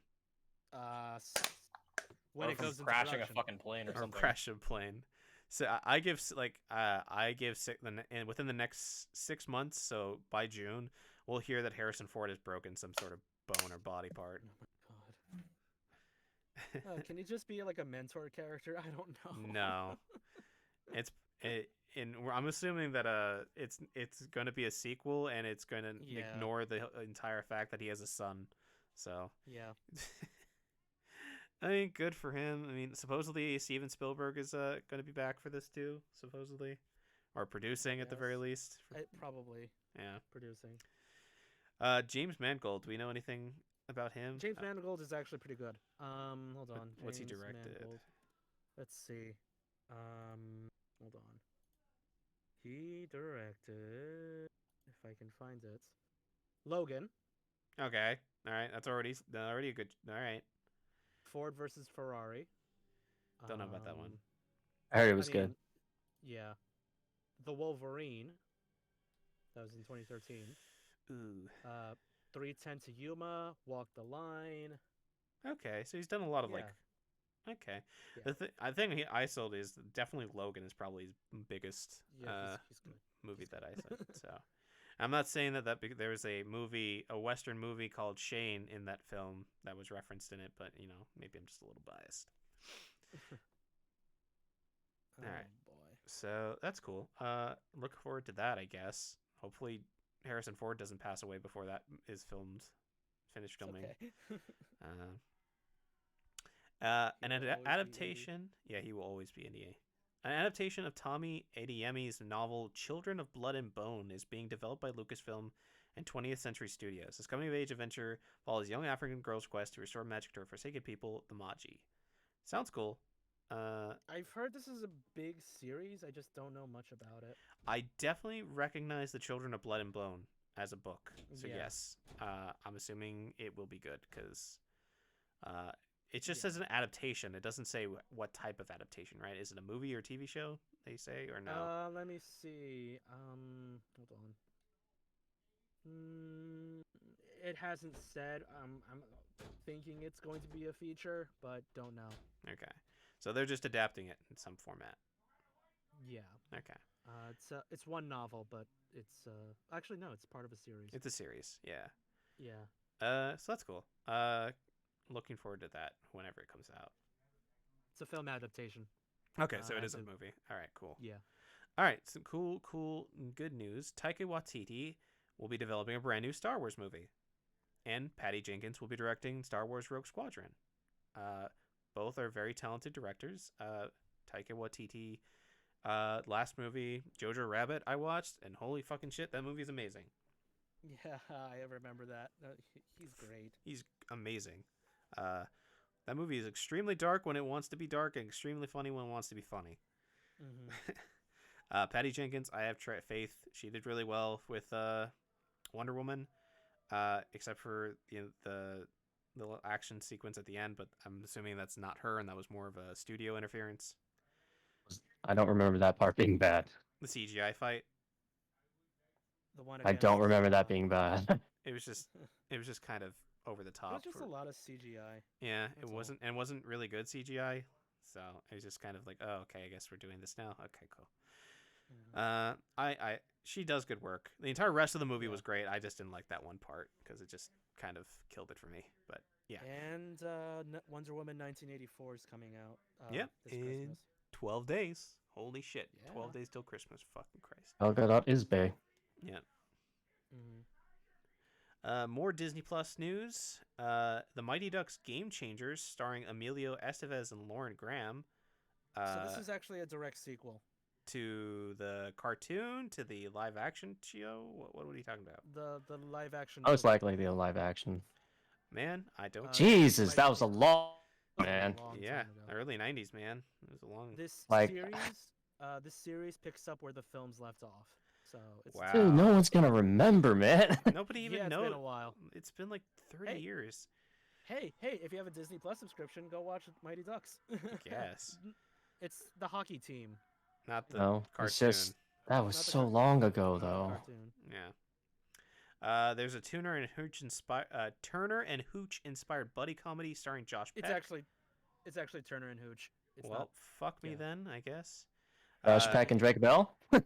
Josh, I wish. just Josh just Peck Josh and a dog. Yep. Turner and Okay, Hooch I was guess he needs played money. by what's his name of Forrest Gump fame, Tom Hanks. So Really? Tom Hanks, Oh, yeah, yeah, played you're right. Turner and Hooch. So yeah, so he's filling that role. Is this a feature? I don't know. So I think this is a. probably. It It's- doesn't say anything. No, it's been long enough Coming they to can make. Disney Plus. It's been long enough that they can make it into a movie, I guess. Yeah. Big Shot, starring John Stamos, Yvette Nicole Brown, and Jocelyn Gilsig. Don't know what that's about. It's about basketball. Oh, okay. It's Whew. a women's basketball. It's a high school women's basketball team. Okay. Interesting. Yeah, Nicole Brown's pretty funny, so I'm assuming it's probably Yeah. gonna be pretty decent. The Mysterious Benedict Society, starring Tony Hale and Kristen Shaw. I'm assuming this is about investigating Benedict Cumberbatch's name and where he came from. I wish. No, it's like a book series. Oh, yeah. I think it's a TV show. Doesn't say much. I recognize the names. so Kristen that's why I Shaw added it in. who plays Mabel and what's her Marvelous name? Miss Maisel? No, she Oh, plays Mabel in no. Gravity Falls. Gravity Falls. Yeah, amongst other Yeah. things. So it should be funny. Yeah. Disney Studios is making Hocus Pocus 2. We all knew this was coming. Mhm. Everybody knew this was coming. Supposedly, the 3 actresses are coming back, or at least what's I her name? think so. What's her name is coming back for her role? Oh, what's her name? She's the big actress. Sex in the City. I should remember. All right, hold Sarah on. Michelle Gellar? No, I don't know. Sex It's not in her. the City. Just look up Hocus Pocus. Or that. There's Bette Midler. That's the one I remember. Okay, maybe Always. it's not. Maybe it's not. Hocus Pocus. Sarah Jessica Parker. There we go. That's the name I was looking for. Yeah, Sarah Jessica Parker is supposedly coming back for this sequel. Mhm. So supposedly the other 2 might be too, but who knows? I'm excited for that. That was a really good, cheesy Halloween Yeah, movie. Halloween movie. Cheaper by the Dozen, reimagining from the producer of Blackish, 2022. So Does anybody remember that movie series? Cheaper by the Dozen? Yeah, it was with that. 2 He families. had a lot of kids. Yeah. 2 Yeah, the families had a kids. lot of kids. They get married. They have all the kids have to get together. Yeah. Oh my- This one's more of a blended family, so Yeah, because Uh, it's from Blackish, which is multiple- a yeah. black And- family century movie. So Wait, what are they doing with Cheaper by the Dozen again? they're reimagining it from the producer of Blackish, so it's probably going to be a more diverse cast. diverse cast instead of being all white kids and white people. Yeah. Times are changing, man. Yep, Mm. slowly Black and people surely. actually exist. Yes, they do. But the times are not a changing because the fucking Ice Age Adventures of Buckwild, featuring the possums and a weasel voiced by Simon Pegg, is coming out in 2022. So I guess that series is never gonna fucking die. Even No, some. well, it won't. I didn't even know Disney owns the rights to the Ice Age. It's It's Fox. okay. So it's a sub. Yeah. So there you go. Mm. Animated Night at the Museum, movie, TV show, confirmed on that. Let's see. It's don't know if it's Probably would be a TV show. it's I imagine. animated. Probably it's show. It's on Disney Plus. Okay, that's coming out next year. Won't have Robin Williams, unfortunately, but I guess that's Mm. fine. Will it have Will? We don't know. What is his name? Who am I thinking of? Will Ben Stiller. Ben Stiller? There we go. Will it have Ben Stiller don't know. voicing in it? Probably not. I'm assuming. The Sean Levy is producing. Oh, so that's Take fine. that as you may. Yeah. Jungle Cruise, starring Dwayne the Rock Johnson, Emily Blunt. Wait, oh, what? I wrote that twice. Okay, that makes it funnier. Edgar Ramirez, Jack Whitehall, Jesse Plemons, and Paul Giamatti coming out next year in July. I wrote that down because I think that's a Disney ride, and they're making. Yes, a it's movie? based on the Disney ride at Disneyland, and Yeah. the I don't know if it's a movie or yeah. it is a it's movie. It was supposed to Theaters. come out. It was supposed to come out in theaters this fall, and it didn't because of the times. So yeah. Yeah. It's a movie nobody wanted, but they made anyway. But big talent. Dwayne's probably gonna make a lot of money. I'm so tired, guys. I'm so tired about this next one. A live-action Lion King prequel. What do you guys think? No, No. no, that's my thought. Just no. No. There's no, no- no Just one stop. wanted this. There's gonna Nobody be, wants it, but it made like $1 billion, so like whatever. apparently it's gonna have music, and there's gonna be it's gonna be a musical. Hans Zimmer, Finally. Pharrell Williams. Yeah, I'm not watching it. I don't support the live action films. I don't care. God. The movie was awful. If they do a Kingdom Hearts, thank you. Okay. all I Kingdom want. I'll Hearts. never do a Kingdom Hearts. The Kingdom Hearts is owned by Disney. They could make it. They could make it into could. something. They so. could. Yeah. It's on Disney. Okay. So something a little bit more interesting than that is the Little Mermaid cast. Halle Bailey as Ariel. David Diggs as Sebastian. Javier. I mean, Bardem- Halle Berry. No, Halle Bailey is someone Bailey. else. Oh, okay. I'm Somebody sorry. I Not thought you. Barry. Yeah. I was like, Javier Bardem as King Triton. Jacob Tremblay as Flounder. Melissa McCarthy as Ursula. Jonah Hauer King as Prince Eric, and Aquafina as Scuttle. Yep. Mm-hmm. Is Scuttle the fish friend? Yeah. Wait, Scuttle. I think so. No, no. That's Flounder is the fish friend. Let me find. yes, Scuttle. Flounder is the fish friend. Uh, Sebastian's the lobster. Yeah, King Disney. Train, Hold on. Ariel. Scuttle. Apparently, Scuttle. Melissa McCarthy has Oh, said that. Scuttle's the fucking seagull. Oh, okay, that's weird. That's an odd name for a seagull. Yeah. I know. Apparently, Melissa McCarthy has said that she's had a lot of fun as Ursula. That it is a very delicious role, whatever that means. That's kind of interesting to describe. Yeah. It probably just means she had a lot of fun with it, so that's cool. Yeah. Delicious though. Yeah. Delicious. Yeah. I guess she eats Eh, fish. I don't know. I don't know. So this is weird. I'm happy about Daveed Diggs because he's from Hamilton, and he's pretty cool. Is Javier he Bardem. Is he going to be okay. doing the fucking Rastafarian accent though? Because I won't go see the movie. I don't if think you won't. so. I doubt it. Because I I don't think remember Daveed Diggs would the do that. voice actor for Sebastian originally said that was pretty not cool that he had to do that. Yeah. Because that's what they I don't wanted. think he'll do that. So But Daveed Diggs is pretty talented. Aquafina is Javier- a fucking art musician, isn't it? Isn't they? Yeah. Uh, No, wait. Aquafina? Is she a musician? I don't know. I Maybe. assume somebody that has just a single name that is weird. No, she's not. No, she's just like a really cool. Wait, she's an actress, comedian, rapper, Aquafina. internet personality. She's amazing. She's Oh. funny as hell. She was performed I as in love- 2012 when her rap song "My Vag" became popular on YouTube. She then released her debut album Yellow Ranger and appeared on the MTV comedy series Girl Code. Oh, okay. I mean, cool for her then. Yeah. She's good. Yeah. All right. Chip and Dale are back in a hybrid live-action animated feature with John Mulaney and Andy Live Samberg. action? Hybrid Yeah. live-action animated. So it's going to be the Alvin and the Chipmunks esque. Oh, But the It's fact probably like that yeah. the fact that Chip and Dale are being played by John Mulaney and Andy Samberg is downplayed by the fact that they will probably have no, because Chip and Dale don't. Oh, do they have their pitches voiced up?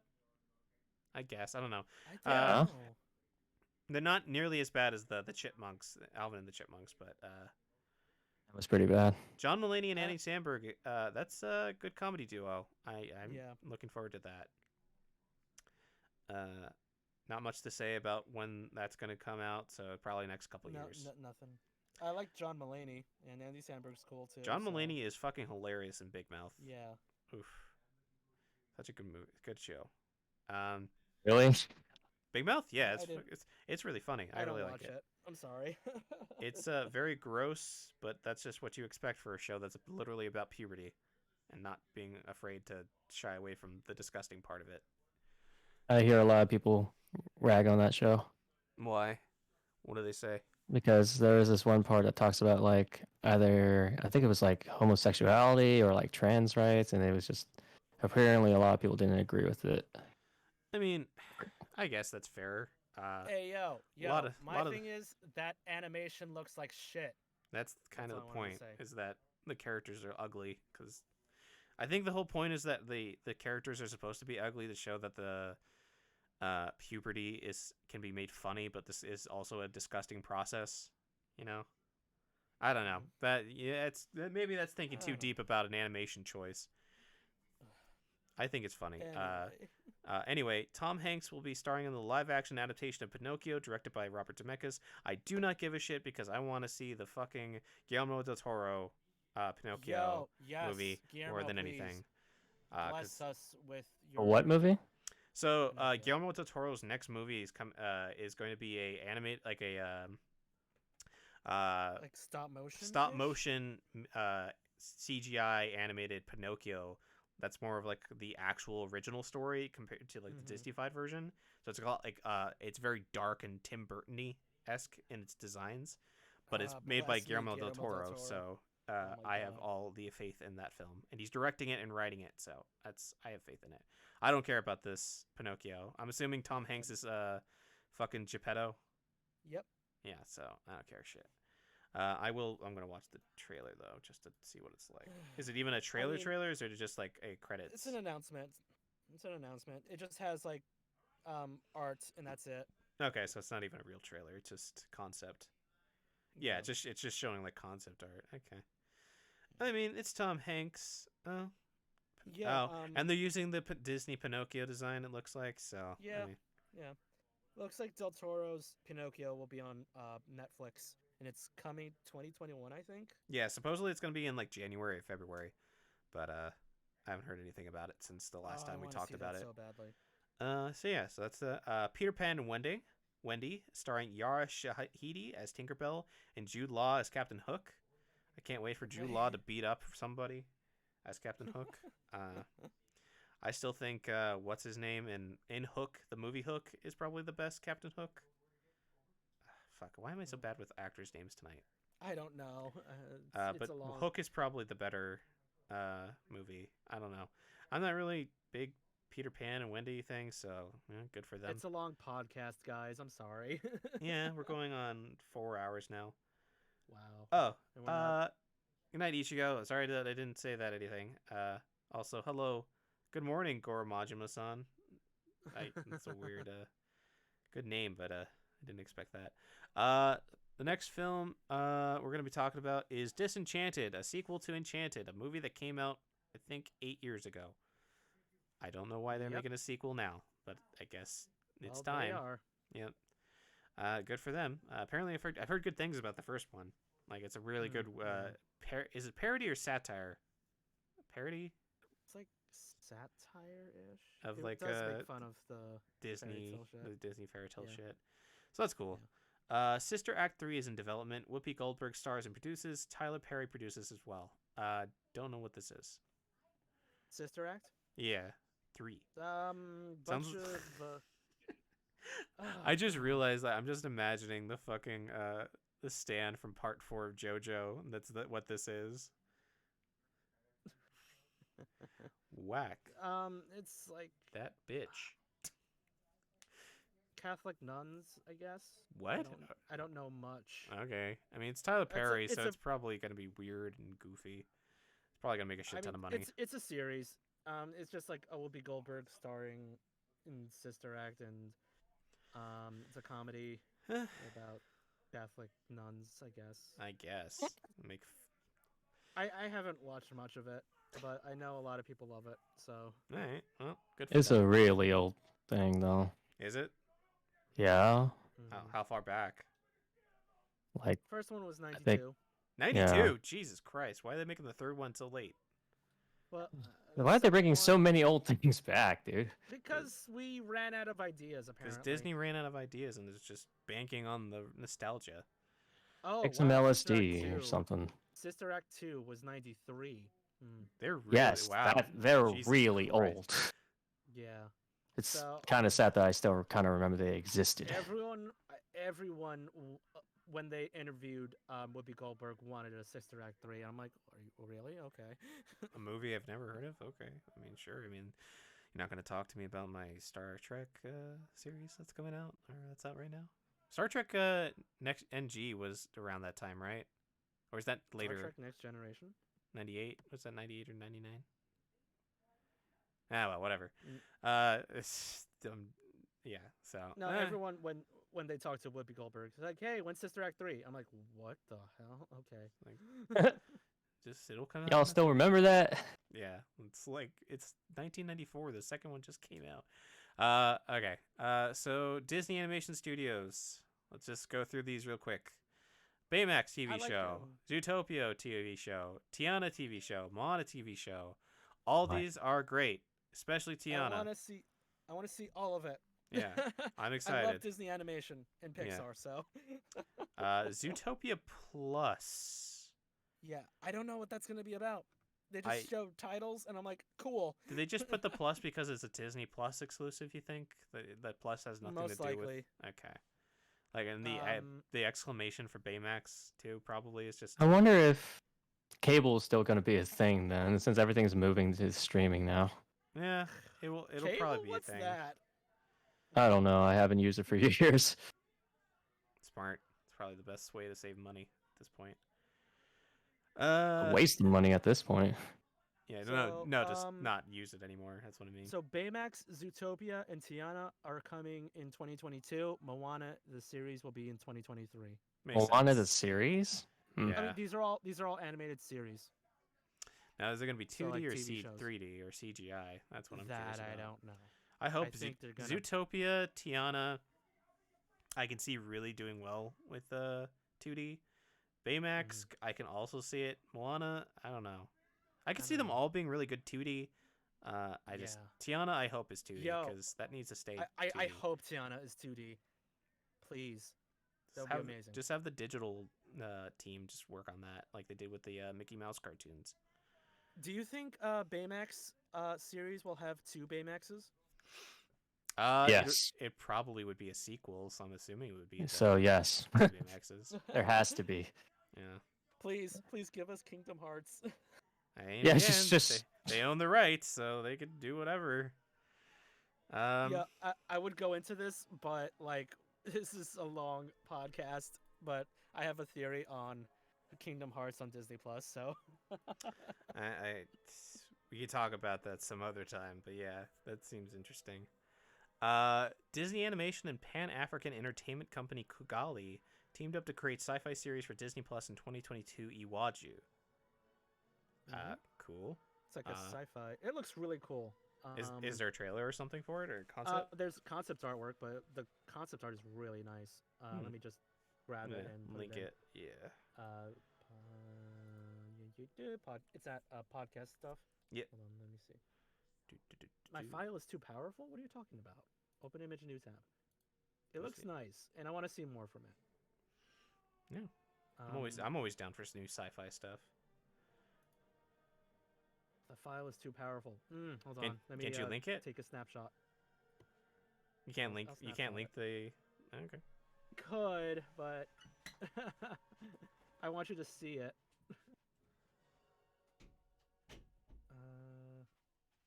Hey, sorry. I unfortunately am gonna have to go now. You're heading out, Brody? Yeah, I gotta head out now. Okay. They bored So, up with sorry, I Disney. was kind of quiet there at the end, but yeah. Yeah, no. I will definitely be back around next time though. This is fun. Yeah. This is just a very long one. Yeah, because we have so much fucking shit we got to talk about. But, Yeah. yeah. Thanks for stopping by, Brody. We'll talk to you later then. Okay. Yeah, I hope you guys have a good rest of the podcast. Yeah, thanks for joining. Be safe. See you guys. Thank you. Bye. All right. Let's keep going. We gotta go a little faster. Encanto, a magical tale set in Colombia with music written by Lin-Manuel Miranda. Cool. Sounds neat. Yep. Yeah, can't wait. He's a good guy. Pixar, Soul premiering only on Disney Plus this Christmas. Really? Ooh, yes. Okay, I'll be sure to watch that. Yeah. Bunny-themed short Burrow will be accompanying Soul, so that's cool. An Inside Pixar documentary series on Disney Plus. Series Doug I Days. like the documentary stuff. Yeah, it's kind of cool, especially about animation and stuff. It's always neat. Yeah. Series Doug Days, featuring Doug from Up, the dog, is coming to Disney Plus fall of next year. Lightning McQueen and Mater is getting a TV series on Disney Plus fall of 2022. Win or Lose, following a middle school softball team, Disney Plus fall 2022. Next Pixar feature film is Luca. Is there any details about that, Chris? I don't think so, but let me look at it. I doubt it. These guys just show, titles and nothing else. Yeah. So Doug Days, that's probably going to be like a comedy, if anything. Okay, so Luca is a celebration of friendship between Luca and his best friend Alberto during summer. That's all. Okay, so it's okay. That sounds about like a kid Friendship. film. Yeah. Director of Belle brings Turning Red, about May, an awkward teenage girl who transforms into a giant red panda. Yes, good, perfect. Yes, I'm excited. When she gets too excited, yes, even better. Yes. I actually love Bao. It was like a really great short. So yes. Bao. Yeah. Oh yeah, that was a good show. Oh yeah, that was the dumpling one, right?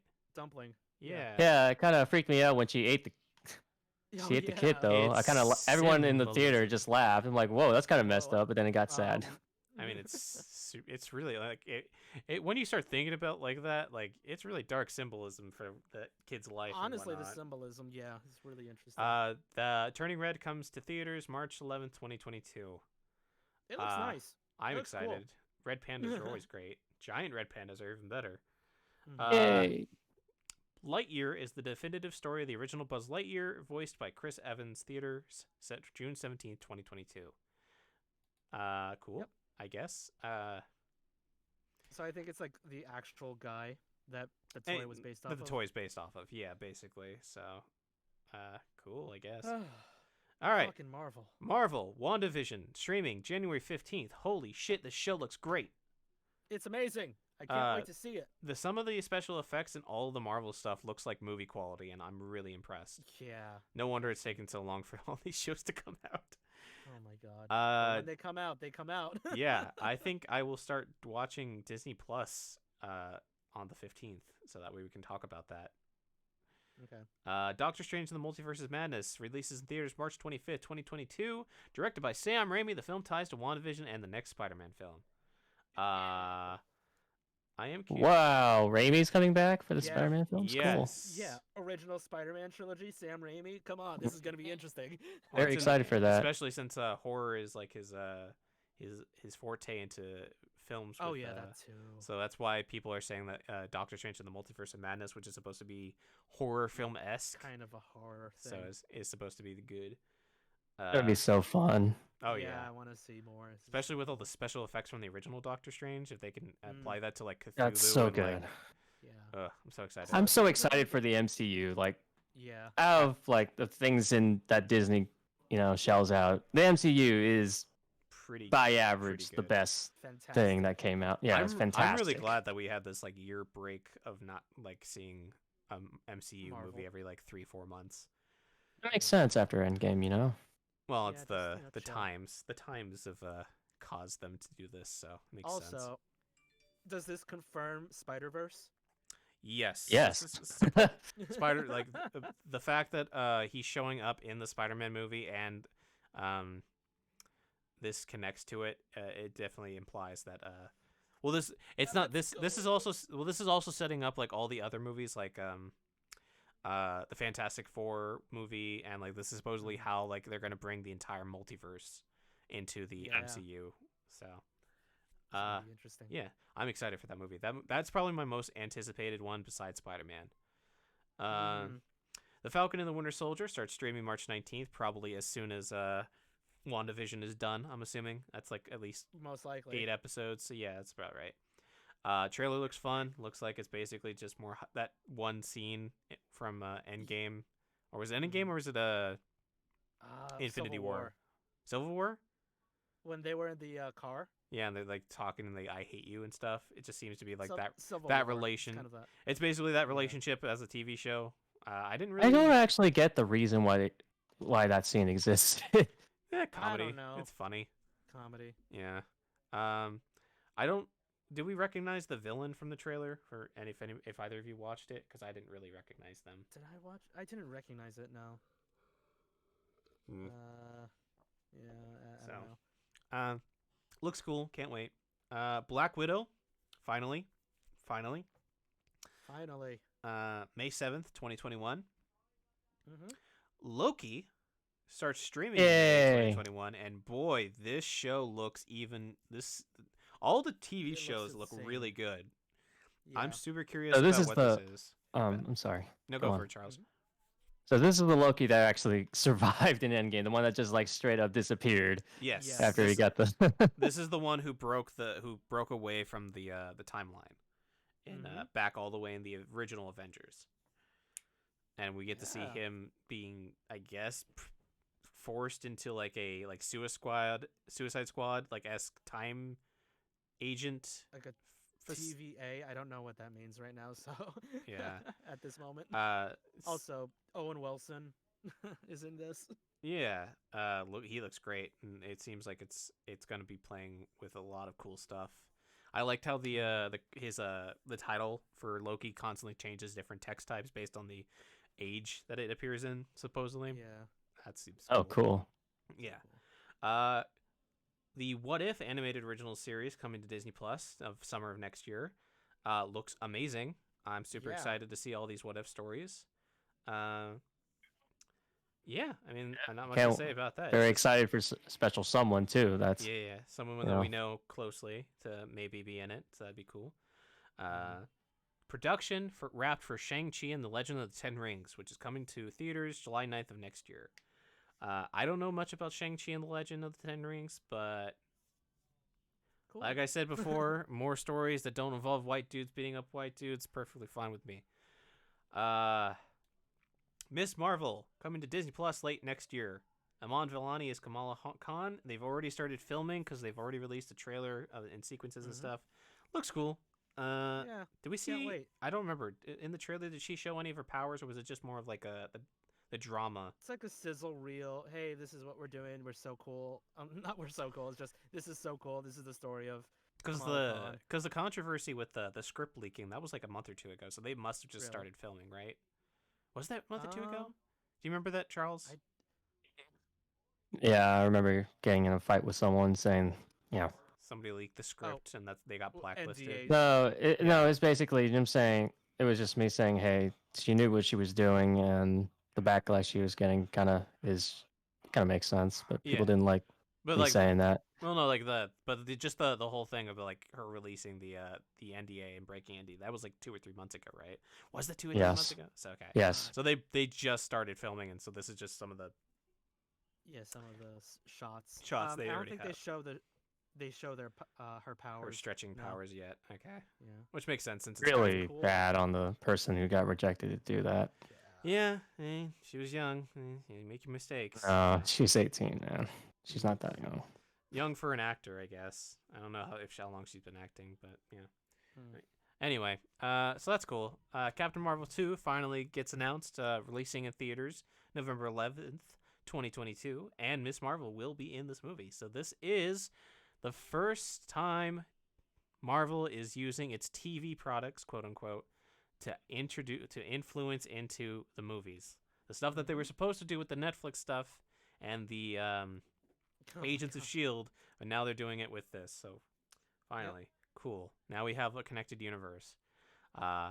This is going to be extremely aggravating when there's like 10 TV shows that are going on all at once and they all like have overlap with all the other movies and shit. So that's going to be fun. Eternals is still in development. Cast will include Kamal Nanjiani, Kit Harington, and Angelina Jolie. No release window. So many available. more. I just didn't write them in. Oh, No Salma problem. Hayek too. Kit Harington and Angelina Jolie being in that is very interesting. I am very excited to see what that is about. No release window. No release window. So it's probably not going to come out until like probably 2023, I'm going to guess. Maybe later. Hawkeye, still in development, coming to Disney Plus. No release window. And that's going to be him and his protege, I believe. Like his daughter. Hawkeye and is it his daughter or is it somebody else? I Kate forget. Bishop. Kate Bishop. There we go. Haley Steinfeld. So that should be fun. I wonder if they'll eventually develop him as to being deaf in one ear one day. I don't know. She-Hulk will be coming to Disney Plus. Tatiana Maslany will play She-Hulk. Tim Roth and Mark Ruffalo will return. No release window. Hey. Supposedly, there's also rumors that Charlie Cox will show up as Daredevil if he does make an appearance in the MCU in Spider-Man as She-Hulk, because that is what is the connecting tissue between those, since they are both lawyers. Moon Knight is still in development, coming to Disney Plus. I really liked the tweet for Moon Knight. Is like Moon Knight is a complicated or something, like a very complicated vigilante or something. It's like, that's literally what it says. This is the man who literally goes to Dracula and tells him, "Where's my fucking money, Dracula, you dumb bitch." So it's funny. That's probably not going to be for quite a while, but that's exciting. Nick Fury and Ben Mendelsohn as Nick Fury and the Skrull Talos will return in Disney Plus series The Secret Invasion. Samuel L. Jackson. Sorry, Jesus Christ. I was Samuel L. Jackson and Ben Mendelsohn will return as their roles in The Secret Invasion. Follows the ending of Captain Marvel, and I think it's based on the comic of the same name, though it's not the actual same comic. It's about the Skrulls' invasion of Earth. Dominique Thorne will play Riri Williams in Ironheart, a Disney Plus series about the creator of the most advanced suit of armor since Iron Man. That's kind of downplaying what she actually is in the comics. She's basically the smartest person in the comics universe, smarter than Doctor Strange? Doctor Strange and what's Iron Man? Black Panther's Tony Stark. sister? Oh, Shuri. Shuri. Yeah. She's literally considered the smartest person in the comic book universe, and she basically takes over. She becomes basically in the comics she became she was the protege of Tony Stark, and then she basically took up the mantle of Iron Man by creating a new suit. So What's that's her name? Described, Uh, Genius inventor. That's Riri, it. I might be pronouncing it wrong, but she'll be. It's Dominic Thorne playing Riri Williams. Riri. Oh, they're not gonna do anything with Tony Stark's daughter then. Probably not. Just because that would probably be like 10 years since she was like 8 or something. So they'd have to wait another 10 years for that actress to. I don't know. Anyway, I don't know. Who knows? If they because isn't his daughter like? Oh wait, yeah. I Like don't know. I don't remember. I don't remember Endgame very well. I don't know how old she was Endgame. at the end. Oh yeah, she aged up a bit. So Yeah.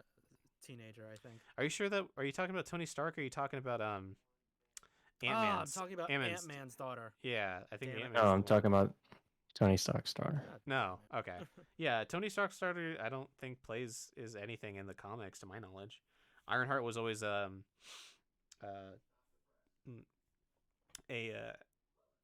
black girl who takes over from Iron Man. So I don't know. Don Cheadle returns as James Rhodes, aka War Machine, a Disney Plus series, Armor Wars, which is about Classic Marvel story about Tony Stark's worst failure coming true. What happens when his tech falls into the wrong hands? Might involve like the other suits that he forgot to destroy going into the hands of mercenaries and whatnot. Really stupid thing that he forgot to do, but should be interesting. Okay. The Guardians of the Galaxy Holiday Special, Disney Plus in 2022, and directed by James Gunn. I don't know what that is. That could just literally be just a special that James Gunn decides to hold with the cast and crew, but that should be fun. That's it. Baby Groot will come back in a series of shorts on Disney Plus. I Am Groot, because they capitalized on that way too late. Christian Bale just confirmed to play Gore the God Butcher in Thor: Love and Thunder, which will be in theaters May 6, 2022. I don't know much about Gore the God Butcher, but cool that Christian Bale is in an MCU movie. Yeah. Blade is still a thing and is starring Mahershala Ali and is still in development. Ant-Man and the Wasp: Quantumania was announced. Was there a date or anything? Peyton Reed is back to direct. Paul Rudd, Evangeline Lilly, Michael Douglas, Michelle Pfeiffer. Michelle Pfeiffer's back? That's good. Catherine Newton joins the cast as Cassie Lang. And Jonathan Majors as Kang the Conqueror. Yes, Kang the Conqueror. Yes, that was Kang the Conqueror in the comics is a character who plays 3 versions of himself. He plays Iron Boy in the present, Kang the Conqueror in the future, or King Conqueror in the present. Okay, Iron Boy in the future, Kang the Conqueror in the present, and I think he plays like a wizard, like way far in the future, and it's basically 3 iterations of himself, and it deals with like time travel and shit. So that'll probably connect to that, and that probably has to do something with the quantum realm or something. So that movie should be cool. See, Ant-Man's all right. They're all right films. Black Panther 2 will open July 8th, 2022, directed by Ryan Coogler. Chadwick Boseman will not be recasted, but the movie will explore the world of Wakanda and the rich characters introduced in the first film, whatever that means. So, yep. Don't know much about that. Still have no idea how they're going to work that around. Like, are they going to just say that he passed away? Are they going to say I don't know. I really don't know how they're going to work around that, but I'm sure they'll find. They have 2 years. They got time. Yeah. And finally, John Watts will direct Fantastic Four, the director of both Spider-Man: Homecoming and Spider-Man: Far From Home, amongst other movies. So that's cool. Glad that they confirmed a Fantastic Four film. That probably means that we might see a cameo from them in probably Doctor Strange somehow. I'm just going to say. So yeah, that is all the Disney news. And before we get into the VGAs, let's just read the last thing that I posted on the recent news. Was that Cyberpunk 2077 and CD Projekt Red has made back its entire cost, including its marketing, in one day. And Jesus. they announced this not in a big article because of all the controversy and the thing. They just kind of released it as a like statement for the stakeholders, and yeah, holy fucking shit, that is Wow. nuts. That is absolutely bonkers to get your entire cost and marketing in one day of sales. Jesus. That's almost That's- unheard of, man. Yeah. Yeah. Like Red Dead Redemption and like Red Dead Redemption 2 and I think GTA 5 are the only ones I can think of that made their entire cost with like a week. But a day? Day. A fucking Hold up. day? That's I'm gonna nuts. get some water. Hold on. Go for Before it. we get into Yeah. VGAs. Yeah, I'm scrolling back up now. But it's like Jesus Christ. But like People were really hyped about that game. yeah, but like goes to show that like what Brody was saying earlier is that like the common consumer compared to people who don't talk about video games or are not inside the community of video games, they don't care. They hear about a game that looks cool or sounds cool, they're gonna buy the game. Boy, So Yeah, casuals. that's insane. Like holy moly. game has been in development for at least 8 years in some form. Has gone through like 6 Insane. iterations before the final version. If it's final Well, and finalized, air finalized, quotations. So finalized it's Cyber version. Skyrim, basically. Basically. But if Skyrim was made 8 times until they finally decided on Jesus. a form, and then got Keanu Reeves to do advertising, to star in it, like it's nuts. It was breathtaking. He was It was breathtaking. breathtaking. And then all of the merchandise, like a chair, an Xbox, the jackets everything. and stuff. a jacket. So good. But yeah, absolutely bonkers. Good for CD Projekt Red now that all the developers can breathe a sigh of relief now that they get their bonuses. Because Jeez. good for them. All right. So now. Oh, there are some comments in the chat. Hello, chat. Oh, there are? Hello. Oh, hey, Myhan, Zeus. Hello, Myhan. Artsy Zeus. Hello, Red.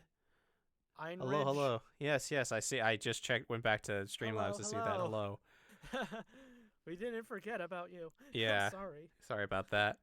How's everybody doing in the chat? Hope everybody's good. We're going to get into the VGAs now. After 4 hours. 5 hours of talking about literally anything but them. Sorry, guys. No, don't be sorry. We're talking I about the loaded news and this stuff. docket with crazy shit. I mean, it all happened at the same time, so it's. Yeah. Brian said, Brain said, hi. Okay. All right. Hi, brain. All right. VGAs. The VGAs. So we're just like how Chris put it up. We're just gonna go through everything by what happened. Pre-show. So before the show. Yeah. What's up, Chris? So what I wrote down in like the best let's say score and music is the first one. I put down every single one that was nominated. So if you want to compare and contrast, we can do that. Yeah. And then we'll tell like the one that won to be the correct one. Yeah. The Vogue one is obviously the winner. So yeah. Do we want to do the Aldi Awards first, then the news, or do we just want to do everything in order?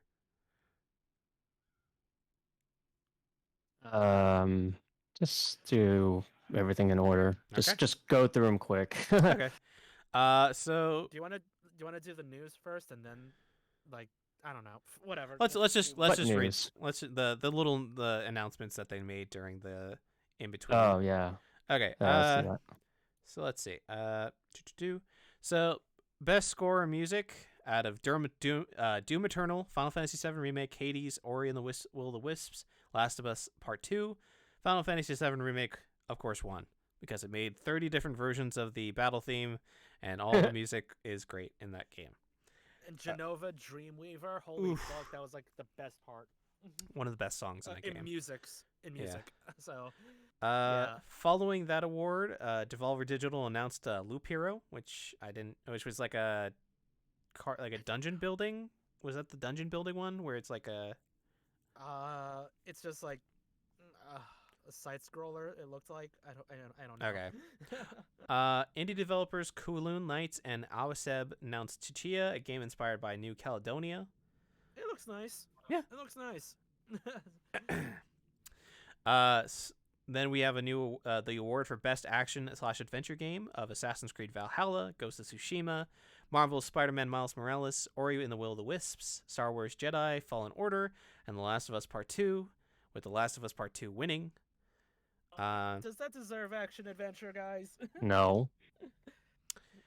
What do you think would have won? Ghost of Should've Tsushima. won. Ghost of Tsushima was really good in action adventure. I like Yeah, I Ghost- feel like I don't think The Last of Us 2 counts. I don't know. Does that I don't actually know. categorize as a It's like adventure? a third-person shooter. It's Yeah. but it has action adventure because those are vague terms. So there you go. Ah. So that's how like, about that art direction? Yeah, we'll Let's get not go there. into that. Berlin developer Joe May announces that games for Impact nominee Sea of Solitude will be coming to Nintendo Switch with the director's cut on March 4th. Unknown if the director's cut will come to other versions later. Don't know. Probably, I'm assuming they will eventually. likely. Probably a timed release. Focus Home Interactive premieres Shady Part of Me, which is available now, and it involves a little girl and her shadow of herself solving puzzles and doing all that good stuff. And it seems to be like a dark story. I just did like whatchamacallit. When I wrote everything down, it was like news headlines, so I didn't go into details. No worries. So if you remember, great. I'm vaguely remembering what they were, so we're good. So then we go into the award for Best Family Game. I don't even have to list any of them. You all know who it was. It's Animal Crossing New Horizons. We're not even going to talk about the other games. You know, Yeah. Animal Crossing was always destined to win that. But Paper Mario though. I don't. No. Why is Paper Mario even there? That doesn't make any sense. All right. Followed by that is the best community support for games: Apex Legends, Destiny 2, Fall Guys Ultimate Knockout, Fortnite, No Man's Sky, and Valorant were all the choices, but Fall Guys won the award. And then best debut game was the next: Carrion, Mortal Shell, Phasmophobia, Raiji and Ancient Epic, and Roki. And thankfully, Phasmophobia won. Hey, developed Yay! developed Out by of all one these, dude. I actually saw Carrion 2, and Carrion is pretty cool. Carrion So, has like- problems in the fact that it's a huge map that doesn't have a map button, and you can get easily lost. Yes, it's the Okay. one biggest failure of that game. It like the sprite art I is like the amazing, idea. and the concept is amazing, but the fact that I literally don't know where I'm going and I have no idea where I've been and it's confusing is Really? its biggest down point. Yeah, unfortunately. Okay. Phasmophobia definitely deserves it just because it's made by one dude and it is super good and he keeps improving upon it and it's fun. Yeah. Anything else to say about that? I think we're all. Phasmophobia, one of the best games to play during quarantine. Yep, especially during the spooky times. Oh yeah. Charles here. We is up. should play together one day. Yeah, we should play it sometime soon. Yeah, we What- should. What's your level miss at now, it. Charles? 217, 220 now? I think I'm 300, Oh my maybe God, Charles. 400 now. Oh my God, Charles. Jesus. I like that game. Clearly, I'm only like level 70 or something. I don't remember. I'm like 17. Yeah, I'll be What's- your sugar daddy. Don't worry about it. yeah. Thank you, Daddy. Don't say that on my stream. Okay, Mist VR got announced for Oculus Rift, which is available now. Does So if anyone you, remember Mist? I don't remember Mist. I think Mist remembers. Not Mist. I. Not I though. I never played it. I know it was a big series. I just don't remember it. It was known for being the first one of the first games to do first person, and it was like a puzzle game. So Okay. it's not really not. I mean, if it's to your taste, it's to your taste. But yeah, there was a Okay. performance by the Persona band. Last prize Scramble from the Persona 5 Strikers, Strikers, whatever. They named it Scramble in the fucking. The game title is song. called Okay. Scramble, but whoever Oh, when you wait, copied it, what? Persona 5 Strikers? I thought it was Yeah. Strikers. it's Persona 5 Scramble, the Phantom Strikers. What? Yeah. It that- said Strikers in the thing. Yeah, said- it's Where? How, what? was No, no, no. Strikers. No, it's Persona- Persona Persona 5 I'm with Chris Scramble, on the this one. Phantom Strikers. I looked this up, I think, Wait, last what? podcast or the podcast before. Uh, Wait, So- wait, hold up. But then it says Hold on, let me find this. Is it like It's named it's differently in Japan?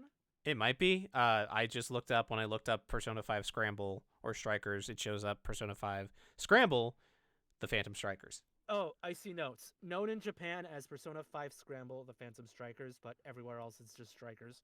Yeah, probably because they didn't. There was too many words for the English people. I guess, I don't know. Yeah. It's confusing now. I Yeah. am confused. And Yeah. just played the first few dungeons of Persona 5 Yep. regular edition, so Good. this just confuses me even more. It's anyway, fine. talking It's about confusing names. It's a sequel. So gameplay from premiere for Yoko Taro directed Near Replicant version 1.22474487139 ... is coming April 23rd, 2021. It looks so good. So good. I'm so excited. Yoko Taro. And speaking about Yoko Taro, last night or earlier this morning, I played through the some 14 FF14, and I did the continuation of the Nier stuff. Oh, the new dungeon. No, I did the story stuff, the 5.4 content, and then I did Ooh. the Nier continuation, and boy howdy, I am there. That next raid, Charles, that next raid is implying a lot of bad things that are not probably going to be great for like not bad, like the implications of what happens in this quest line is worrying, to say the least. Highly, very Yoko Taro-esque storytelling with what's going on. Did not expect it, any of what I saw.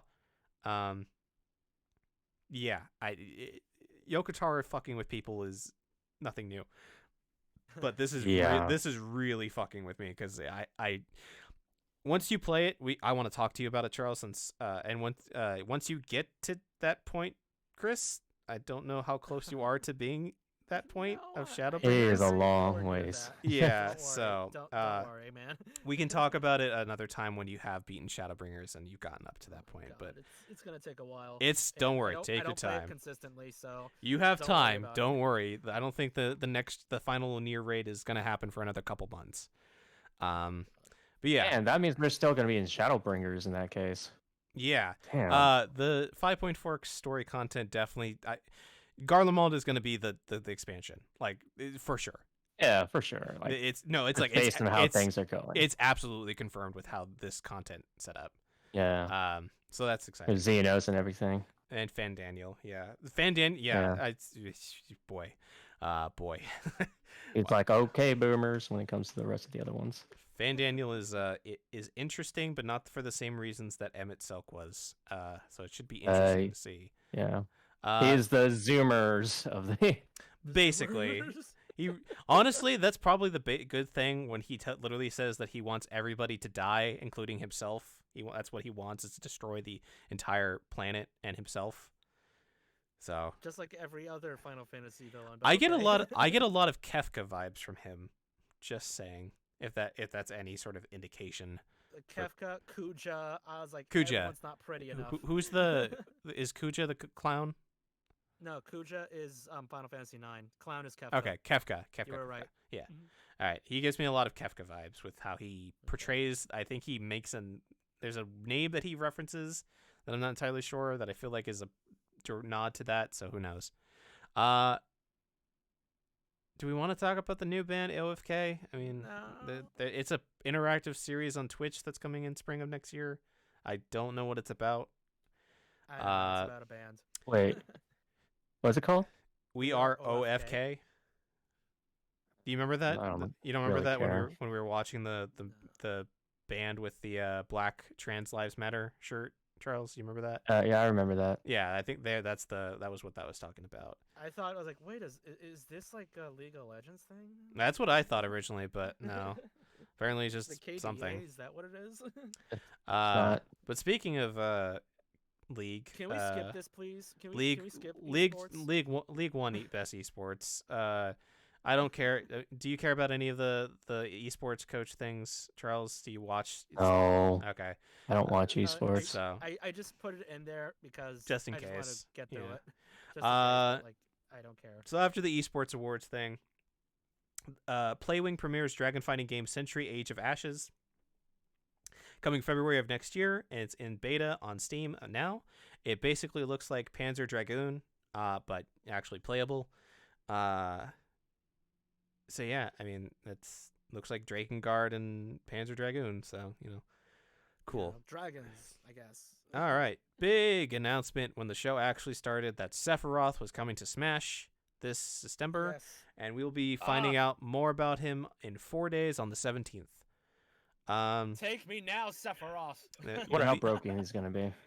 Oh my god, he's super. Well, I mean, did you remember the sequence where he's dodging everybody? His dodge is ridiculous. I need to watch Impale it me again. with your Yeah. Masamune. So yeah, Sephiroth looks like it's cool. I hope we get so much more music than we got from Cloud back in the day, Yeah, instead of just the please, one please. track. So here's hoping we get a lot of music. Best performance for an actor: Ashley Johnson as Ellie, Daisuke Tsuji as Jin Sakai, Logan Cunningham as Hades, Laura Bailey as Abby, and Najee Jetier as Miles Morales, and Laura Bailey won as Abby. Good for her. Good for her. I like Yeah. Laura Bailey. She actually Yes. did pretty well. He is the Last OG. Yeah. It wasn't even surprising that she won. Yeah. I mean, it would have been more surprising if Ashley Johnson won compared to that. Both did a great job. Yeah. Video game veterans of the initiative reveal a new Perfect Dark game. It's Yeah, cool. with all the old things coming back now, guys. Yeah. Damn. Yeah. Because everyone wants the old stuff. I don't know. Yeah. I New mean, stuff. I want new stuff. it's a James Bond-esque game, so I guess that's cool. Like a spy game, I guess. I don't even know anymore. I don't know. I don't remember. I don't know either. I never played it, so that's my thing. Left 4 Dead developers at Turtle Rock Studios announced Back for Blood, which is basically the spiritual successor to Left 4 Dead. June 22nd, Let's just call it Left 4 2021. Dead 3. It's basically Left 4 Dead 3. June 22nd, 2021 with a closed alpha. December 17th. I think we should all sign up for that if we can. Really? Because I want to play some Left 4 Dead. That'd be cool. I mean, Yeah. Back for Blood. Sorry. It is Left 4 Dead 3. I'm not even gonna I mean, it's not. keep saying that it's different. It's Left 4 Dead 3, man. B for We're gonna B. call it Left 4 They, Dead 3. should have called it that. Well, they don't. No. They don't own the rights since Yeah, they don't Valve have owns rights. it. So even though it's on Steam, Valve should have just given them the rights for it. But I guess maybe they wanted to get away from the brand. I guess I don't know. I don't know. Well, you put 4 people and 4 in the title, so And it's they're all zombies. different backgrounds of zombies and stuff. Anyway, all right. Midwinter Entertainment announces closed beta for Scavengers. I don't remember what that was. I'm sorry. I don't remember it either. I remember it was being like I don't know. I can't even remember it. Sumo Digital releases Hood Outlaws and Legends on May 7th, which is like a 4v4 Robin Hood game where you both teams of 4 try to commit heists and kill the other players so they don't get in their way. Seems cool. Not really that interested in it majorly, but it seems cool. Yeah. Cyberpunk 2077 gets a car in Forza Horizon 4. Good for them. Cool. Maybe it won't Good be buggy. Get the what? They get like one of the cars in Forza Horizon 4 from Cyberpunk. So I don't know. Do with that what you will for Forza Horizon fans. Sure. I know. I guess my brother would like this. I don't know. Yeah, maybe. Maybe you'd be like, oh man, that car's sick. Go play. Yeah. Best ongoing game: Apex Legends, Call of Duty's Warzone, Destiny 2, Fortnite, and No Man's Sky. And surprisingly, No Man's Sky won the award. Everybody thought Yeah. Fortnite was going to win it. Even Sean Murray of No Man's Sky said it. So yeah, it's good for them. They've really turned that game around. Yeah. I hear great things. So Yeah, it's it good. looks great. Good thing, I heard too. good things about it. The creator Strike- got so many bad death threats and messages because of that game. But he definitely learned his lesson about promising and delivering and how not to Mhm. overtalk your game. So, Yeah. Striking Distance Studios announces sci-fi survival horror game The Callisto Protocol coming 2022. This is looks being cool. made by the lead writer of the original Dead Space game. So Okay. that is why it has such extremely similarities to that, like with the whole green light on the back of the prisoners Okay. thing and just like the monster design in general. looks So that's cool. Warhammer 40k Dark Tide shares gameplay. That's fine. It's a Left 4 Dead clone with Space I know there are Marines. people out there that love Warhammer 40k. So I mean, it's guess. fine. I mean, it looks cool. It's now that there's an actual Left 4 Dead sequel, and like I don't really care as much. Best art direction: Final Fantasy VII Remake, Ghost of Tsushima, Hades, Ori and the Will of the Wisp, The Last of Us Part 2, Ghost of Tsushima won. Best action game: Doom Eternal, Hades, Half-Life Alyx, Neo 2, Streets of Rage 4, and Hades won. Good choice. Very, very deserving. Ghost of Tsushima, yeah, I guess that's fair. Best VR/AR game: Dreams, Half-Life Alyx. Half-Life Alyx won, of course it did. Yeah, because Half-Life Alyx was amazing. Yeah. Best sports racing game. Everybody knows that Tony Hawk's Pro Skater 1 and 2 was going to win. Like, Yeah. nobody ever thought that any of the other games were going to do well. Most anticipated game was Elden Ring, God of War sequel, Halo Infinite, Horizon Forbidden West, Resident Evil Village, and The Legend of Zelda Breath of the Wild sequel, with everybody voting that Elden Ring was the most anticipated game, and then they showed fucking nothing. Nothing. Wow, Where's what my a Final Fantasy VII Remake too. Oh, that's probably not going to be shown off until maybe next year, like as a Yeah. tease. Elden Ring supposedly after the week went by after the stream, said that news will be coming sooner rather than later. So maybe we will get like a tidbit, a morsel, tiny little morsel. But who knows? Okay, fine. George R. R. Martin is focusing on and is in New Zealand on that island filled with sulfuric acid, so he can finish that book. So who knows? Gone Hope developers Fulbright Annapurna Interactive announced Open Roads, which is a road trip game with a mother and daughter, starring Kerry Russell and Caitlin Dever. Not much known about it besides that. Something about a grandma with a secret history and a secret past with a key and like a picture of an article. Pokemon Go, whatever. Disco Elysium. The Whooper Watch. Yeah, I don't. Whatever. Disco Elysium, the award-winning open-world RPG game where all your party members are all the different aspects of your brain that are all voice and dialogue, is coming out with a final cut with full voice acting. Yes, full voice acting, including all the small choices that you make. Every single line of dialogue and text you read in this game, fully voice acted by somebody. Coming March in 2021, free upgrades for all versions of the game currently out. So if you have it on PC, you will get that free upgrade. Great game. Written. The story is written by like a novelist, so it's got all the like descriptions and text and stuff is like really well done. Dialogue is really great. The world is really interesting. Real fun game. Highly recommend it. BioWare gives a sneak peek of the next Dragon Age. It's the sneakiest of peeks. It's basically nothing. It's basically just shots of 4 different characters and Varric from At the end, is that guy? no, who's narrating it. He's the dwarf that was in Dragon Age 2 and in Inquisition. He's basically like the driving narrative force behind I think this game's trailer at the very least. Okay. It's going to be dealing with the Tevinter Imperium, which is like a nation of mages with like a hierarchy of mages and stuff who are down to do the blood magic and make contracts with demons and shit. And it supposedly deals with a character who doesn't have magic, which is dumb because you're probably going to be able to play a mage. I just don't know what that means for that character build. But yeah, so that's interesting. That game is probably not going to be out for another 3 years or so, if that. Tactical squad-based roguelite game Endless Dungeon announced by Sega. I don't really remember that game. Was that like a? It was like a. I don't remember. Was that the space game where they all get almost killed and the guy allows them to teleport and they get out of there? I don't know. Yeah. Apparently part of a big, part of like an endless series. They call it. Yeah, I definitely remember hearing somebody saying about that. So I guess that's cool. Okay. South Korean open world action adventure MMO with deep immersive single player content, Crimson Desert, or at least according to Pearl Abyss in the description. It got shown off coming winter of next year. This is made by the same people who did Black Desert. The character creation will probably be really great.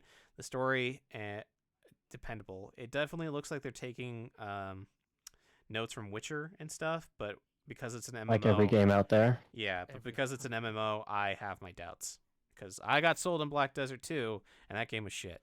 So, best narrative. Oh boy. Boy. Hades, written by Greg Casavine. The Last of Us Part 2, written by Neil Druckmann, Haley Gross. Ghost of Tsushima, written by Ian Ryan, Lizabill, Patrick Downs, Jordan Lemos, Nate Fox. Final Fantasy VII Remake, written by Kazushige Nojima, Momotu Toriyama, Hiroaki Awaki, Sachie Hirano, and 13 Sentinels, Aegis Rim, written by George Kamitani. And the award went to The Last of Us Part 2. And we all ripped out a piece of our brain and asked the question, why? Why did God... Because 2020. Yeah, because 2020. Can Sephiroth go to that game? And Yes. beat everyone up, please. Yeah, that's the planet that he has to go to. That's the plan. Honestly, Christ. Final Fantasy VII Any of Remake these? and 13 Sentinels got fucking gypped. Yeah. 13 Sentinels probably more so, because apparently that game is really, really well good. I heard it's good. The Swedish How's Chef, the narrative in Hades? it's good. I like it. It's not like complicated or anything. It's just kind of like, Okay. it's good. It's good for what it is. It's not bad. It's not I- it's not awful, but it's good. Yeah. It's good. It's fun. It keeps you engaged, I would say. Okay. 13 Sentinels is like mind blowing with its like reveals and shit with it in its story and its lore. Okay. So time fuckery basically, and the consequences of how time fuckery works, and it's really interesting. All right.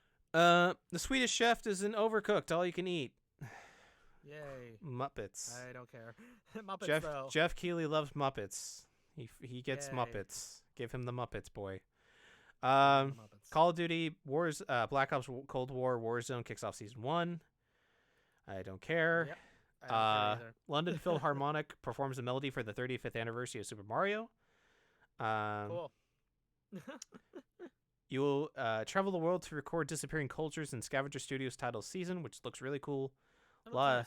Looks like biking. I like bicycling around the world and stuff, so that's kind of cool. Chill. It gives me chill vibes. Mm-hmm. Games for Impact Award went to Tell Me Why. Out of the category for Spiritfarer, If Found. Tell Me Why, Kentucky Route Zero TV Edition, Through the Darkest of Times. I don't know why Kentucky Route Zero is there. That game is very weird. And I only played a couple hours and got stuck in it. So Tell Me Why is pretty fun. It's fun. It's not fun. It's not really fun. It's more interesting story wise, and it deals with a really good story revolving around a trans man and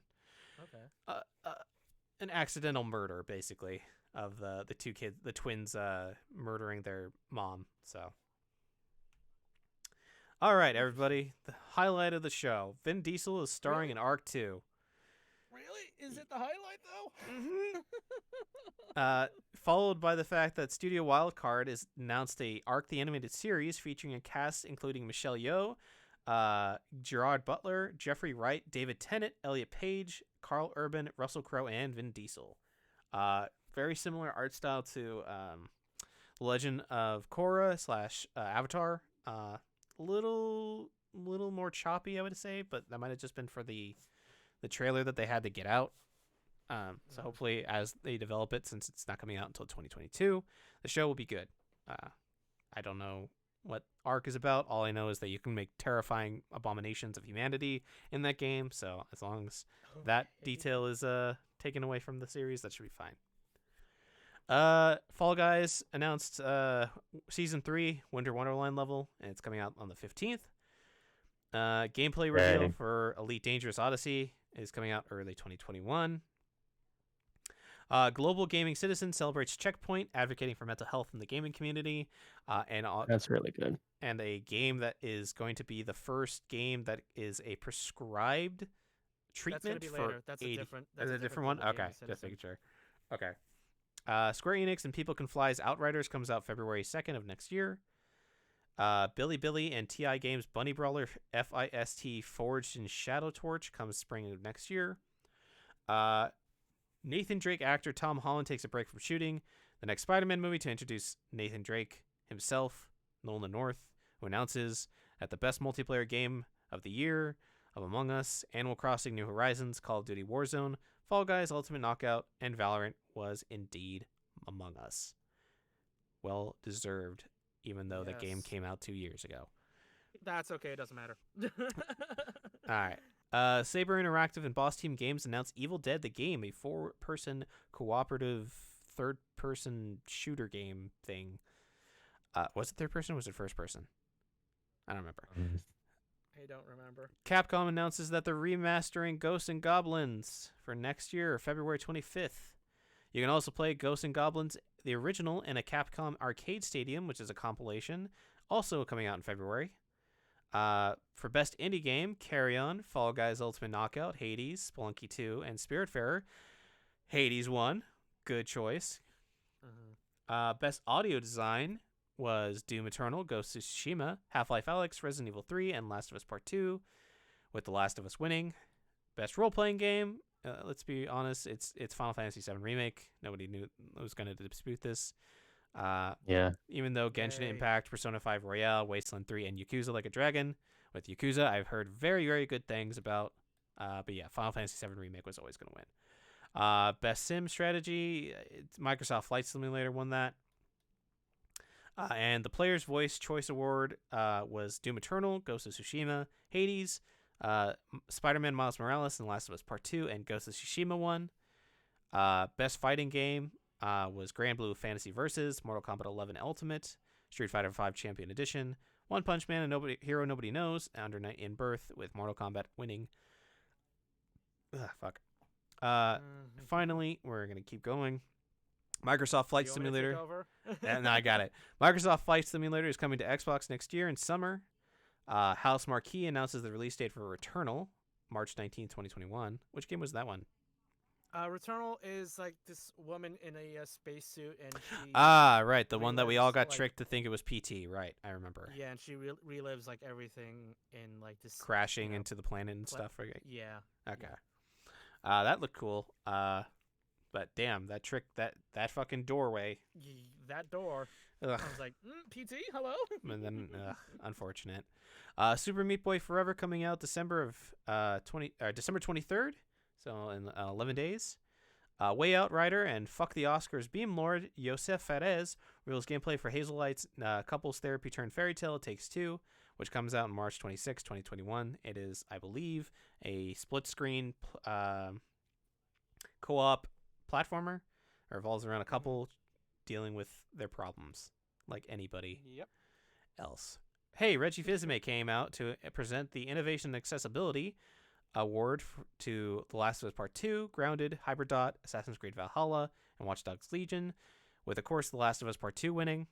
Yeah, well deserved. Well That was deserved. actually deserved. The was really good. accessibility in The Last of Us Part 2 is amazingly detailed and crazy, so good for them if that's the only good thing that they get right in that game. Bethesda and ZeniMax show off the expansion to Elder Scrolls Online Gates of Oblivion.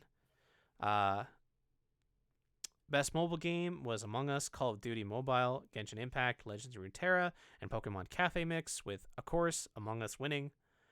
The next announcement was Monster Hunter Rise, bringing the franchise to the Nintendo Switch, running on the Monster Hunter World system on March 26, 2021. Demo coming out in January. Excited. A lot of movement, a lot of abilities to get onto the monsters and hunt them. Pearl Jam man Eddie Vedder performs Future Days from The Last of Us Part 2. That was cool.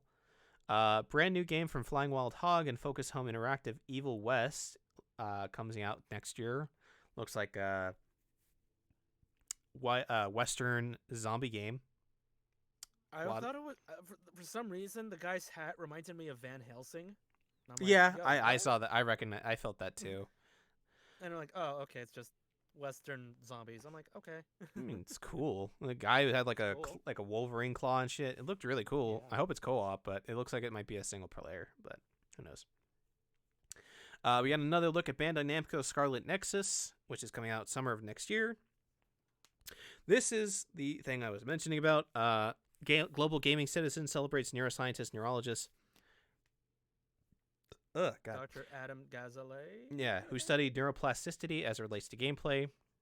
He co-founded Achille Interactive Labs and designed Endeavor RX to treat inattention in children who have ADHD. This was cleared by the FDA and will be the first prescribed video game to treat it.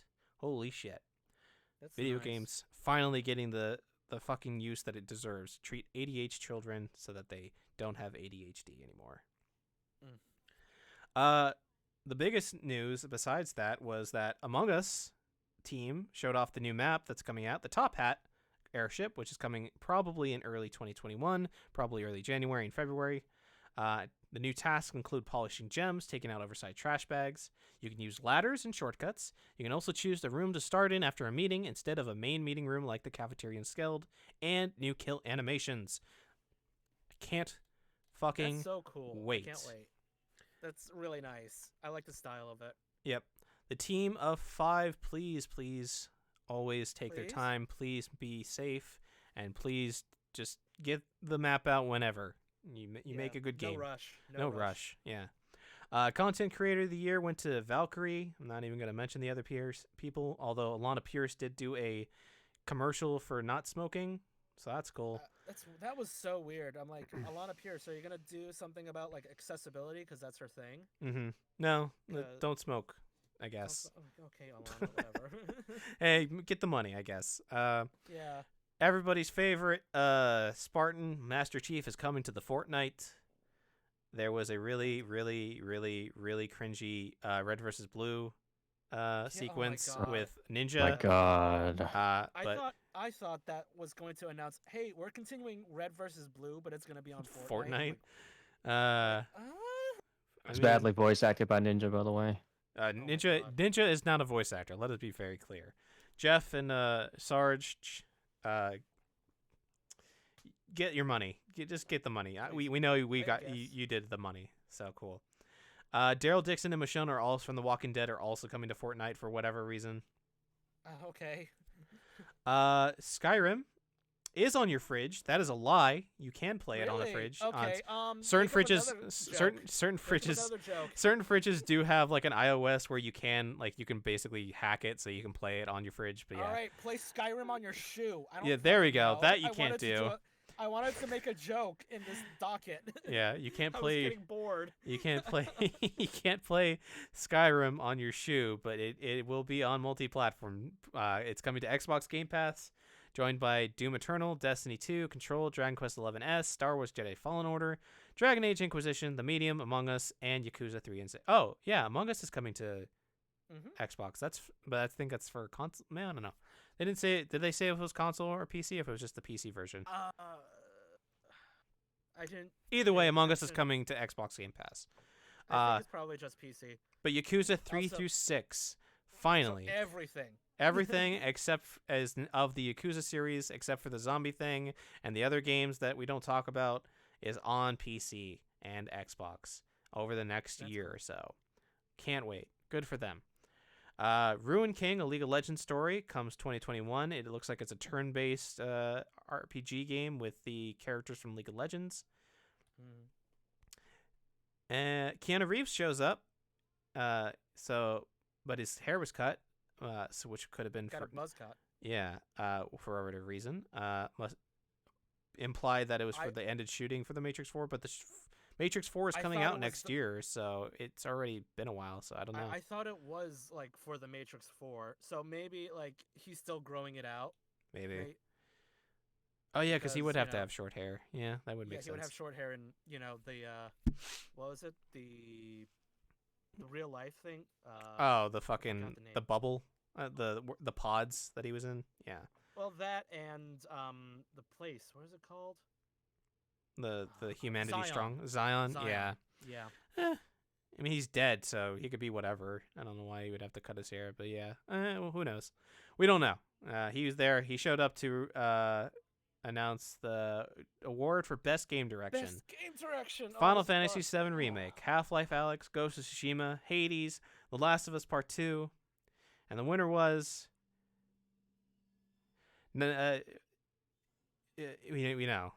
we know it should have been Final Fantasy VII Remake. We should have known. We know it should have been Nomura. Hades. We should have Get known it was the Ghost of money, Tsushima. Nomura. But no, Oh, Last of Us Part 2 won. oh my god. Oh my gosh. Um, Oh, we could talk about Crunch. Yeah, we could talk about Crunch and how a game that has history of awful crunch in development should never get Best Game Direction. I don't Yeah, think 'cause it's that's like a problem in direction. yeah.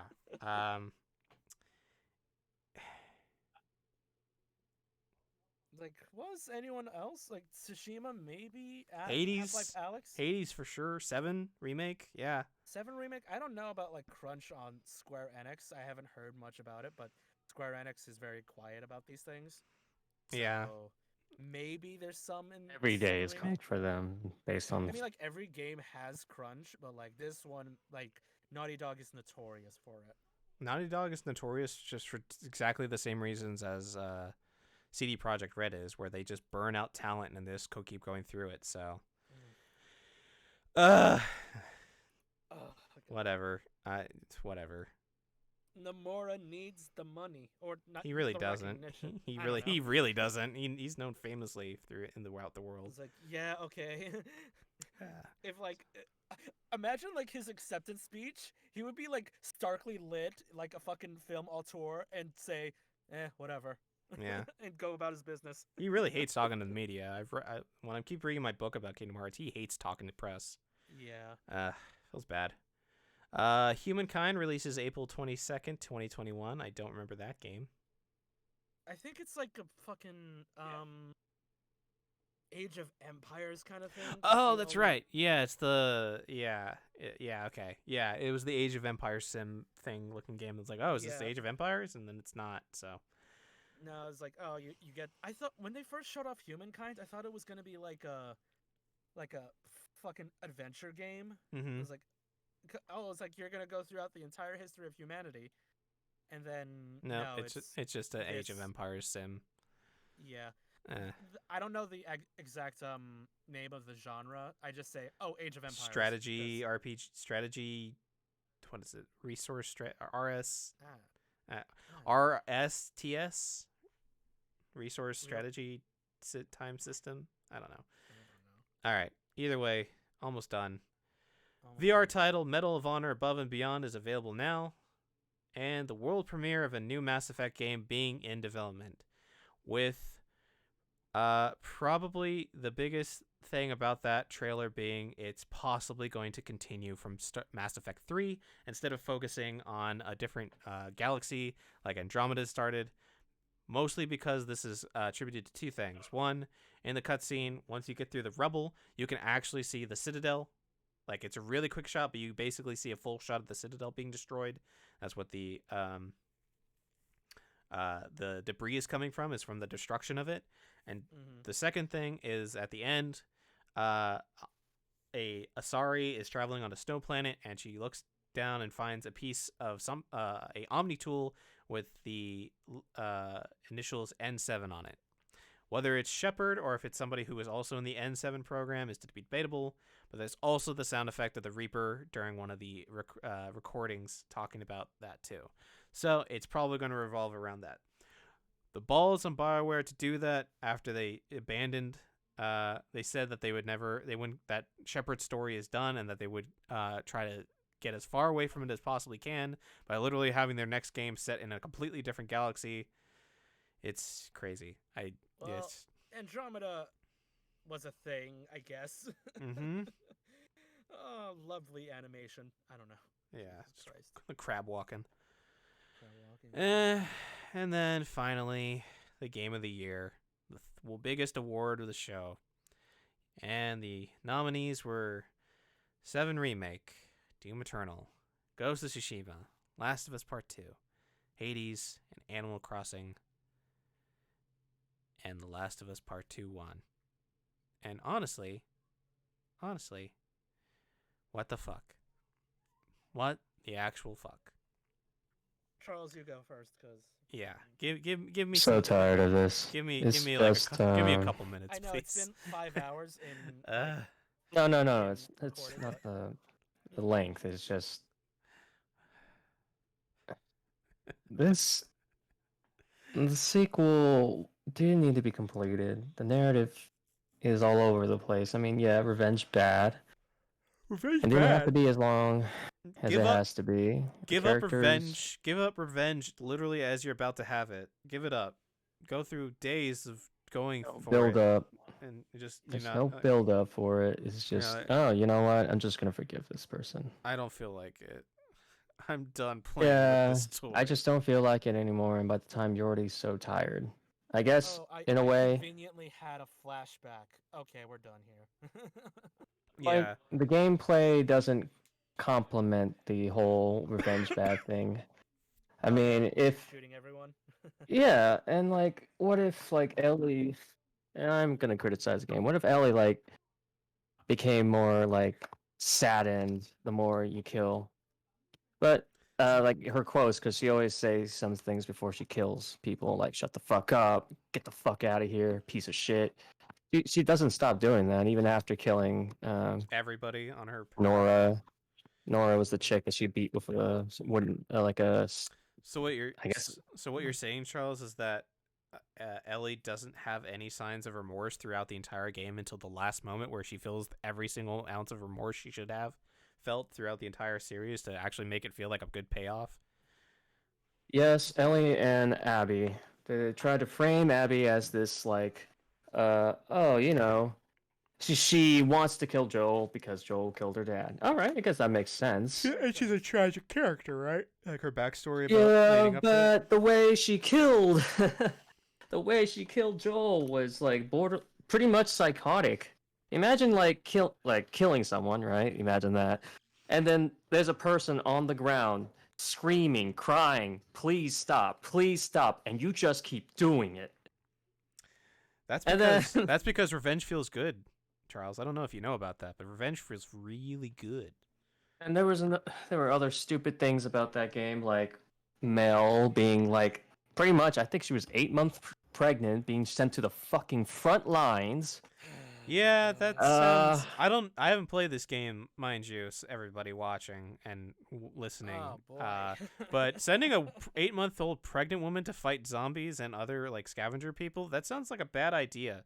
That is That's a very- terrible idea. that's Not like to a- mention, That's like a narratively bad. Like that is like okay, we're placing the biggest bullseye on this pregnant woman so that she's gonna Yeah. die. How she They did dies is up to everything the short writer.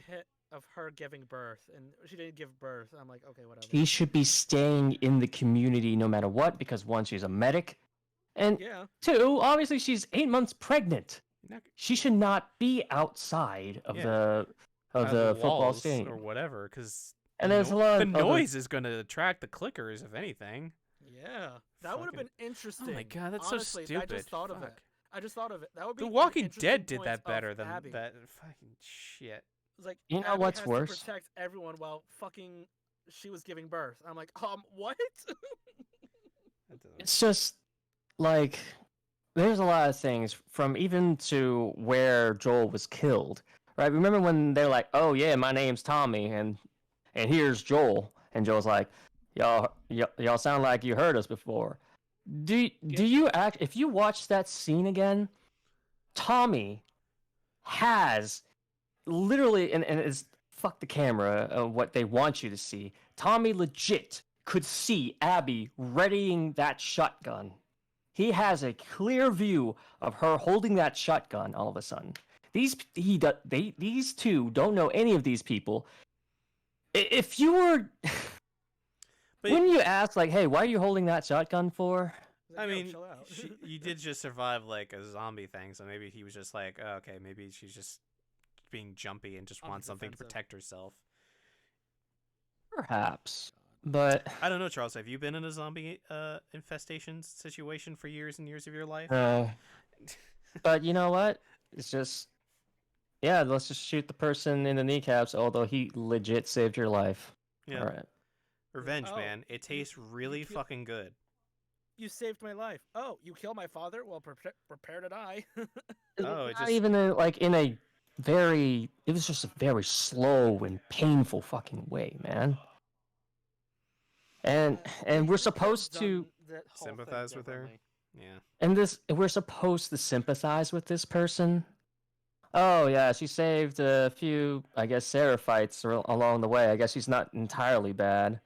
I'm sorry, but like, I don't know. This it's all over the place. Like some flashbacks and scenes should be placed differently, and I felt like the game could have been better that way.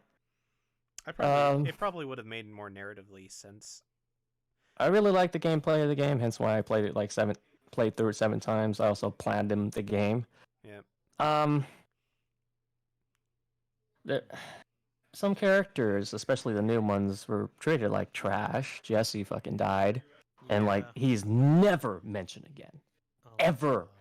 After like his name. Well, maybe. Oh, I don't think they even say like his name. It's just like, oh, Did they here's name like the kid Jesse at least? no, I think it was JJ or something. Close enough.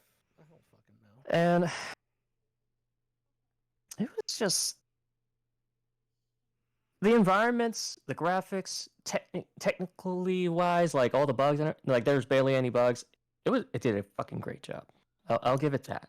Mhm. But the narrative is Probably its weakest it point. was It's weak. executed poorly. I know what he was trying to do.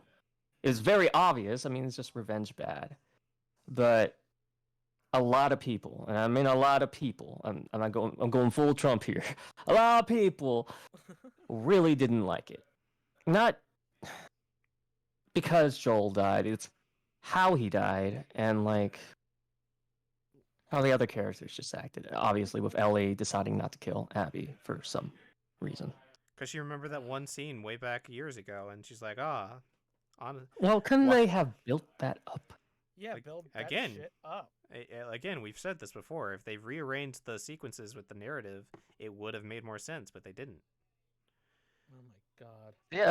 And it was all over the place, and then oh look, she's just She's gonna let go and let the person. gonna let go and just I was like, let I it go don't and just get it. you lose everything, you lose 2 fingers. And yeah, You lose revenge 2 bad, fingers, right? What the fuck? You can't play the damn guitar anymore. Oh well, she can just switch hands.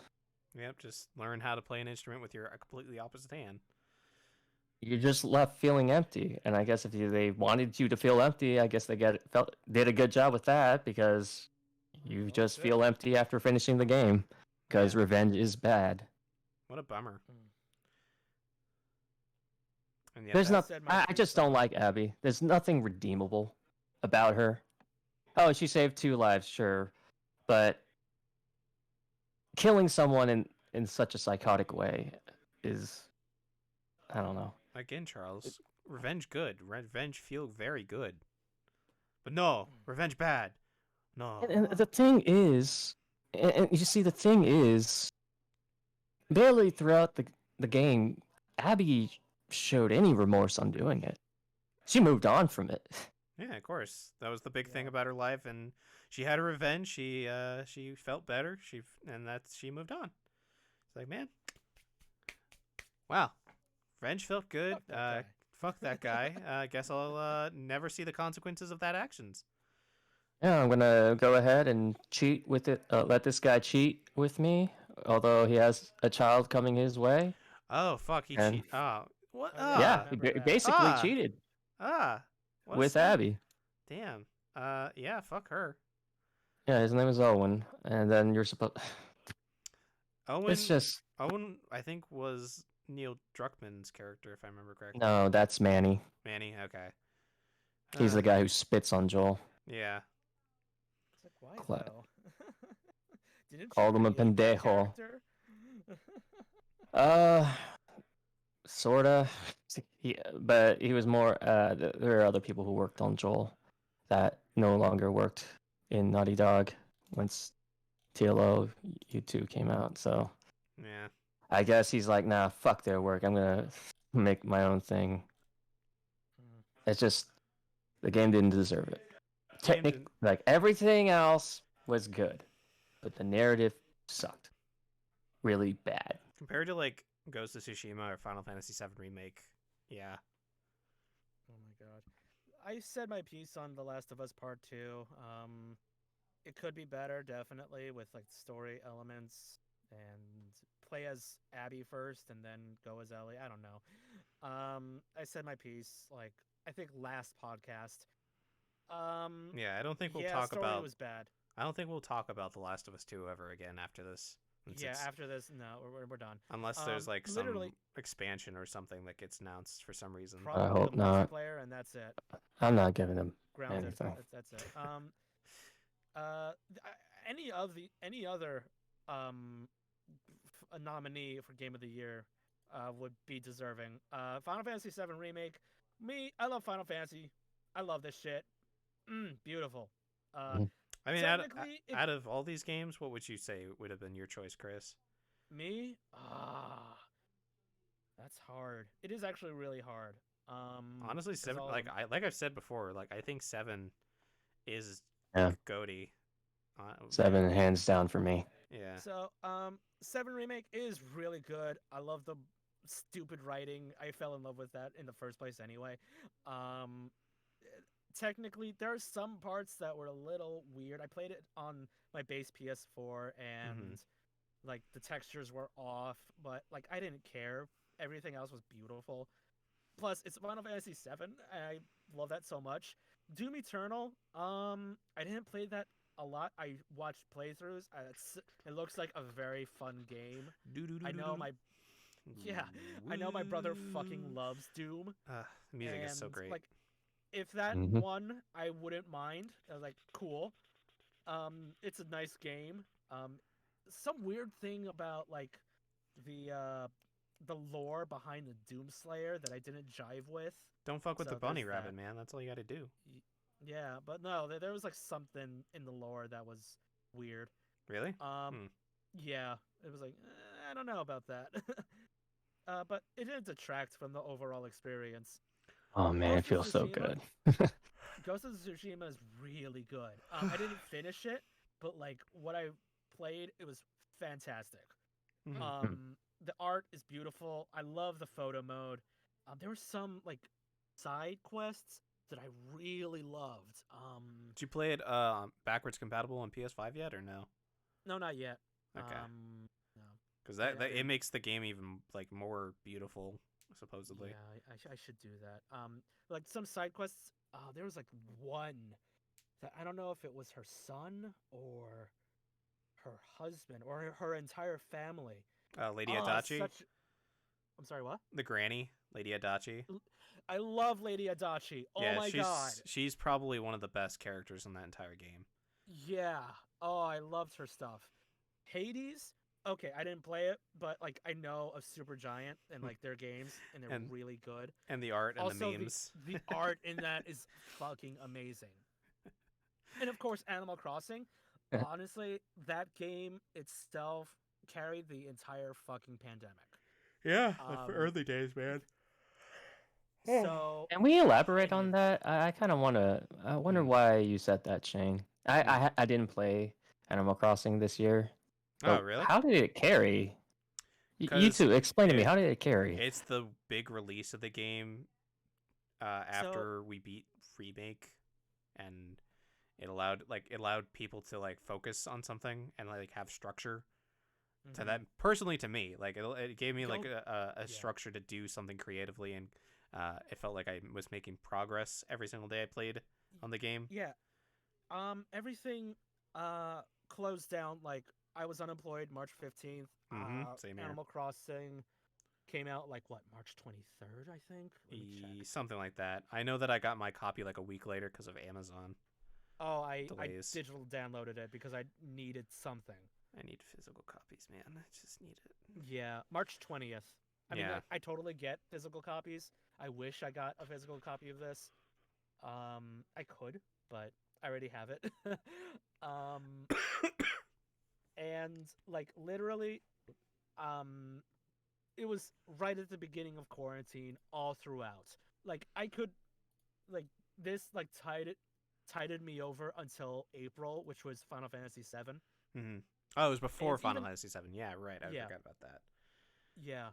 And even after I finished Final Fantasy VII, I continued with Animal Crossing. Like, I didn't do much. Like, I just, said hi to the villagers and Mhm. did some, like, creative stuff on the island. But it's just, like, it was part of my routine, Mm-hmm. Mhm. especially during pandemic life. If there wasn't a pandemic, I wouldn't have played this as much. Okay, Yeah. fair. Yeah. My opinion is basically the same as like being unemployed and then like because I was so with me I was following the news about COVID um back in like December, and I was Oh, like, huh. yeah. I remember that. And because I was working in a restaurant, I'm more concerned about that because I obviously have a lot more people coming in, and as I kept hearing the news and checking my Twitter and seeing it, like I was starting to get really worried. I also started noticing that people were not coming in as often, and so like Oh, constantly I talking to knew. my coworkers and stuff about it, Mm. and like, hey man, this seems like this is gonna get bad, and like Mhm. and then when March started happening and all the news started coming in, I'm like, we should be like this store should not be Yeah. open. This like every day, like every day it came in, like we shouldn't be open. We Mhm. shouldn't be open. Should we open? Should we open? And then the week of the 15th happened, and we were dead. 4 days No. straight, we were Yeah. dead. We did Yeah. $300 in sales for lunch, for dinner, Wow. each day, which is nothing. That's penny. That's nothing. That is like 1/8 of the sales that we do for a normal day prior to that, and Mhm. we kept staying open, and like we Yeah. really need to Wow. go. And then I showed up to work one day, and the district manager was there, and he's like, hey guys, because of the lockdowns, we are now officially going to be shutting down the store. Mhm. Hey Dream Fan. And like it was stressful, and I was Mhm. prepared because I was informed, and I was already getting talked to by like the HR department about what to do and to Mhm. get my money set up so I can file for unemployment. And man, Mhm. making like $1,700 back then was great. Because I was able to afford food for myself. I was able to buy Mhm. games. I was able to buy all my equipment for my recording on my mic. I was starting to get back into Mhm. voice acting. Yeah. Um, but I was still on this. Me personally, I've had problems sleeping for the longest time, and one I would be up until like 7 a.m., 6 a.m. every night anyway, and eventually I needed structure after Mhm. just something, just because that's just who I am after a while. Yeah. Yeah. So and because I didn't have any games that I wanted to play because of like the depression that I was going through at the time, which was way worse back then than it is now. Which surprisingly, I'm Mhm. actually pretty decent. Oh, Chris, I think he wants a link to my Discord. Oh, okay. Yeah, which Do you have that? I can let me get that real quick. How do I even invite people to this thing? Oh, copy button. Yeah. Alright, Um. I will set that up. s- But yeah, so like, oh, I can't do it on that. Damn it! I hate that I can't. Oh wait, it's Control V, right? That's the command. Yeah. Control V. So Animal Crossing came out, and I was already excited because I've loved Animal Crossing since GameCube, and it was just something. It felt like because I wasn't really talking to anybody yet. I don't think the Discord we're in right now was even a No. thing. No. I only had my one coworker slash friend that I was talking to, but sometimes it would take a long while to talk to. Uh, I just it I wanted it to be absorbed into this world where I wasn't surrounded by the reality of the the times, you know, and Mhm. seeing Tom Nook and the Nooklings and my villagers, it brought a little smile to my face, and it was what I needed, and I think it's what a lot of people needed in those early days. was a Mhm. little bit of hope and a little bit of just sunshine in something that felt Indeed. like a Mhm. storm was approaching, and it did approach, and it came, and it's here, and it's still here. Um, Black clouds in isolation for sure. mhm. Mhm. And Yeah. Animal Crossing is just that perfect game for that, and regardless of all the all the weird mechanics that Nintendo doesn't like to add to that game, like Oh my if you're God. crafting in your house, shouldn't I be able to take the materials that I'm crafting in my house and just use them? No, you have to carry them. That's stupid. Okay, I guess I'll just live with it. Just dumb little things, but it's to make it feel like a little bit more realistic, I guess. Less like a video game. But yeah, that's my personal opinion about like why Animal Crossing was good for the time it came out. It was necessary Mhm. because it really Yeah, like it's an important game. That's for sure. g- going up to the pandemic, it's very interesting that uh, I heard your side of how things developed. I also found out about it like late December because it was weird because I ordered something for myself from China. Mm. I'm like, oh shit, like what the fuck? Well, as long as it wasn't from a fucking wet shop, you should be fine. Yeah, no, it was like a plush from somewhere. Mm. Um, and I like I was like, okay. And then I was following COVID-19 until March, and I knew that uh, what was it? The Performing Arts theaters, they were fucked. Mm. And I'm like, shit. And like March, it was very interesting. Like it was weird. The week before March 15th, I think it was the first week of March, we had Jay Leno, and he did not cancel.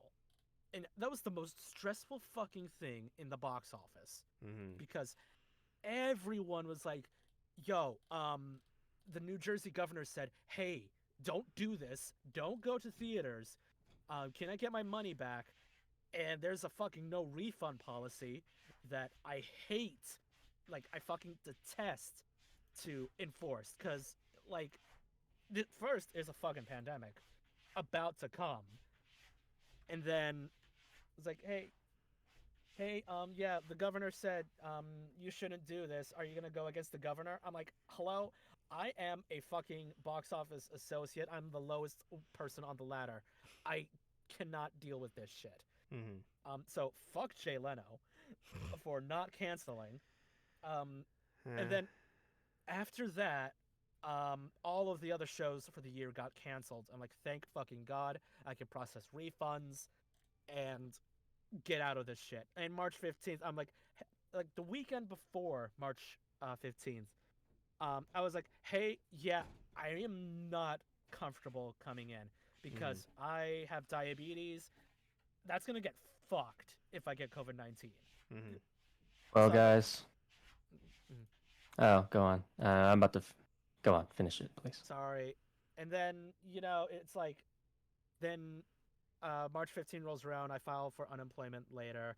I'm stuck in my house, even till this day. Yeah. And I back to Animal Crossing, that just provided routine structure, and that's like a good thing if you have depression. Mm-hmm. Like that, if anything, out of all of these. And I love FF7 remake, and I love all the other games, but Animal Crossing should have won Game of the Year because of this reason. Okay. That's a good sentiment, Chris. I Yeah. think I agree with you on that one. I haven't played Animal Crossing, but for what it sounded like it really did carry. Thank you for answering my question, by the way. Yeah, no That was problem. just like yeah. also this was like the first game that I bought Nintendo Online for, so I can hang out with my friends. Yeah, it's true too. It's weird, the Nintendo Online thing and the logistics of everything, but this is the first game that I played online with friends during this time. Mm-hmm. Then came Among Us and then Phasmophobia. Yep. So yeah, it helped a lot. Mm-hmm. Charles, you have anything to say? Yes. It's a good thing you stayed inside and we're safe. Now, Yeah. speaking of COVID, Except for no, me. it's not one of the bullet points. Fuck me. Almost 300,000 deaths Yeah. far. No, Yeah. America. in the U.S. so Woo. far. We Oh, are it's number crazy. 1. 1.61 million deaths worldwide. Jesus Christ. We are number 1. USA. USA. USA. Come on, guys. I don't hear you saying it and chanting it like the Patriots I'm you so are. tired of it by now, man. No. Uh, I watch CNN every day and it's the worst. I just But, check like- Twitter and Bing and stuff and see just like, oh, how many people are just Are dead today. dead or sick today. Let's see. California. Oh my god. California COVID. Like my parents watch the news and it's all COVID-19 and I'm like, Of course it is. So California is at 1.5 mil. We Great. had another 30K added to the confirmed cases. Only 122 deaths, so that's not too bad. So the states had a 118K confirmed cases. 3, 6, 9, 12. So that's 1/4. 1/4 of cases come from California. So that's cool. Do like that the number of recovered is higher than the deaths, but that's still way too many people. yeah. Oh yeah, and then there's the whole evictions thing that's going on in California too. Which is dumb. Literally every developed country, and I know this is not part of it, but literally every other developed country is providing some Aid, monetary plan monetary. for, Yeah. yeah. Until summer, France. Except for U.S. because we're giving bailouts and spending more on military. It's just our country is just pathetic. Yeah. We can get fucked. That is what our country said. Get fucked, people. Hmm. Okay. So that's the docket. That's the news. That's We- the podcast. That's the podcast. We don't have anything else, unless you guys have any parting notes or anything you guys want to talk about.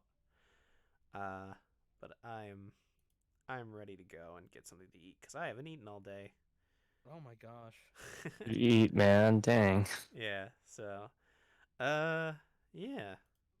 And yeah, anything you guys want to talk about that wasn't on the docket that you want to talk about? Last chance. I think this is gonna run long enough. My Yeah. brain's kind of fried at this point. This is Yeah. almost the 5 minutes. No, 5 hours. Wow. 6 hours. 5 hours almost. and 50 minutes, almost 6 hours. Yeah. All right. Wow. So I guess that's gonna be the podcast. Sorry that it ended on a dour note. Animal Crossing is great. Final Fantasy VII Remake is great. Fuck The Last of Us Last- 2. Fuck The Last of Us Part 2, honestly. Agreed.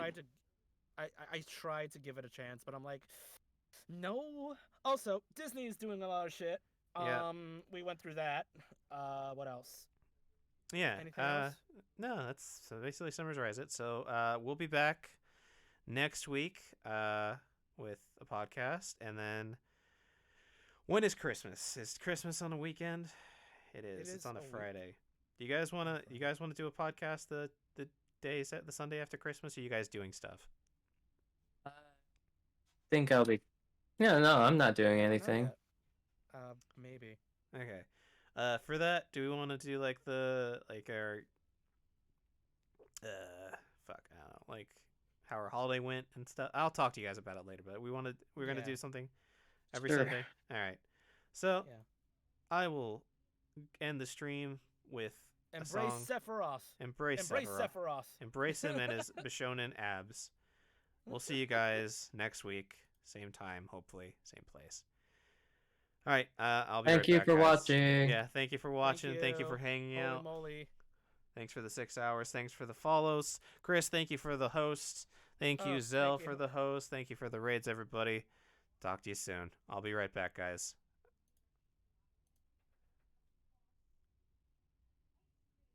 Where is it?